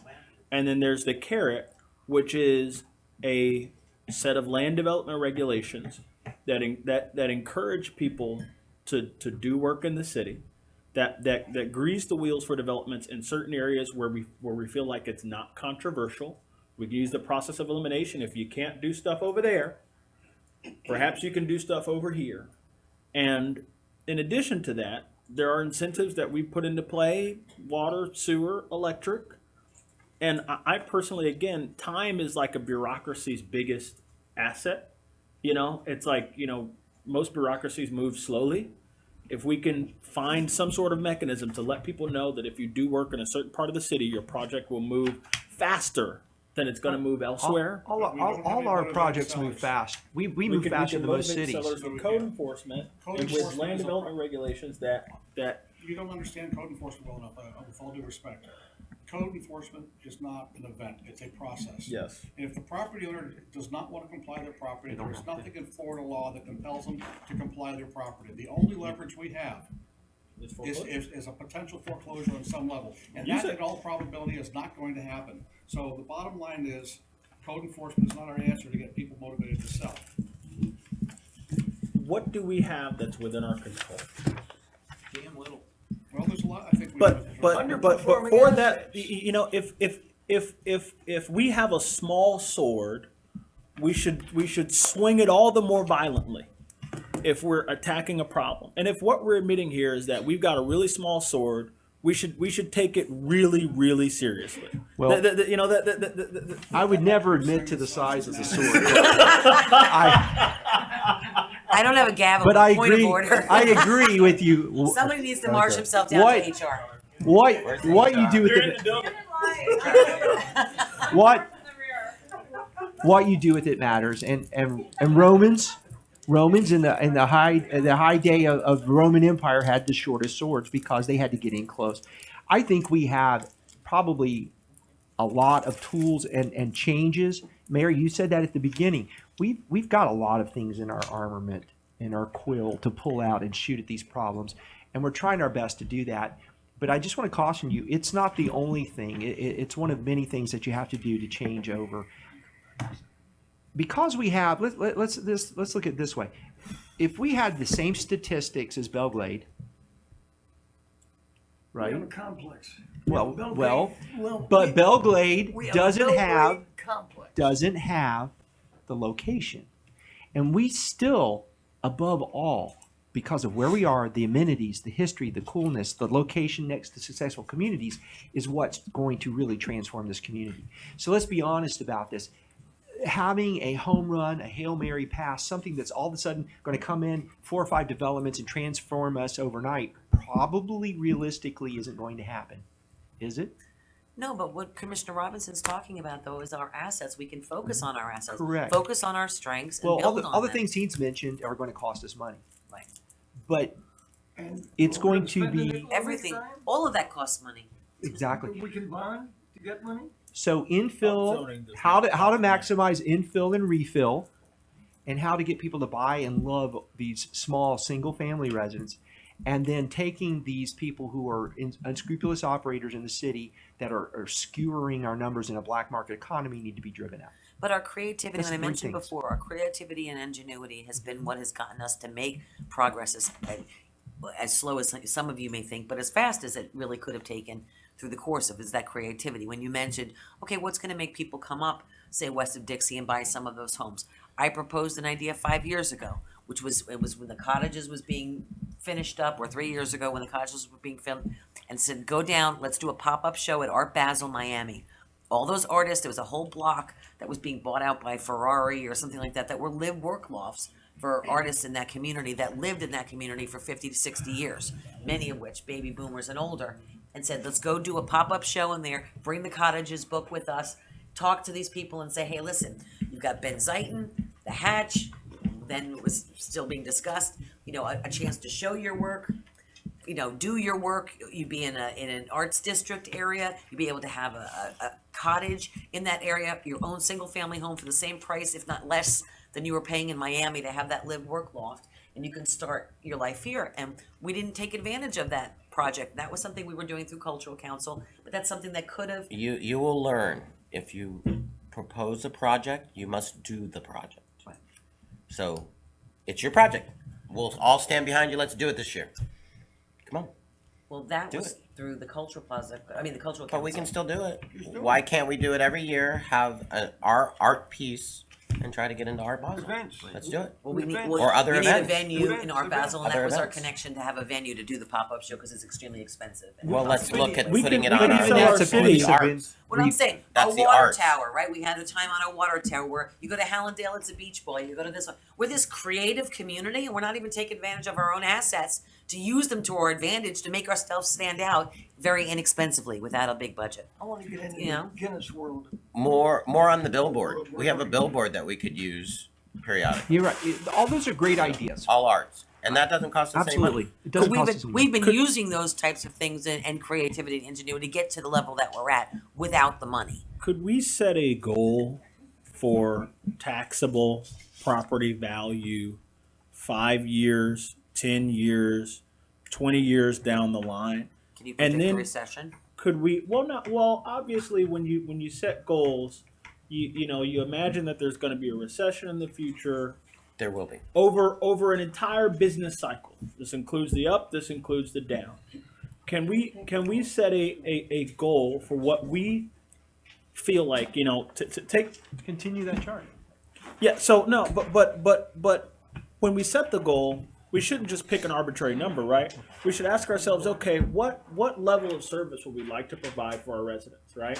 Which will include, look, to me, employee pay is a part of that, right? So, employee pay, a literacy coordinator, traffic calming, all of these things, there were things that we did, the technology here, that they need to have just a standard operating environment, right?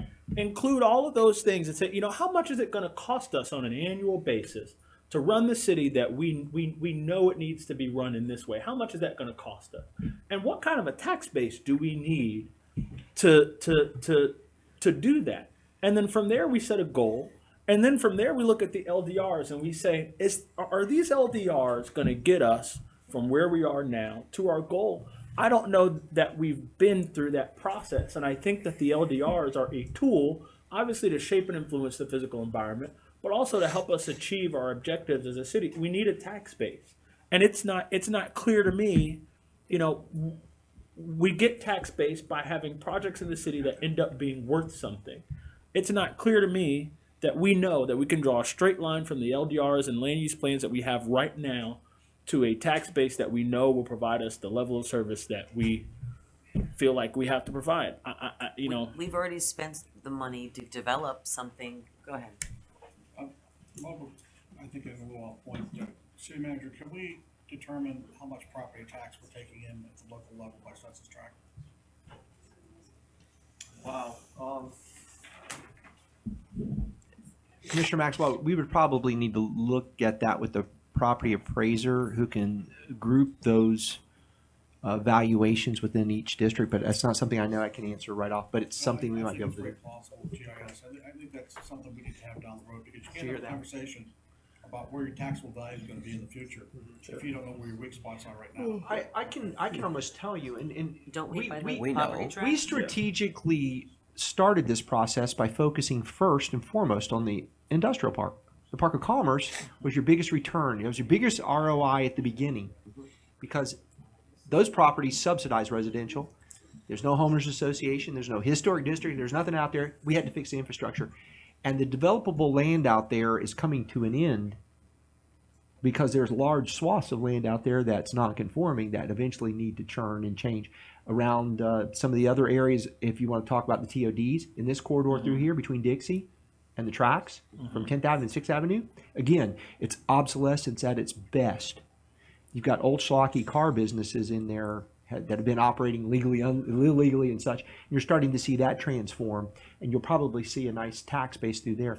But again, I don't think it'll be anywhere near the growth that you're anticipating we're going to need if we put an all-in plan in what the city needs to do.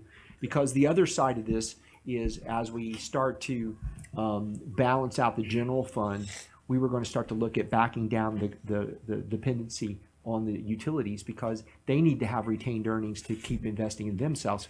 Because remember, it's still propping up the general fund.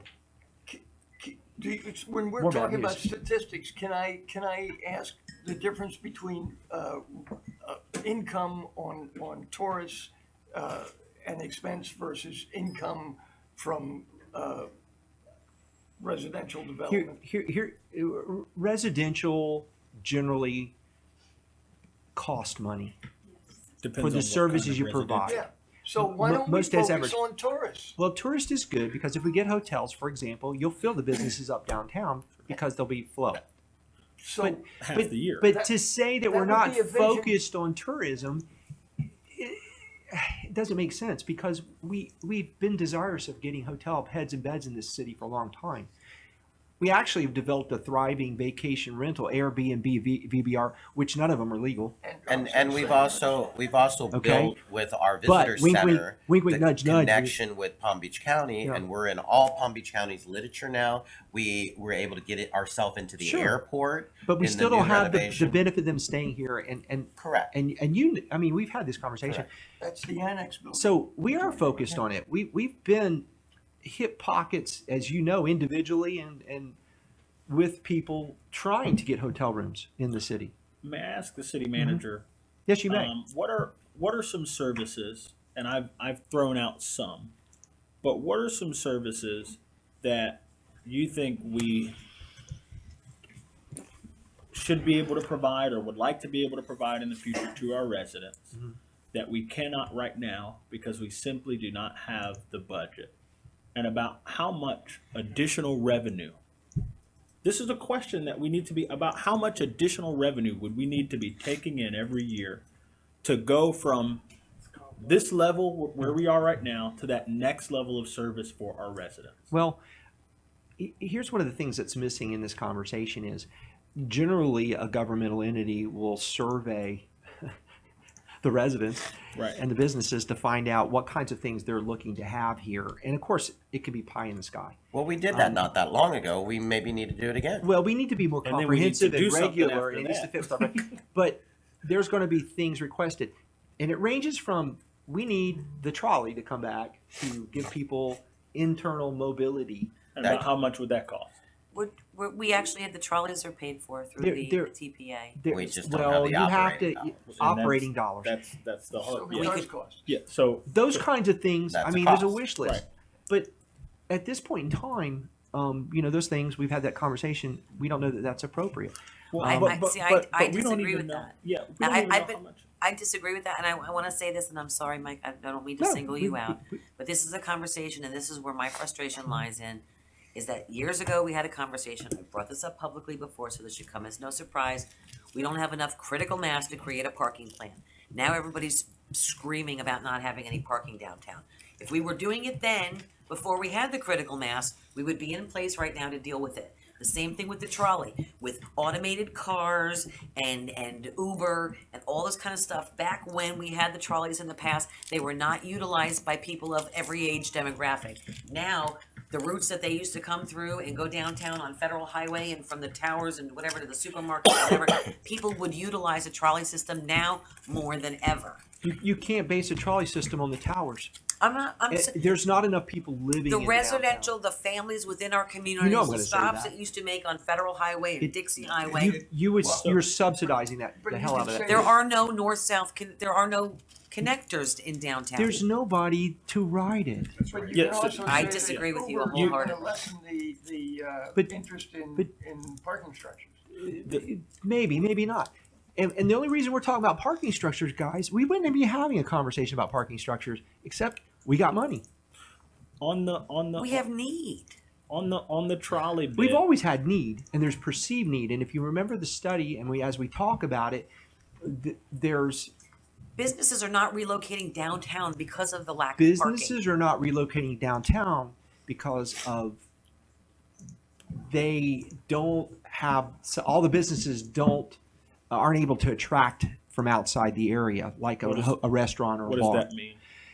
Retail's in a state of flux. Say- You don't have enough critical mass in the city Okay. within a certain radius to support the business community. Yeah. We're having this But- conversation again, but the only reason we're talking about parking is potential investment that may come downtown, as well as the obvious need that the businesses, as they infill and refill, and if we get a hotel, there's going to be serious need that will support a parking system. We're getting a hotel.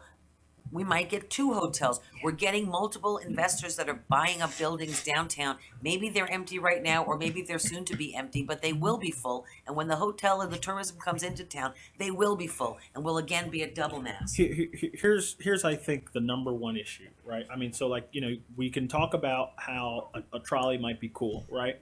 But all the literature I've read says you need 8 to 9 units an acre. Yes. To make a system like that viable. We're at 5.5. We're at 5.5. We don't have the residential density to make a transit system like that work here in the city. We don't have the people. And again, I think people really, and we had this discussion in the budget meeting. I asked for certain things to be presented in the budget workshop because I wanted people to know how many good ideas die in this building for a lack of money. Right? And I really think we need to be asking ourselves. We keep them in a closet. I'd like to see that list too. Yeah. What level of what are all of the things that we really, not that we wish we could do, but that we really should be doing that we can't do because we don't have the money? How much money are these things?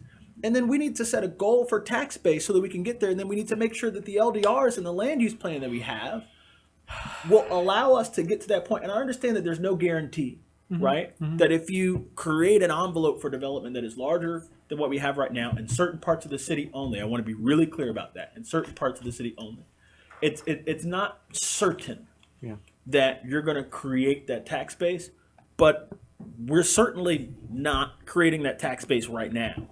And, we don't, I don't, look, we can't tell developers what to do. We can't force them to invest in our city, but if we need their investment, we should make it as easily as possible. We don't have any motivated sellers.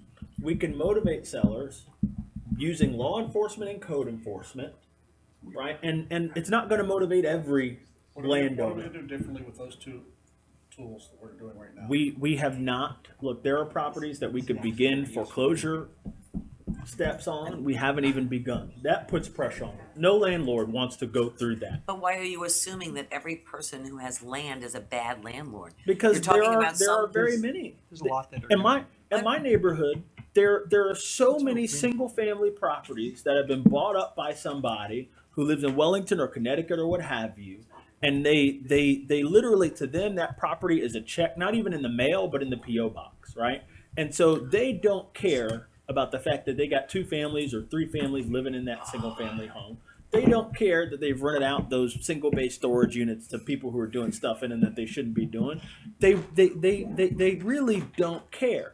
And so if they don't, well, I We're not do. doing anything about it. Well, no, Commissioner Maxwell, I think one thing that both you and I agree on is that I don't think we've been tough enough on the code enforcement front. And I don't think that we've pursued some of these things as far as we can possibly pursue them.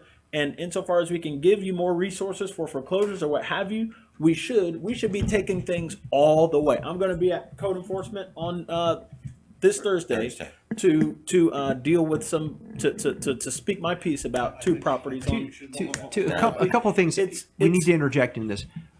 Having rental properties in the city, if you're concerned about revenues, is good. Yeah, I'm not concerned about They pay the rental full properties. nut. Yeah, They pay the full nut. About 51% of the housing units in the city are rentals. Yeah, I'm not And a good concerned majority of about the those rentals. are actually functional, good, contributing properties. There's a lot of people invest in it. The people that we're talking about that are problematic, our compliance rate when we started, about 10-15% of the people actually had business licenses and inspections. originally. Well, Now none we're had- up to none what? had inspections, so we didn't even We have didn't have inspection we didn't even program. have the Right. inspection process. This is an evolving thing. So now we have what's our compliance ratio? We think I'm sure it's below 50, 60% now. Only because of we've everything you've advanced done. all the way up Right. to just over 50%. Hallelujah! But we are doing inspections and we're What are our closing down. competitors doing? We now are through. We're the only community in Palm Beach County that does a regular, Well, routine, authorized inspection of all rental properties. And We commercial also ones. do the requirement that if you don't have a license, you ain't getting no lights. Fantastic. That's been huge. So we're seeing compliance as we churn through the process happen. Other cities, their compliance ratios, they're so big, I don't even know. Well, when you start, like we instituted the business license program as it's constituted with the inspection, the use and occupancy registration, and the BTR back in 2012. But prior to that, we didn't even enforce a property owner who had commercial property even have a business license. Right. Staff decided on a whim they don't have to have a BTR. I said, why the hell is that happening? Excuse me. Nobody could answer that question. So we have been fighting our clawing our way back. Other communities have been consistent on requiring business licenses or BTRs. We're having to make up, and we're trying to make up 20 years, and as the mayor mentioned, 30 years of abject mismanagement, and we're doing an exponential job of making up that 30 years, but we can only advance so fast. And there's only so much resources you can throw at something. And I will say on back to foreclosures, we have authorized for foreclosure through special magistrate hundreds of properties. It has gotten probably dozens and dozens of them to come into compliance, or they've transferred ownership. But every single one of those cases that has a foreclosure has to be managed. And as you saw on the list, 10% of the city or more is in active co-compliance violation and is being managed by our staff. So the vision is to continue to improve the administration of the city. Exactly, and hopefully Well, we we will not want have owners always that have don't have 2% to of the be city in co-compliance problem. We need But it's a high competent- number. We need competent owners and folks in the city But you that we don't have to hold their hand. And that's what administration can do. What is we as commissioners can want to do in terms of setting a policy to move towards the future. Well, I think that I want to just say, when we compare ourselves, when we look at other cities and we look at what other things cities are doing, when you ask for those comparisons, when I always mention, we've had our hands tied behind our back, that I know people glaze over it when I say it, but that 7 stinking square mile thing is the problem. Boynton Beach, out to Jog Road, West Palm Beach, up to Ibis in Palm Beach Gardens, still called West Palm Beach. The tax bases of these communities and the actual square miles of these communities give them the ability to put projects of different types in different areas because they have 25 or 35 square miles or whatever it may be. With 7 square miles, most of which is independently owned, it's not city owned, we have very few places to increase that. Then if we can't do that, let's start talking about the reality of our situation. That's the conversation that needs to That's a happen. concession speech. No, The- what do you mean? to- What's your reality? I'm sorry. I'm not gonna. No, I'm You sorry. guys just won't say it, will you? You guys just won't deal with this. What? Well, you're not saying it. What is it? What is it? We all Help us out. We all know what he's going to say. Come on. What? Well, say it so we can have the conversation, because I have something to say too. I don't know what he's This gonna is say. nuts. This is absolutely nuts. We've sat here since 10 o'clock this morning, and we've got all these flip charts so neatly. You put away your handwriting, Jackie. It's just great. Just goes right down here. You know, I hate lines. we keep getting off the point, and that is if we don't, Mike has said it for years.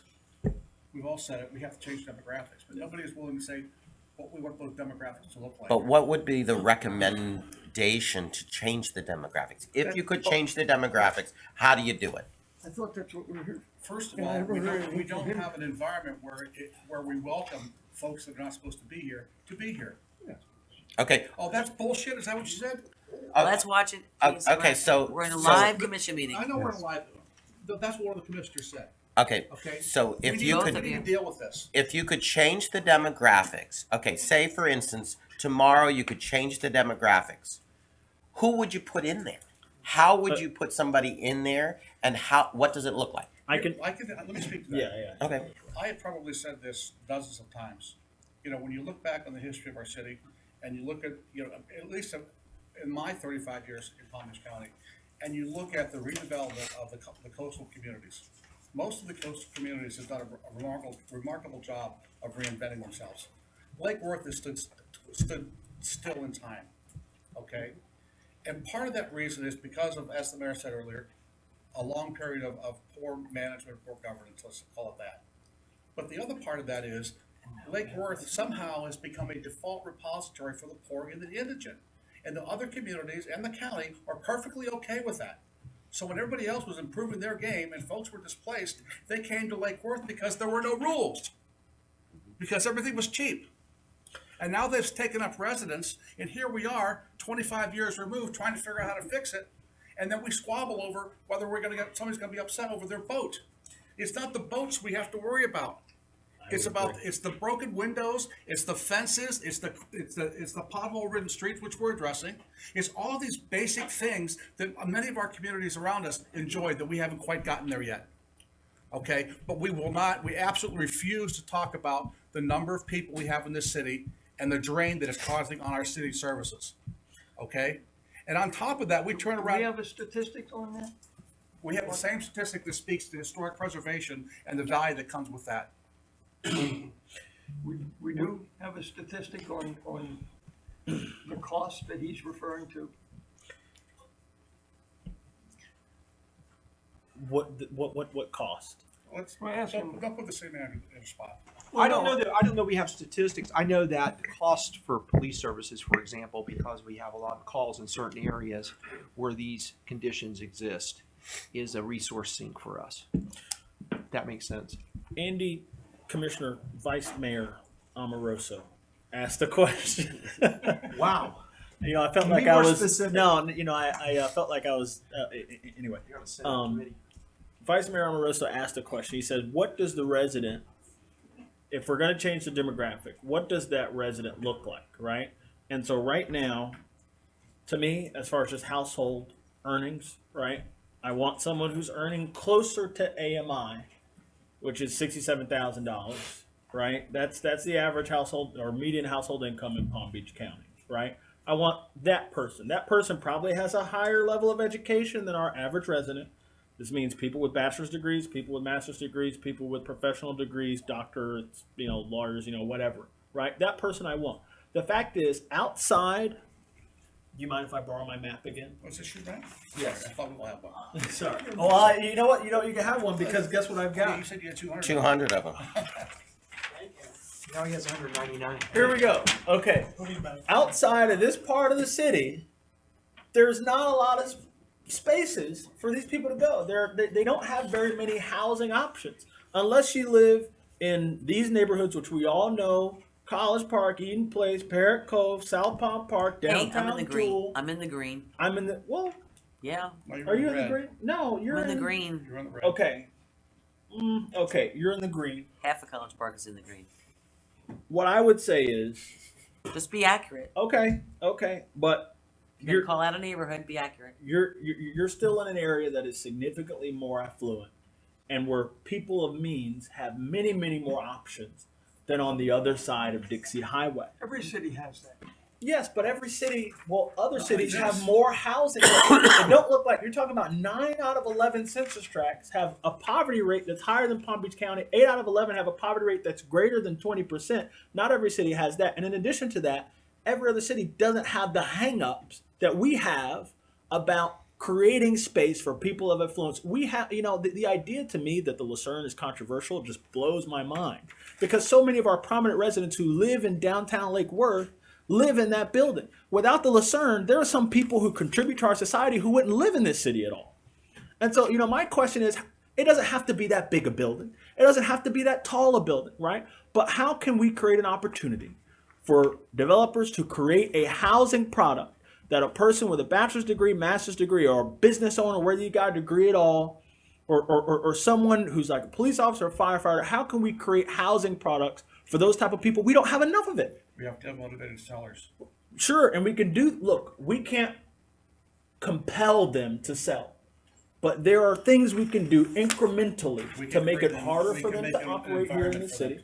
Yes, through law enforcement, through code enforcement, through land development regulations, that can encourage someone to say, hey, you know, I can sell my property to someone for a lot more than what I bought it for because that person is going to be able to build XYZ building on top of it. We can do, there are steps we can take that we haven't taken.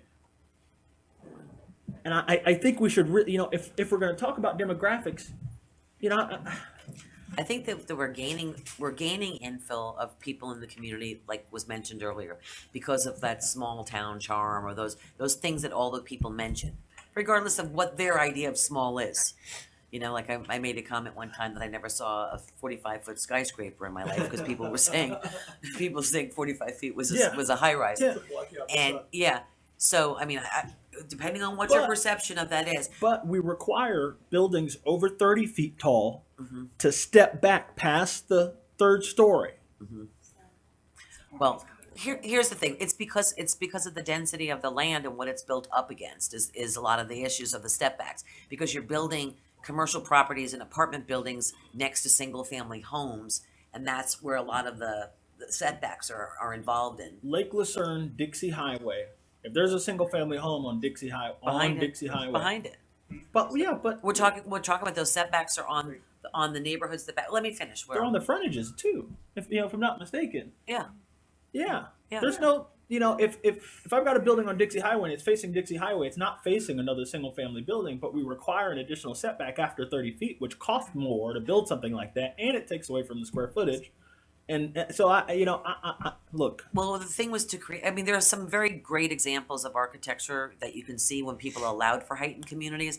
The community that I come from in Huntington, in its downtown, are incredible and prosperous, and they allow for height in some areas a little bit more than we do. Yeah. But in some of the old areas, extremely historic and done. I've used that as my marker. Naples allowed what it did with parking garages and multi-story properties with the setbacks and balconies and other things of that nature really created. That's when somebody had come before the city to talk about storefront renovations and creating a more of a historic look to the downtown with facade improvements. And we even had that discussion for many years.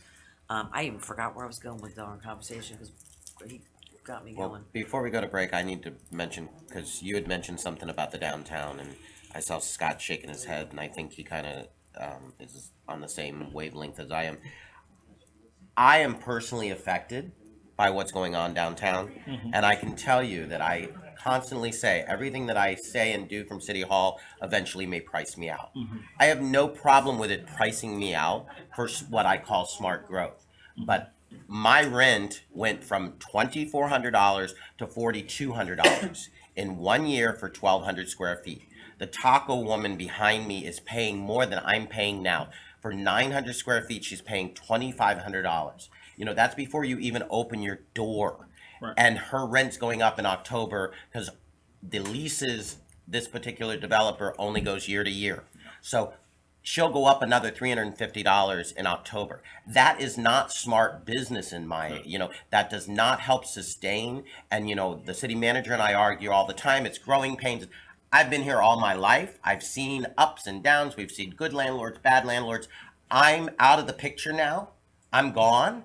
But I'm more concerned for the merchants that are downtown, that they are able to sustain themselves through whatever this is called. Right. South Shore, since they bought it, has been empty for 3.5 years because they want somebody to come in and go year to year and put $100,000 into the building. It does, and there's nothing we can do, but we need to try to get ahead of it with visions. You've heard me say visions. There's nothing we can do as a city or an elected, but we need to know what's going on. We can give you customers. If you There are people paying those same rents in other cities, but the difference is there are people waking up and going to sleep in those downtowns, significantly more, just in terms of the absolute number of people who are waking up and going to sleep in those downtowns.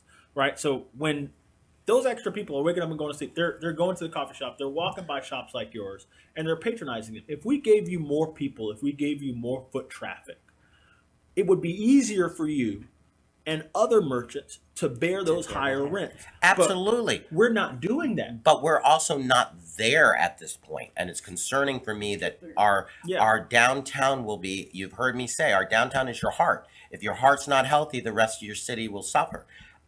My 1,200 square feet is old stock. Right. It's not new stock. Right. And It's historic. no, it's not historic. So it can be torn down. Fighting words. However, it's not. I'm afraid to take the slat wall off the wall because it's going to take the wall with it after 24 years. That's how old and again, it's one thing to restore a building and get $36 a square foot, Right. or slap some tile on it and a coat of paint and try to get $36 a square foot. It's not conducive to what we as a city and as our residents deserve. But again, So you're why kind of biting around your vision for the city. So what is it? What does that downtown look like? For merchants to afford $36 a square foot. But again, I agree with Commissioner Hardy. You have to bring, but I don't know, again, you could pay $36 a square foot if you had the business or if you had a brand new location that complemented, like William said, the structure and the outlook but when you're struggling. But what's our position in this whole discussion? Well, we're city government. We're not private industry. But that's the crux of the argument you hear in the community. Yes. Is I miss the old days when I could go downtown and park my car up front and drink 50-cent It ain't beer all coming night back. until my eyes bleed. It is ain't never coming coming back. back. It's like being Rick Pitino, who's coaching the Celtics, Yeah. right? Larry Bird, McHale, all those guys, they ain't walking through the door. You're right? walking through the door. Yeah. But look, Andy, we're not going to get to the point to LeBron where did. merchants can afford the rents that are now being charged there when our density is at 5.5 units an acre. No, agreed. But the mayor can't find a new location either. I mean, Right. we're struggle. But that's not my It's- job as a mayor. It's yeah. not my job to do that unless you want to create some sort of a law that forces whatever. I mean, No, the city of but New York did it. We can It's not set up the my alley. table to bring in more residents, in particular more That's residents of affluence. And if it seems pretty clear, and I think we've pretty much conceded that basically everything on the east side of the city, when we talk about density there, it becomes a hot button issue and you can't touch it. Okay. But this part of the city where we're sitting in right now, okay, Dixie to the tracks, 6 to 10th, 2nd Avenue to 2nd Avenue or 1st Avenue, this area, it should be uncontroversial for us. Well, I'm sure to if you had allow Swiss Spring Palms and more by Poinciana right. here, they would have something to say about Well, it. the areas that we're talking about are largely industrial areas, and areas where I between Dixie and the tracks, Yeah. north of here, there's very, very few single-family homes, lots of multifamily, lots of commercial, lots of industrial. G Street, both ends, right? Wait. That's not, if we want to give our downtown merchants the customers that they need, but we cannot densify the downtown because of the way that people feel about it, by process of elimination, right across Dixie Highway is the place to do it. What's the density you see there? At least, God, again, we're at 5.5 units an acre. If you take away all the parkland, all the industrial land, you still only get to 7.5. We should aim to get somewhere around double digits, 10. Okay, well, the TOD downtown as a baseline allows 40. Under our comp plan changes, you can get to 50 and even 80 units per acre. After exchanging things. Well, we should be, and our philosophy, and it was adopted and has been consistent all along, is if you want to have a higher impact on the community through greater density, height, and density, the community deserves something back. And that has been a consistent message from the planning board, the preservation board, the neighborhoods, and the electeds since I've been here. Look, I recognize that there needs to be a process for the public to provide, their feedback and to be involved. I've said it before, and I've said it. I'll say it now. I think that we should politicize the creation of law and not politicize individual projects. I would rather have a robust conversation with lots of public engagement about how we're going to set the table for development in the future, and then be done with it. At least in a certain part of the city. I'm not saying that that's appropriate for our single-family neighborhoods, but in an area where we are apparently desperate for development, why aren't we trying to make development much easier than it is right now? We haven't been desperate for development. How can we not We've be been desperate for development? I'm saying you're desperate for development there, but we're not. I mean, we've been encouraging development in any area that will take it, because we'll take all development as long as it's smart development. How can we Desperate for not? South Federal Highway. Sure. How Yeah, can me we? too. How can we not be desperate for for development when 40% of our workers again are grossly underpaid? When we can't afford basic things like a literacy coordinator, when just there are so many when we are dealing with technology, our staff members are have technology that is obsolete. When our map of poverty looks like this, right? When our median earnings looks like that, we're behind other poor. Belle Glade. We can't. You're not comparing. You're not comparing apples to apples. How can you compare us to Boynton Beach? How can you compare us to this? I'm If you comparing look at us our to Belle Glade, and our residents have median individual earnings How that are big is less Belle than Glade? Belle Glade. How big is Belle Glade? I'm sorry, I don't know. It's a ghost town. The actual land It's a- mass that they and- collect and- taxes and How big grow is sugar on. Belglade? What's the land mass of Belglade? Siri. It's huge. No, what I'm saying though is to compare us to some place that has a bigger ability, to collect taxes and generate taxes on the land itself or the usage of the land, whether it's Boynton Beach or whether it's Belle Glade, is never going to compare to us, the size of us. We're always going to have that challenge of what can happen within the small square footage of what we have. Well, then we should just concede that the expectations that have been heaped upon us for level of service we can't do. Correct. Well, that's where the But we shouldn't make that. We should try. That's where the argument starts, is not that what we people should be move doing. here from other communities expecting the level of service that they got in West Palm Beach and Boca Raton and Delray Beach and whatever, and expect that to happen when the tax base is based on 7 square miles, not on 35 square miles or 45 square miles. It's based on. Belle Glade is 7? Look, how many square miles is the town of Palm Beach? I think 4. Clewiston is 5.5. But that's an entirely different animal. No. Financially, it is. Waterfront. Madam Mayor. And the with all due numbers, respect, the money. If you're gonna talk about 7 square miles as being an Achilles heel for us, and because we can't expand or whatever, Palm Beach cannot expand either, okay? They've got a much higher value of property and income and everything else. But people did not move to Palm Beach when things got too expensive in West Palm and Delray. They didn't move to the island of Palm Beach. They moved to Lake Worth. That's Also, right. to That was me, then. So what are we gonna do now? When things To got me- expensive, people left Lake Worth.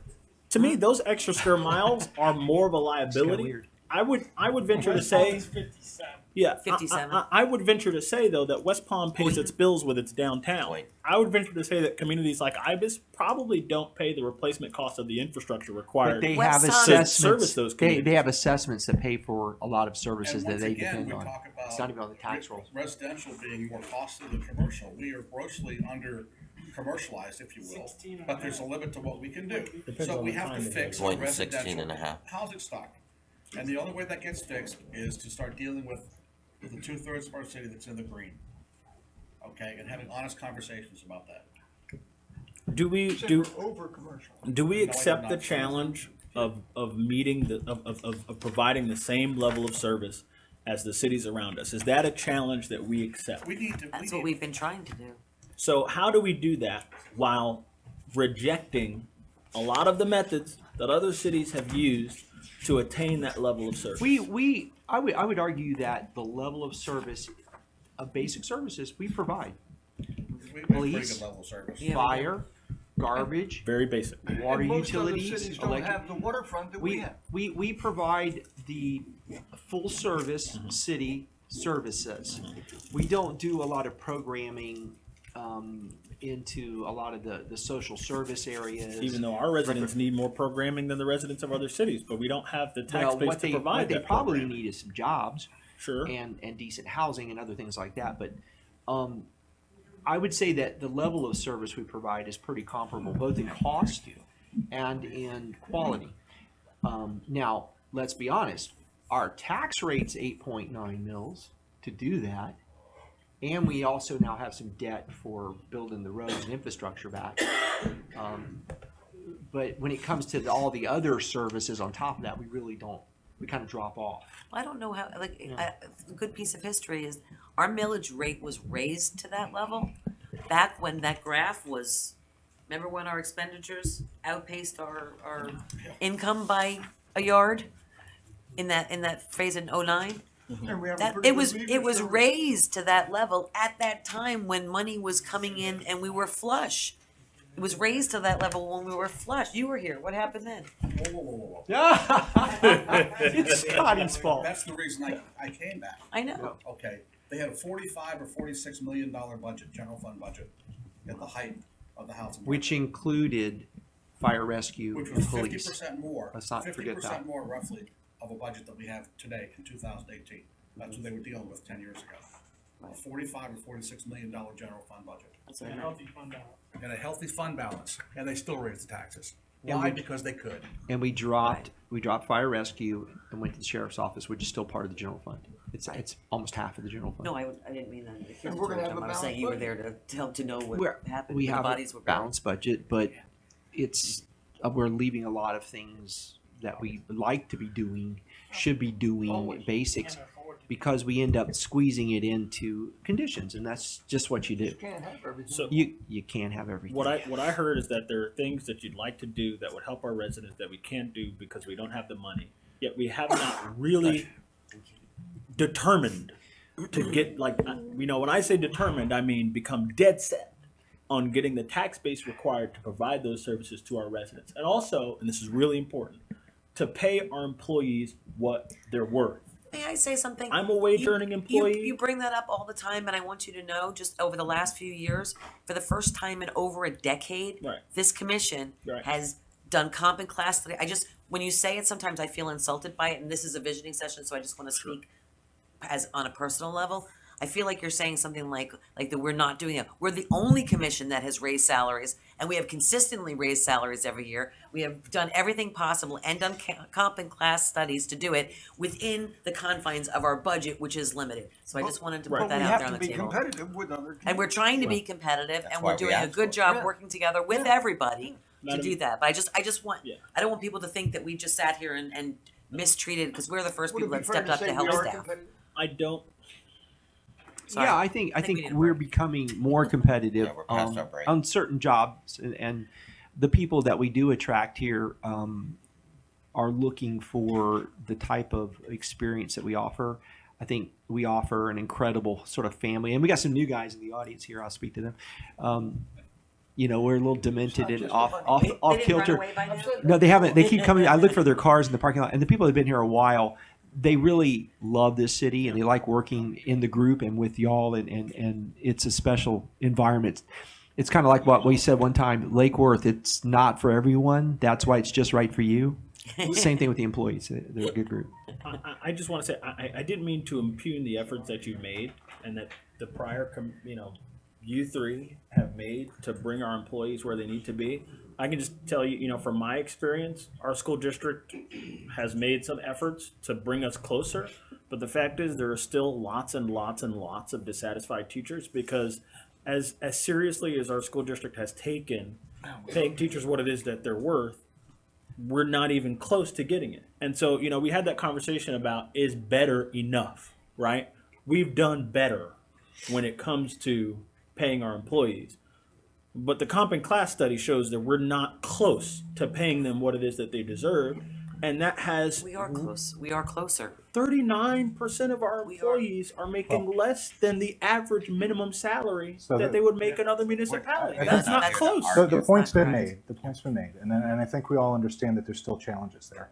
I want to take one more break before the end of the day. Okay. But I want to make a point real quick, and that is every time we talk about anything, we end up back in the redevelopment phase. It's that important.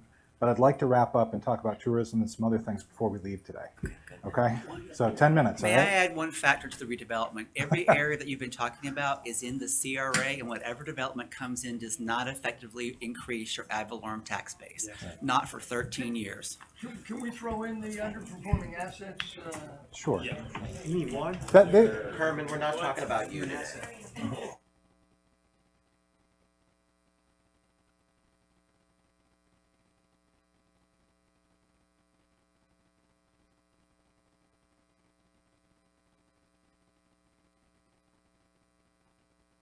size. Well,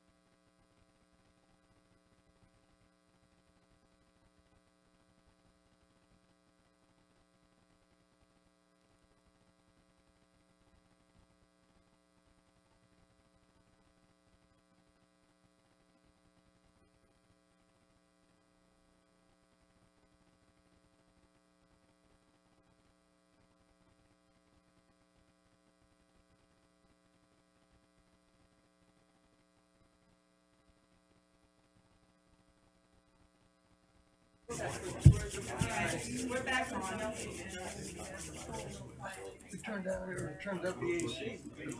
That's my nose keeps running. It gets warm and then it gets really, really cold, and then it gets warm and it gets really cold. I thought I was getting a cold. I'm sitting here. I think I'm right under a vent. You're probably where the drafts are.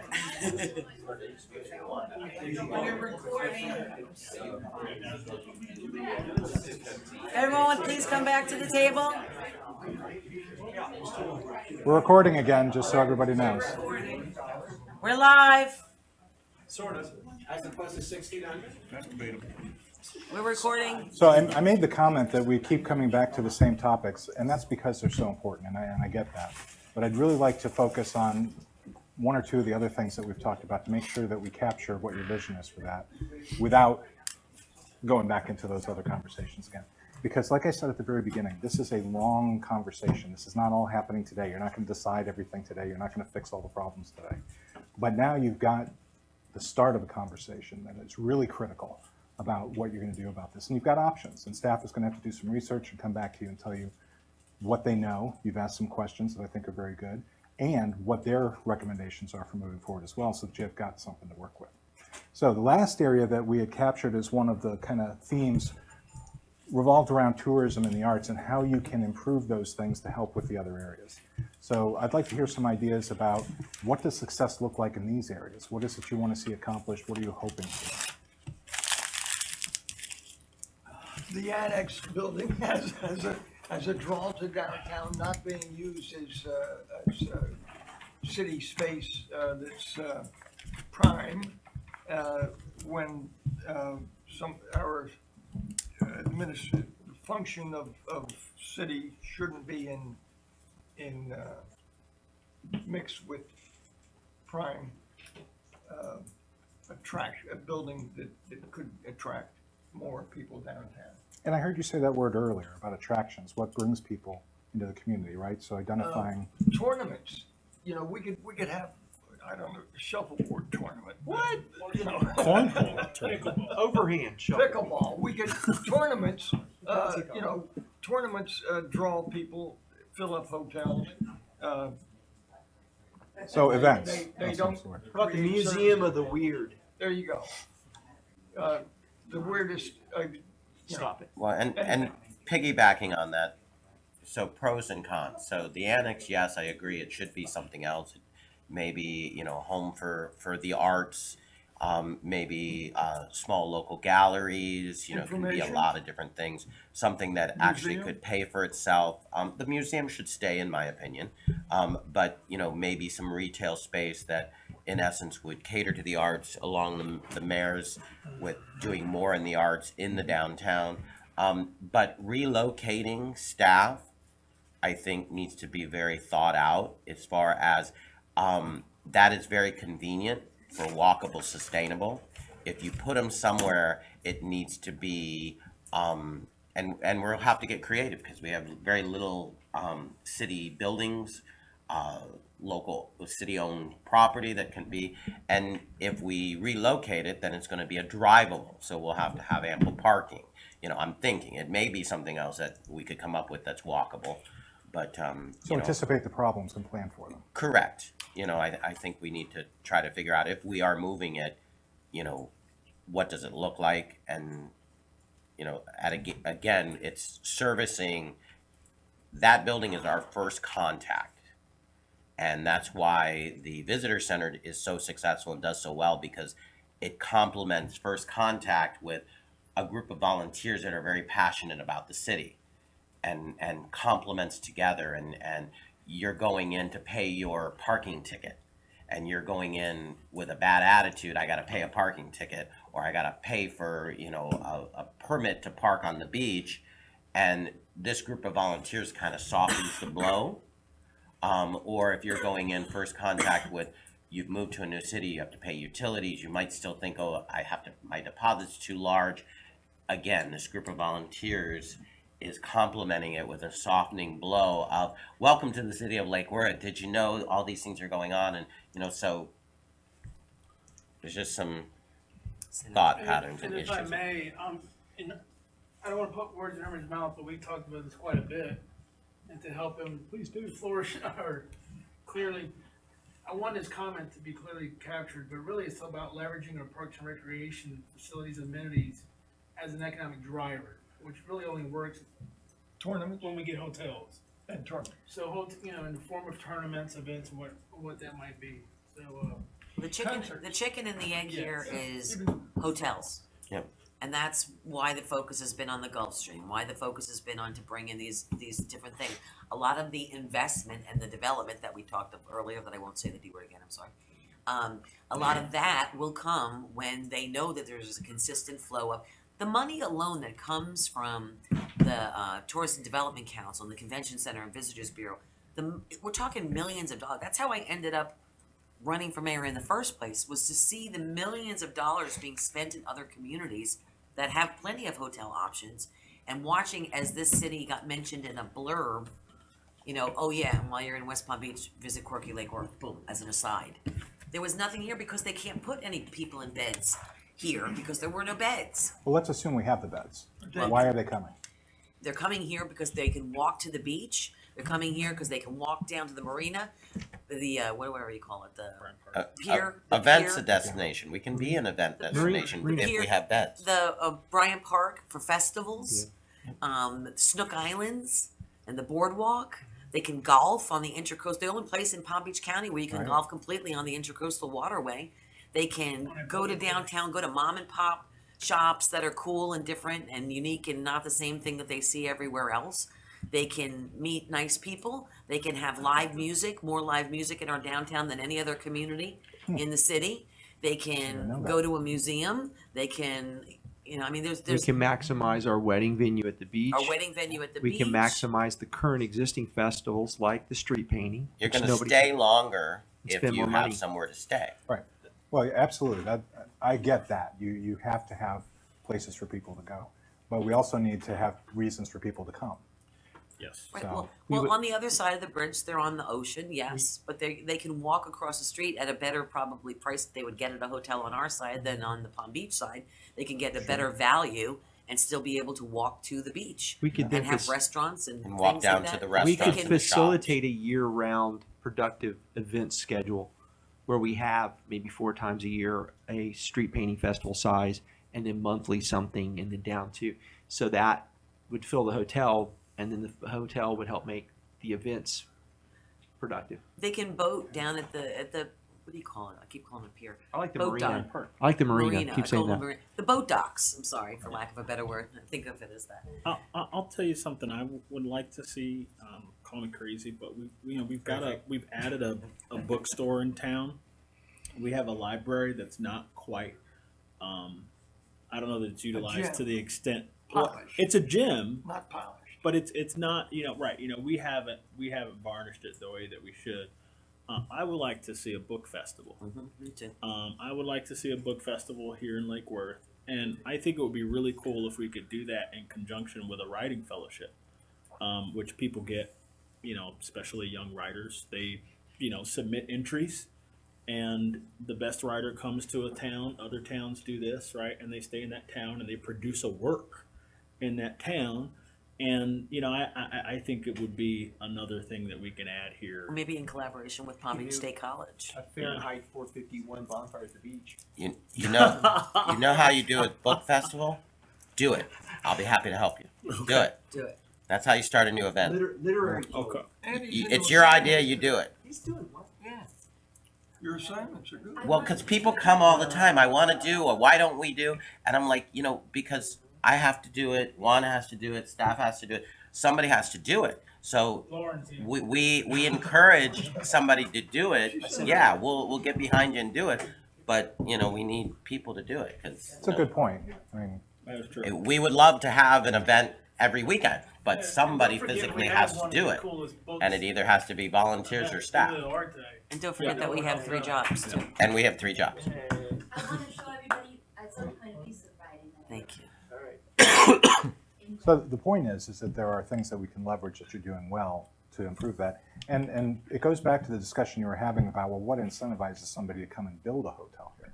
Well, if you've already got the people coming, you're going to want to put them up, right? So they're all chicken and egg problems, but if you push on both at the same time, one of them's going to click and drag the other along with it. But once the hotels are here, though, you'll get the tourism dollars because they'll work with That us will to help spend you. that to advertise it all over the country to Yep. bring people here for the events and festivals and things that we have here. You're actually contributing to the tourism pot Yeah, with I mean, the tourism heads and beds, that tax. I mean, we would have never known Right that now we were we going to don't. sit with the Gulf Stream quiet for this long, having made strides early in, thinking that that was going to happen. That was a goal, a priority of ours to get that thing open so that, you know, but again, that's private investment. We can't do anything other than when you talk about incentivize and this and that.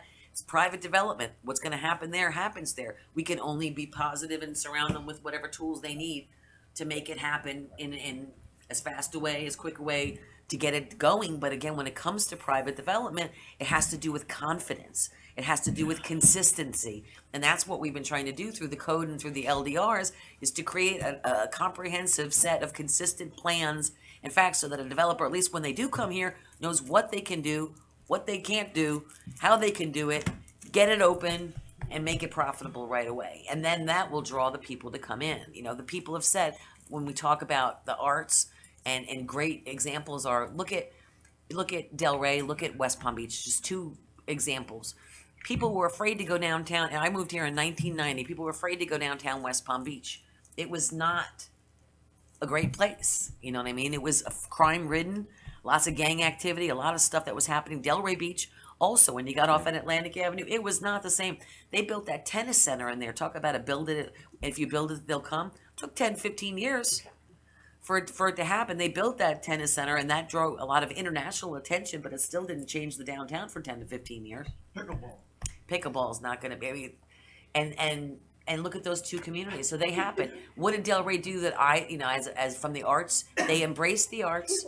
They nurtured the community to get out involved and create all those individual groups that we talked about. They inspired people in the different communities to form those volunteer groups and staff paid groups to actually get stuff done and promote different individual asks without stepping on each other's toes or ticking each other's businesses off. They did it by saying the greater good of this community relies upon the involvement of us to come together and promote this city in the ways that we can for the needs that we have as a business owner, as an arts community, as a co-op, as a whatever. These different groups were created and they supported one another without stepping on each other's toes, and we don't have that leisure. We don't have that ability. We don't have that extra park. Every time we get one arts group together, then someone's other arts group is mad at that arts group, and this arts group is mad at that arts group. It's this thing that goes on in here, and it's not up to government to solve that problem. But we were willing to talk about the annex a little, not much. Can there be any conversation on the casino property? Well, I think the consultant had a few topics that he wanted to stick with. Well, is this related to tourism? Those are and the city arts? Yeah. Oh, yeah. underperforming assets, and I figured the casino is one of them. It's maximizing city assets to stimulate So tourism and economic activity. Jacqueline captured that under the business development thing, and that's something that now that staff will have to address and come back to you with. Yes. If that's the appropriate place for it, that's where I'd like to keep it. If it more belongs under this idea of tourism and the arts, I'm open to that, but that's the question. That's a separate, so you're saying leave that, is there a separate topic in itself? I think it's part of the business development thing. This is an instruction to staff to do some research and come back to you and have that conversation with you. Are we planning to have that conversation in a workshop soon? What is the date on that? 7th. August 7th? So right around the So corner. you're way ahead of the curve on that one, Okay. yeah. In terms of where we're at today. Commission meeting. Okay. Don't take that as a universal statement. I got some disapproving looks there. Well, this is an ongoing process, let's Yes. be honest about it. This is not an end all once and done. But what this does is create a framework and an agenda for the things that you're going to work on and helps you prioritize it a little bit. Well, the thing about the annex is that that's where our cultural plaza is, and that's where events have happened, and that's where we've done evenings on the avenue, and that's where we've done other things. And it'll be less expensive than the casino. And I think in the conversations we have had individually, and I'll focus back on this building, because this is a municipal auditorium, and the conversations we've had is, if you were to activate this space with programs happening here Where? upstairs in the auditorium rather than using it as governmental offices that close at 5, you would activate feet on the street west of Dixie, and these buildings around us would start to fill up potentially, starting with Matthews, you got Coco Pazzo, you got lots of cool opportunities. So you're creating, using a city asset to generate feet on the street and economic activity instead of a dead spot at night. And I think that's the general philosophy. Where would city functions go? That's part of the conversations we've been trying to figure out, is because we've looked to move all the city offices to one spot. Because if you sit here during the day and you're working, you've got people coming here. Where do I pay my bill? It's down at the other building. They come here. I want to, go to code enforcement or talk to planning and do a building permit. Well, you got to go that way. And it's very confusing, not customer friendly, and very inefficient not to have everybody in the same centralized offices. And that was another conversation which we can add to the list of expenses that he was talking about. But And to the your vision point, of continuing to improve the function of the administration. it's an interesting time, Herman. It's absolutely. Exciting time. That's what you say. Exciting. It's an exciting time to be in Lake Worth. So there's 2 other topics that we haven't really covered well today. And I have some suggestions or ideas, but I want to run them by you. The first one is education came out, and everybody seemed to nod along with that when we first talked about it. I think you actually brought it up. Just have the goal, the vision is to have all our schools A-rated. Right, so to improve that. My feeling on that is that this whole idea of shifting the demographics and making changes to the community, that belongs in that conversation, because educational attainment and the availability of education and how high of quality it is kind of belongs in that discussion. Does that resonate with all of you? It does, but because of our diversity, and our schools are challenged in our community because English is not the first language of many of the speakers and the children in this community. So It's a challenge. When did that happen? It's a challenge. It's a challenge. It's not a challenge.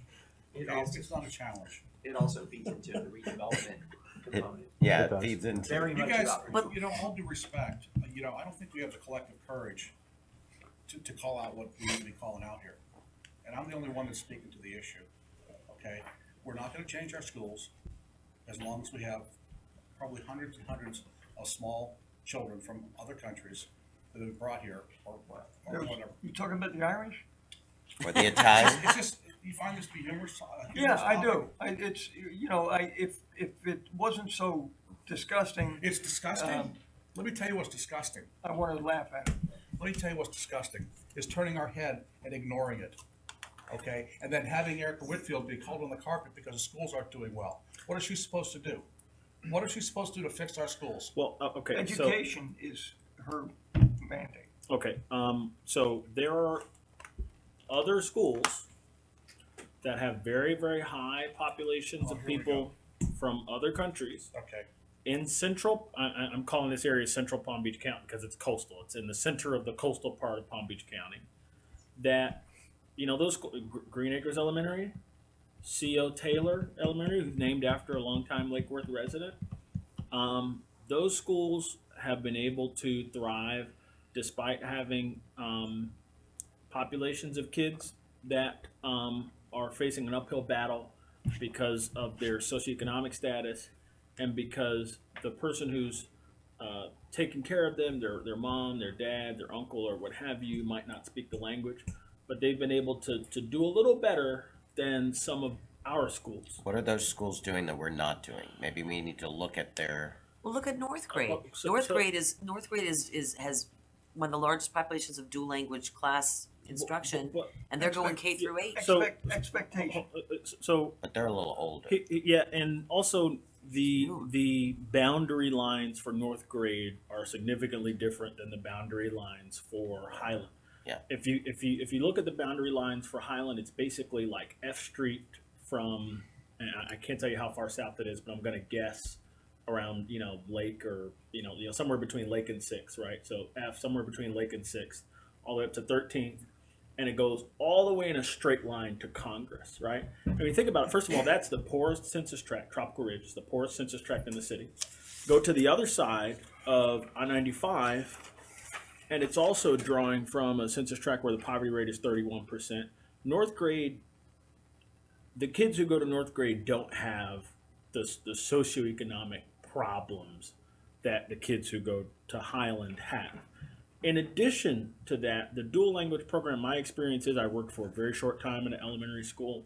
A lot of elementary schools use their dual language programs as a sort of de facto advanced program. So they're using it not necessarily because, oh, we have this dual language population, we're trying to advance education in both languages, but because they've identified kids who they think are special, but are not quite in that gifted level. And so they funnel them into these dual language programs. And so that, that's, it's. Well, I read in those classes on a Yeah. regular basis, and I will tell you that they're packed, Yeah. and the kids all speak other languages. Yeah, They're I'm not not saying all- that they don't, but right. if I were to just look at this map and overlay the boundary lines, I could see that kids who are going to Highland are having significantly probably more at-home challenges and a lack of resources than the kids who are going to North grade. Even though the kids who are going to It's North the same- grade aren't necessarily South grade from Palm and Beach Island Barton or are the same anything. thing, and they're Right. all D's. right. They And were Highland, some of the schools. Highland is a C. Some Highland's of a them C, were but- a B Highland's for a a C. while. right, but for fact, whatever Martin reasons, as Southgate you was an found A. out, the third grade reading test is where these kids get walloped or Right. caught and held back. Interestingly enough, at Highland, reading has improved tremendously. Yeah. Their issue is actually science. So if their proficiency in science is at 27%, if their science is where their reading is, Highland would be a B school. Really? If they could just get their science to catch up to where their reading is in third, fourth, and fifth grade, Highland would be a B school Look today. at how long were And that's where their principal is. Lake Worth focusing. High was an A school for a couple years in a row, an A and B school for 3-4 years. So I'm going to take this as a yes, it does belong in the demographics. Yes. Yeah. Demographics and redevelopment. And it does have implications for redevelopment as well. Yes, absolutely. So the last area that I wanted to ask you about was almost what we started with, and that was this idea that we need to provide better customer service. I have heard throughout the day a number of comments about looking at the way staff deliver services and how we respond to people and things like that, and I think the message was heard loud and clear by staff. My question for you is, does it need to be a priority, or is it something that you can just let staff know is important and let them work on it? Let them know that it is important. That's what I Both. said, yeah. Well, Both. let them know and, okay. Yes. And I think we've made comments before, you know, I love our staff. I think we've got a great staff, and, you know, the city manager's got to the point where he's got, one of the biggest things I have a problem with, and yesterday afternoon, I'm coming home and there were 2 pillows on Lucerne, one in a planter, one on a bench. Now, it was in the afternoon. How many staff members drove by those pillows, and even if it's not in your Wheelhouse. exactly, you couldn't call somebody to pick it up? Same thing, you know, I get calls all the time, dead animal in the road. I have bags and a shovel in my trunk in case I see one so I can pick it up, because it's just easier for me to pick it up and get rid of it than to listen to somebody complain or try to get the right person to do it. That's my biggest is and I don't know what to call it, but the pieces together to just say, I know Herman does that. Herman, I noticed this. You got a minute? Or just doing it yourself. You know, it takes 2 minutes to pull over, even though it's not in your repertoire of things. You know, Andy, the next time you get pulled over, make sure that you got something covering up that shovel and those and those bags. There's some interesting items to carry. exactly. You know, I've done it for years. I guess, you know, my question to you would be if you're an above average type of person, right? Like, you take things really seriously, you care, right? And do you think, I hate to take this back to pay, but can you blame someone who believes that they're underpaid for not going that extra mile? Absolutely not acceptable, because, again, I grew up in a different time. It's not something that we're willing to accept, but is it something that you can expect? No, based on what they're. Because, again, if you do better, you deserve more. And from day one, I've been saying we need the comp study, we need checks and balances, we need I always, when I actually worked for someone, which has been a long, long time, you know, this is what I get paid, and I can get here by doing this. But we don't have And- that in place. Well, but I've been asking for years, and we're getting closer to Yeah. that, and we actually now have a book, thank you, staff, she's not here at the moment, and everybody else that worked on it, but, you know, I go back to Larry. Larry dumps over 157 garbage cans a day, and he's one of our lowest paid employees, but he still stops the truck in the middle of the street to pick up palm fronds, and he goes above and beyond. With a smile. With a smile, with hurt feet, you know. How many people like that can you expect to attract? Can you reasonably expect to attract Well, a workforce filled with people like that? You know, It's I get the when argument, When but they're under, it's difficult in a union environment too. But Sure. let's look at this in the marketplace. If you go to other cities on a regular basis, and you go to West Palm, you go to, I see some stuff Sure.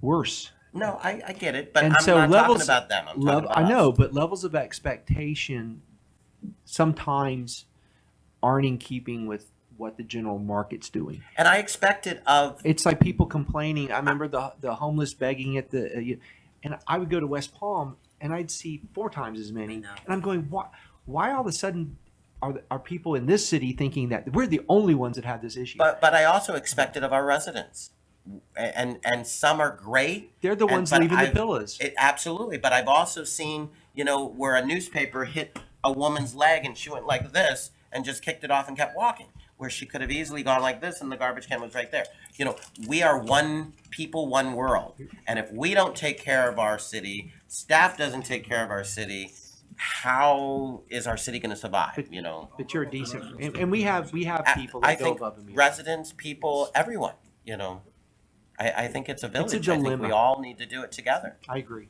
Agree. I think So, we all but, agree on so, that but one. to answer my question, what I've heard is that you're articulating what your concerns are, and staff knows that. These things are going to come back to you on a regular basis, and we're going to do workshops and have discussions and make rules, things like that. I don't hear you saying that this rises to that level where we need to have that kind of focus, but rather they need to do the plans that they need to put into place to affect those changes and get feedback from you on an ongoing basis. I that think all right? that it starts with the city manager in saying, you know, the way in which the both of you want, also assistant city manager, when you talk about things and we talk about, well, that's our small town charm, and we're able to do these things because we're a small town and this and that. Sure. That's, if you want to say what's going to spur investment or what's going to spur this, is the fact that we are different than anybody else. And Mike and I had a workshop they were talking about outsourcing customer service, and I called it the Disney approach. No matter how that poor man dressed as Pluto could stand all day in 110-degree weather, he probably had a cooler inside his costume too, but still, and be attacked by children all day that want to sit on his lap and kiss him and take pictures with him. The fact he's not allowed to talk back. He's not allowed to lash out at the customer. He's not allowed. That's not the Disney experience. When I think of our experience, if we want to differentiate ourselves as a hometown choice or those things, then that should be the policy from the top to say, this is how you do it. And if you don't do it that way, you know, you're going to be reprimanded once or twice or whatever it may be. But that's what sets us apart from being that cog in the wheel or that machine that other places have become. We're that human town, that piece of, and that is appealing to people. That's one thing that people love when they come here, is that they still feel a sense of community, and we haven't sold our soul, you know. And I use that in reference to, like when I use the references of Delray, and I started mentioning that before.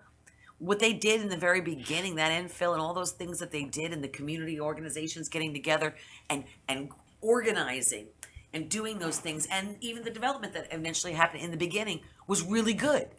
And then they allowed buildings to be built on top of buildings and other things to happen. And then it got so crazy that people are now coming to us because they don't like what happened there. They did it right in the beginning, and then they went off the deep end. They had that customer service. They were called, what's the classification? A hometown victim of their own success. All-American hometown twice. City, twice. All-American City, and we are that All-American City. We already are. We're probably a better representation of an All-American City than anywhere else. But that, I think, from a management standpoint, when you talk about customer service, that's got to trickle down from y'all. We can set policies what we'd like to see, but that's a management thing. And I think just for instance, If you feel that that's valuable. and years ago when I got elected, I got called all the time, broken garbage cans. I went to the city manager, he went to staff, and I said, to me, it makes sense that if the garbage guy's out there having to deal with a broken garbage can, it's a pain in the butt for him to empty it. How hard would it have just a list where I don't get calls on broken garbage cans anymore. The customer service is about a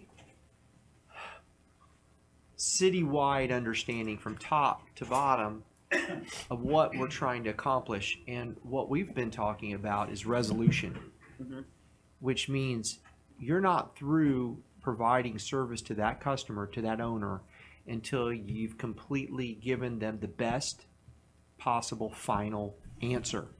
Doesn't always mean yes. And that's where we free up the sense that I do not expect my employees to be mistreated. Absolutely. Which happens a lot. Yeah, I know. Yes. There are a lot of you-know-whats out there, and we deal with them in private sector and in We will government. not tolerate that. We cannot tolerate that. So I don't want the employees to feel that they have to take it, but they are obligated to give that person and invest the time, effort, and energy to bring them to final resolution. It's maybe sending them where they need to go or getting them a no that's definitive and understood. And how you do that matters. And that's an ongoing training thing. And as we're seeing employees come in and we're doing training, they're getting better at it. We get a lot of emails. Honestly, I'm getting a lot more compliments. Yes. Remember Me 6 too. or 7 years, they were writing editorials about how bad customer service was. So it's come a long way. It needs to continually be burnished and worked on. It is a priority for us. We've always understood that as a priority for y'all. Top down. We want to continue to implement technology. And that's a frustration we have, is trying to figure out how to do that. We need to, when we created the sustainability department, right? I mean, we staffed that whole puppy, right, William? We created a brand new department, brought in all the GIS systems, all the technology we needed, all the staff we needed. We created that Well, I'm department. talking about using smartphone technology. When somebody sees a couple of pillows on the side of the road, they take a picture of it, and it goes to a central or the right people, and it interfaces. We don't have that set up. What's that cost? It's not just a thing. It's a bunch of system-wide changes to get to the point where it works. Everybody's doing that. We understand But that. what We're all I'm saying, professionals. But how do we do that when we still don't have during a storm, we still have a message that goes out that Totally says, separate. Totally we're separate sets of experiencing issues. trouble in this area. How long have I been saying that? 7 years. We're Well, experiencing outages. and something We're y'all need aware to of the appreciate, outages. saying something doesn't help facilitate the implementation of it any faster. No, but people believe, honestly, when there's a failure of any sort, that even though they see that their neighbors are all out and they're pretty sure that we know about it, they still feel the need to call because they want to make sure that you know that they know that the power is out, and they'll call. And no I get that. acknowledgement And if of you the remember, problem is we an actually issue. improved the system, and now we're going to another set of circumstances to try to make it even better, to outsource some of those functions. Because right now, truth be known, the guys in systems operations are answering the phone during an emergency. Hey, yeah, it's Mr. Jones. Yeah, he always calls when the lights flicker. What the hell? This guy's sitting there trying to energize a line with people in the field, looking at a screen running the system. Why the hell is he answering the phone? Correct. I agree. Because the system hasn't completely been changed. We, in the past, talked about having a customer service center. And I believe you threw out a cost of around $500,000 to get that set up. We were looking to create a one number in that people could call and talk to a human. We just weren't capable of funding. Well, and Mike, going back to So everybody's learned workarounds. They People- call this number, they call people that need to- person, they call Jamie, they call you. People need to hear that, Mhm. right? They don't know that we've identified solutions to some of these customer service issues. But that again, $500,000 is not something that we can afford right now. I just wish people could understand we're not ignorant. We have solutions. We know what to do. It's Correct. just we can only move at a certain pace Yeah, to there's only implement. so much. Thank And you you for saying guys, that. you Thank guys you for get saying that, you yes. guys get roasted on the front end We because do. either we're incompetent, we're corrupt, we're whatever, we need to all go.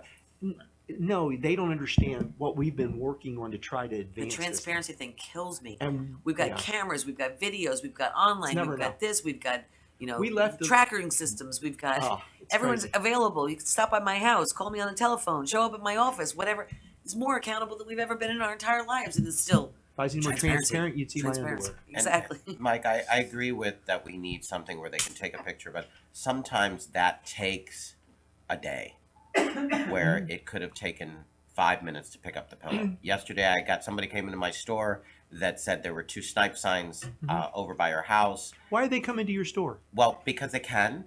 But instead of calling somebody, that person I knew had already gone home for the day. Right. So when I closed my shop, I just went over and picked up the snipe signs. It was just But at the end easier. of the day, and then is- she came back is the that next morning and person's said, "Thank life going to be But- degraded anymore because they didn't get those snipe signs? No, removed but within a it's certain period it's of the time? whole feel I good don't think so. thing, and it's what's important to someone isn't necessarily important to the rest of us. But that's true. I'll say this about the supposedly minor issue of the snipe sign. Okay, and there's a story that Duani tells a lot. He was riding around with the developer of a suburban gated community, and the developer showing him all this stuff, right? And then they're riding in this car, and they stop. The developer gets out. He goes to a sprinkler. He takes out a walkie-talkie. He says, "Sprinkler number 38 isn't working." Right? So some guy comes and fixes sprinkler number 38. Now look, nobody's quality of life is going to be severely degraded by that sprinkler working. But what the point that Duani was trying to make is that people who are actively trying to sell their community to people who are outside of it have processes set up to address the most minute issues, and we don't have those processes set up. And it's not necessarily because we're not capable or because we haven't thought through what we need to do to set up these processes. It's because in a lot of cases we're not ready financially to do that, or we don't have the bandwidth. You know what that's staff called? That's to do- champagne taste on beer money. Right. And I'm trying to make sure that we have a champagne budget. But this might be a cold duck community. Sure. But those things again, if we're going to look at our community from the outside in and try to figure out what people who aren't currently here, who aren't currently sold in Lake Worth, if we can sell them on it, those things we have to address. You're not going to find that stuff in Wellington. You're not going to find that stuff in certain communities where we would like to poach some people from. And so I want Boone's Farm strawberry wine. I'm with you. and I guess port wine do cheese. Spumante with little Port wine cheese on sugar Ritz cubes. crackers. I can't pronounce the champagne I would like us to have. Yeah. Vive Clicquot. Corbel. Too many vowels. Vive Was that helpful at all? Yes, it was.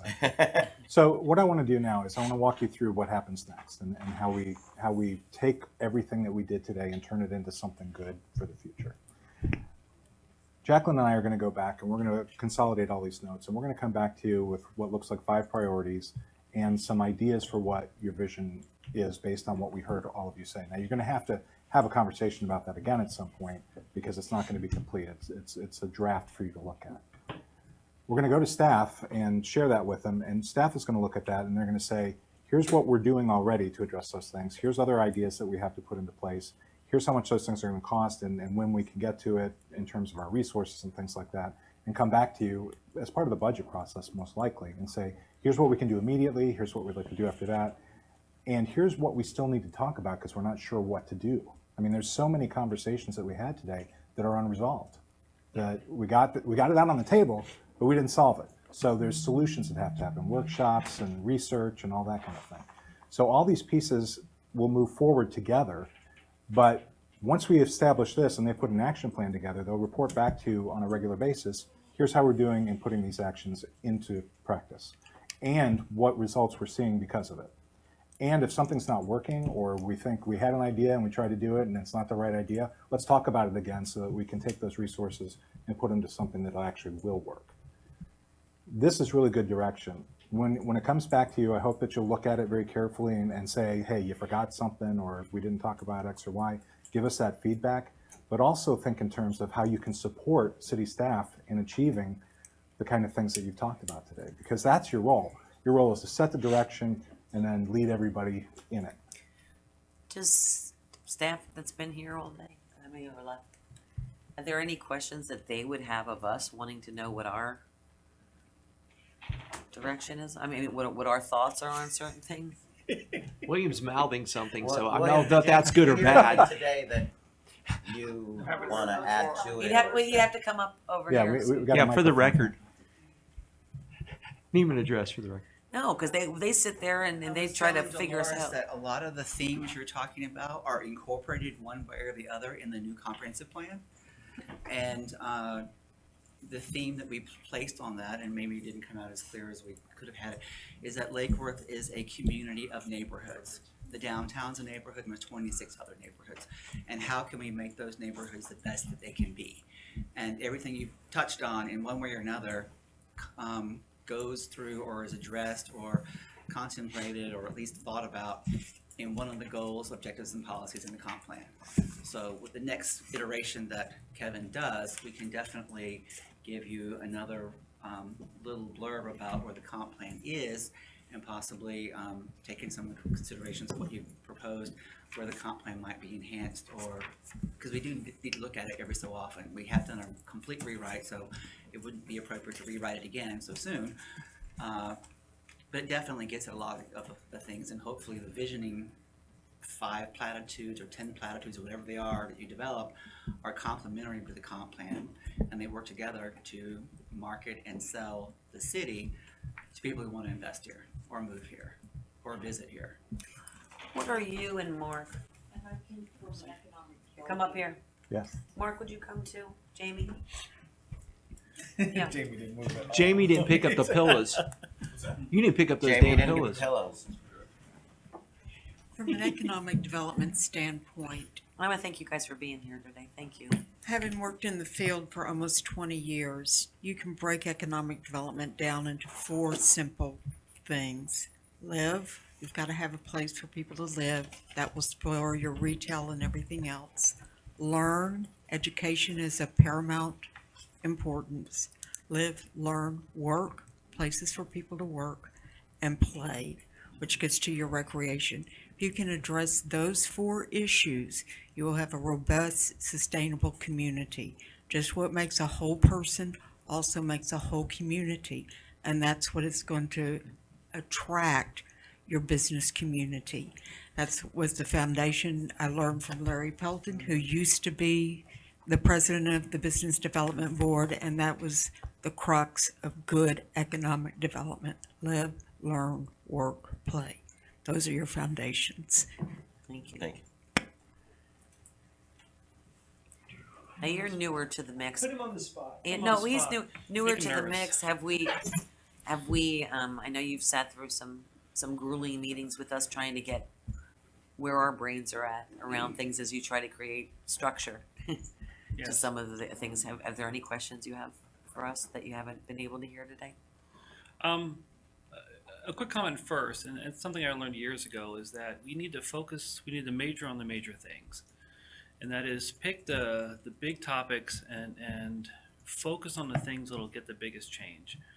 One of the things I heard today that I tend to agree with is sometimes it's picking up on some of the small little things that makes a big difference. One of the things I learned years ago in Boy Scouts is you always leave a place a little better than you found it. So it's those little changes along the way that do make a big difference. And the other thing that, and I said earlier, is focus on the public spaces. I can't emphasize how much of a difference that makes to cities when we, the city leadership, focus on the areas that we have the most control over, and that's the public spaces. We don't have as much control, nor do I think we want to control down to the minutia detail private development. That will choke it out. But we create an environment, and William has talked about this for years, about how we have a very quick system. Could it be a little faster? Probably. Could we improve on the process and the workflow internally? Yes, that's our job. That's our job to get business permits down to an efficient amount of time. It's our job to make sure that building permits are reviewed efficiently and out the door. That's on staff. But as community leaders, as the leaders of the city, your job really is to ensure that the message is clear, the branding of the city is out there, and the welcome mat is open for people to come in and say, hey, let's test out this system, let's try it out, let's put our money where our mouth is. And that we're starting to see that. And I always tell people that Lake Worth is not a city on the edge. We've crossed over, and we're actually improving. Some of the stuff that we see may not have hit the streets yet, but we're seeing the change, and it's coming. But changing a city and changing a culture of a city takes time.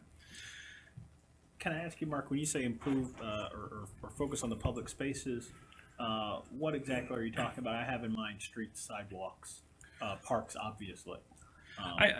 Yes, park streets are public buildings. Okay. Little things like when you walk into 1900, is it clean? Is it welcoming? I mean, even our, the bathroom's clean. That gives an image to the public of how seriously we take our work here. You walk into the lobby now, and I wasn't here years ago. You walk into the lobby now, it actually looks nice compared to it was. Oh, yeah. 3, 4, 5 years ago. That makes a big difference, and people see that, and people comment on that. You have a bank of 3 girls up front who, when you come in, they welcome them in, and they try the best they can to answer their questions and get information to them. We try to get staff out to the lobby as quick as we can to answer questions. All those things are being noticed. Unfortunately, the people who get good service don't come running to you guys saying, wow, we got the best service ever. You don't always hear those compliments. Well, unfortunately, we have to do that's where the communications comes back into it.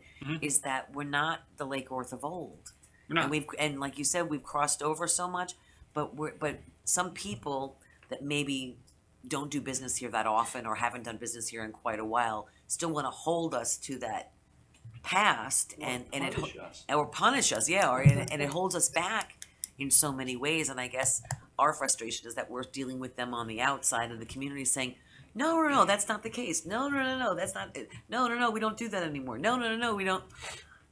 That's where it's frustrating for us because these people, could make or break us reputation wise. They can say something off the tip of their lips that turns, we've had our own residents at times that were, not sure of what was going on, completely stop projects from happening in the downtown simply by their comments from the old days, based on the old days, not what was true in today's future. So, I mean, we have to get her out of our own way, all of us. And a big part of that is education. And one of the things that we are trying to do more often is get out to the neighborhoods. And I'm glad William said we did, because we are a community of neighborhoods, and we are getting out more and more. And Yolanda Robinson was just out at one of the neighborhoods last week talking with them about code enforcement. A topic that can take hours. When she got there, she expected to be, yelled at and screamed at. And when she left, they were thanking her for coming, saying, thank you for taking time explaining stuff. I didn't understand what it took to do code enforcement. I thought you as a city had the authority to go in and make somebody clean up their property. Well, we really don't, and it's a long, arduous process, and we can cite them, we can do those other things, and they learned about code process that night, and Yolanda took the time to teach them. So I think getting the message out there, the education of what we're trying to do and what we're trying to compete with. Secondly, involving the neighborhoods. Through the years of doing this, I have found great success when you go to the neighborhoods and say, hey, listen, what are the top 3 or 4 things that you want to see different about your neighborhood? Then how can we partner with you to get there? Maybe it's street trees. Maybe it's improved or closing gap in sidewalk areas. Maybe it's our neighborhood street program. We're paving the streets in neighborhoods. What are the key issues that we can work with you and partner with you? And when you get the neighborhoods to buy in, and then the residents become part of the solution. Yes. My goodness, you can do so much more. Well, that's why I don't like, when we've said from the dais before, I know all of us at some point says you can't just slap something on a neighborhood. You have to engage them first in the process. So. Yeah, and get them on our side and working together, we can accomplish a lot. Jamie, you want to say anything? You're hiding. He's behind the parking lot. He just wants dual string. Dual string. No, actually, Mark kind of covered what I was going to say, which was public spaces. Whatever. Public spaces, and obviously the neighborhood engagement, and we've gotten a lot of that through the neighborhood road program that we're currently working on right now, but focusing on the little things we can do right now that aren't going to take a great deal of I guess it's going to take manpower and effort that we're having issues with. But the smaller things and maybe not the larger vision, at least for me in a public services standpoint and what we can do in our public spaces. Like what? What do you mean by that? What would be one or the other? Like our parks, just kind of upping upping quality of what we're able to do. And right now it seems like with the manpower and everything we have right now, we're kind of just keeping up to speed with everything, but not kind of getting out in front of it. We have a history of backing into maintenance programs instead of identifying the right way to do it. We hit a dollar number, and then that's what we roll with. Mm-hmm. And that's what they battle a lot. They call it the is casino. You want a higher level of service, but your budget stops you at this point. The beach is a perfect example. You know, so And we're getting back there. Because I mean, because there was no leisure services when I started 7 years ago. I mean, Juan was in public services back then, but we had lost. Yeah, but I mean, just out of grounds alone, out of those 57 employees, I think it was like 17. So I mean, there was a huge dip in service. So we're trying to get back to what we can do. And as Juan said, we kind of back into this is what we have. So we need to back into that number and do what we can do. But and the common message I think that you hear from the forward and today is at the end of the day, it's we need dollars. At the end of the day, we need dollars. We got to grow our tax base. What was that? Could you stop? Could you Are we say doing that final again, please? comments? Final comments? Just a couple of things that I tell you, I'm grateful that we've had the opportunity to finally sit down and start this process. I see this as a first effort. As staff comes back with the list of things as we go and talk about the various areas of focus, my commitment to you is to be as comprehensive as possible so that you can select from a lot of different options on things that we can do, and to be creative and comprehensive. A couple of things that I did pick up on, and Mayor, you hit on this several times. Most cities that really are significantly turning around have a leadership class. I think it's the best way we put it in the past. There's a bench of people in the community who have personal success, largesse, or active engagement in the community with their own entities that run parallel to the city. This city expects the 5 of you to do it all in a lot of ways. Now, that's not to be disrespectful, because there is a lot of things happening in this community, and whether it's the Cottages Book, the Arts League, different groups of people. But when you compare it to other efforts in other cities, there's not this group of folks that are actively engaged in a large way consistently. You don't have the chamber, the business community effort, and we're still hopeful that that will evolve as businesses move in. It'll eventually catch fire, we believe. You don't have leaderships coming up necessarily through the clubs and organizations, religious institutions, people that learn the ropes of leading and get lifted to positions of power or representation. And then they get put on boards and committees, and they start to learn that government's different. We've talked about doing a leadership Lake Worth. I think all of y'all have talked about that's a great idea to try to create the people who may want to come after you.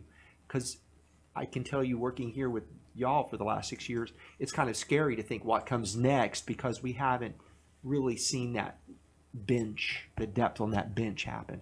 And a successful community has that, and we don't.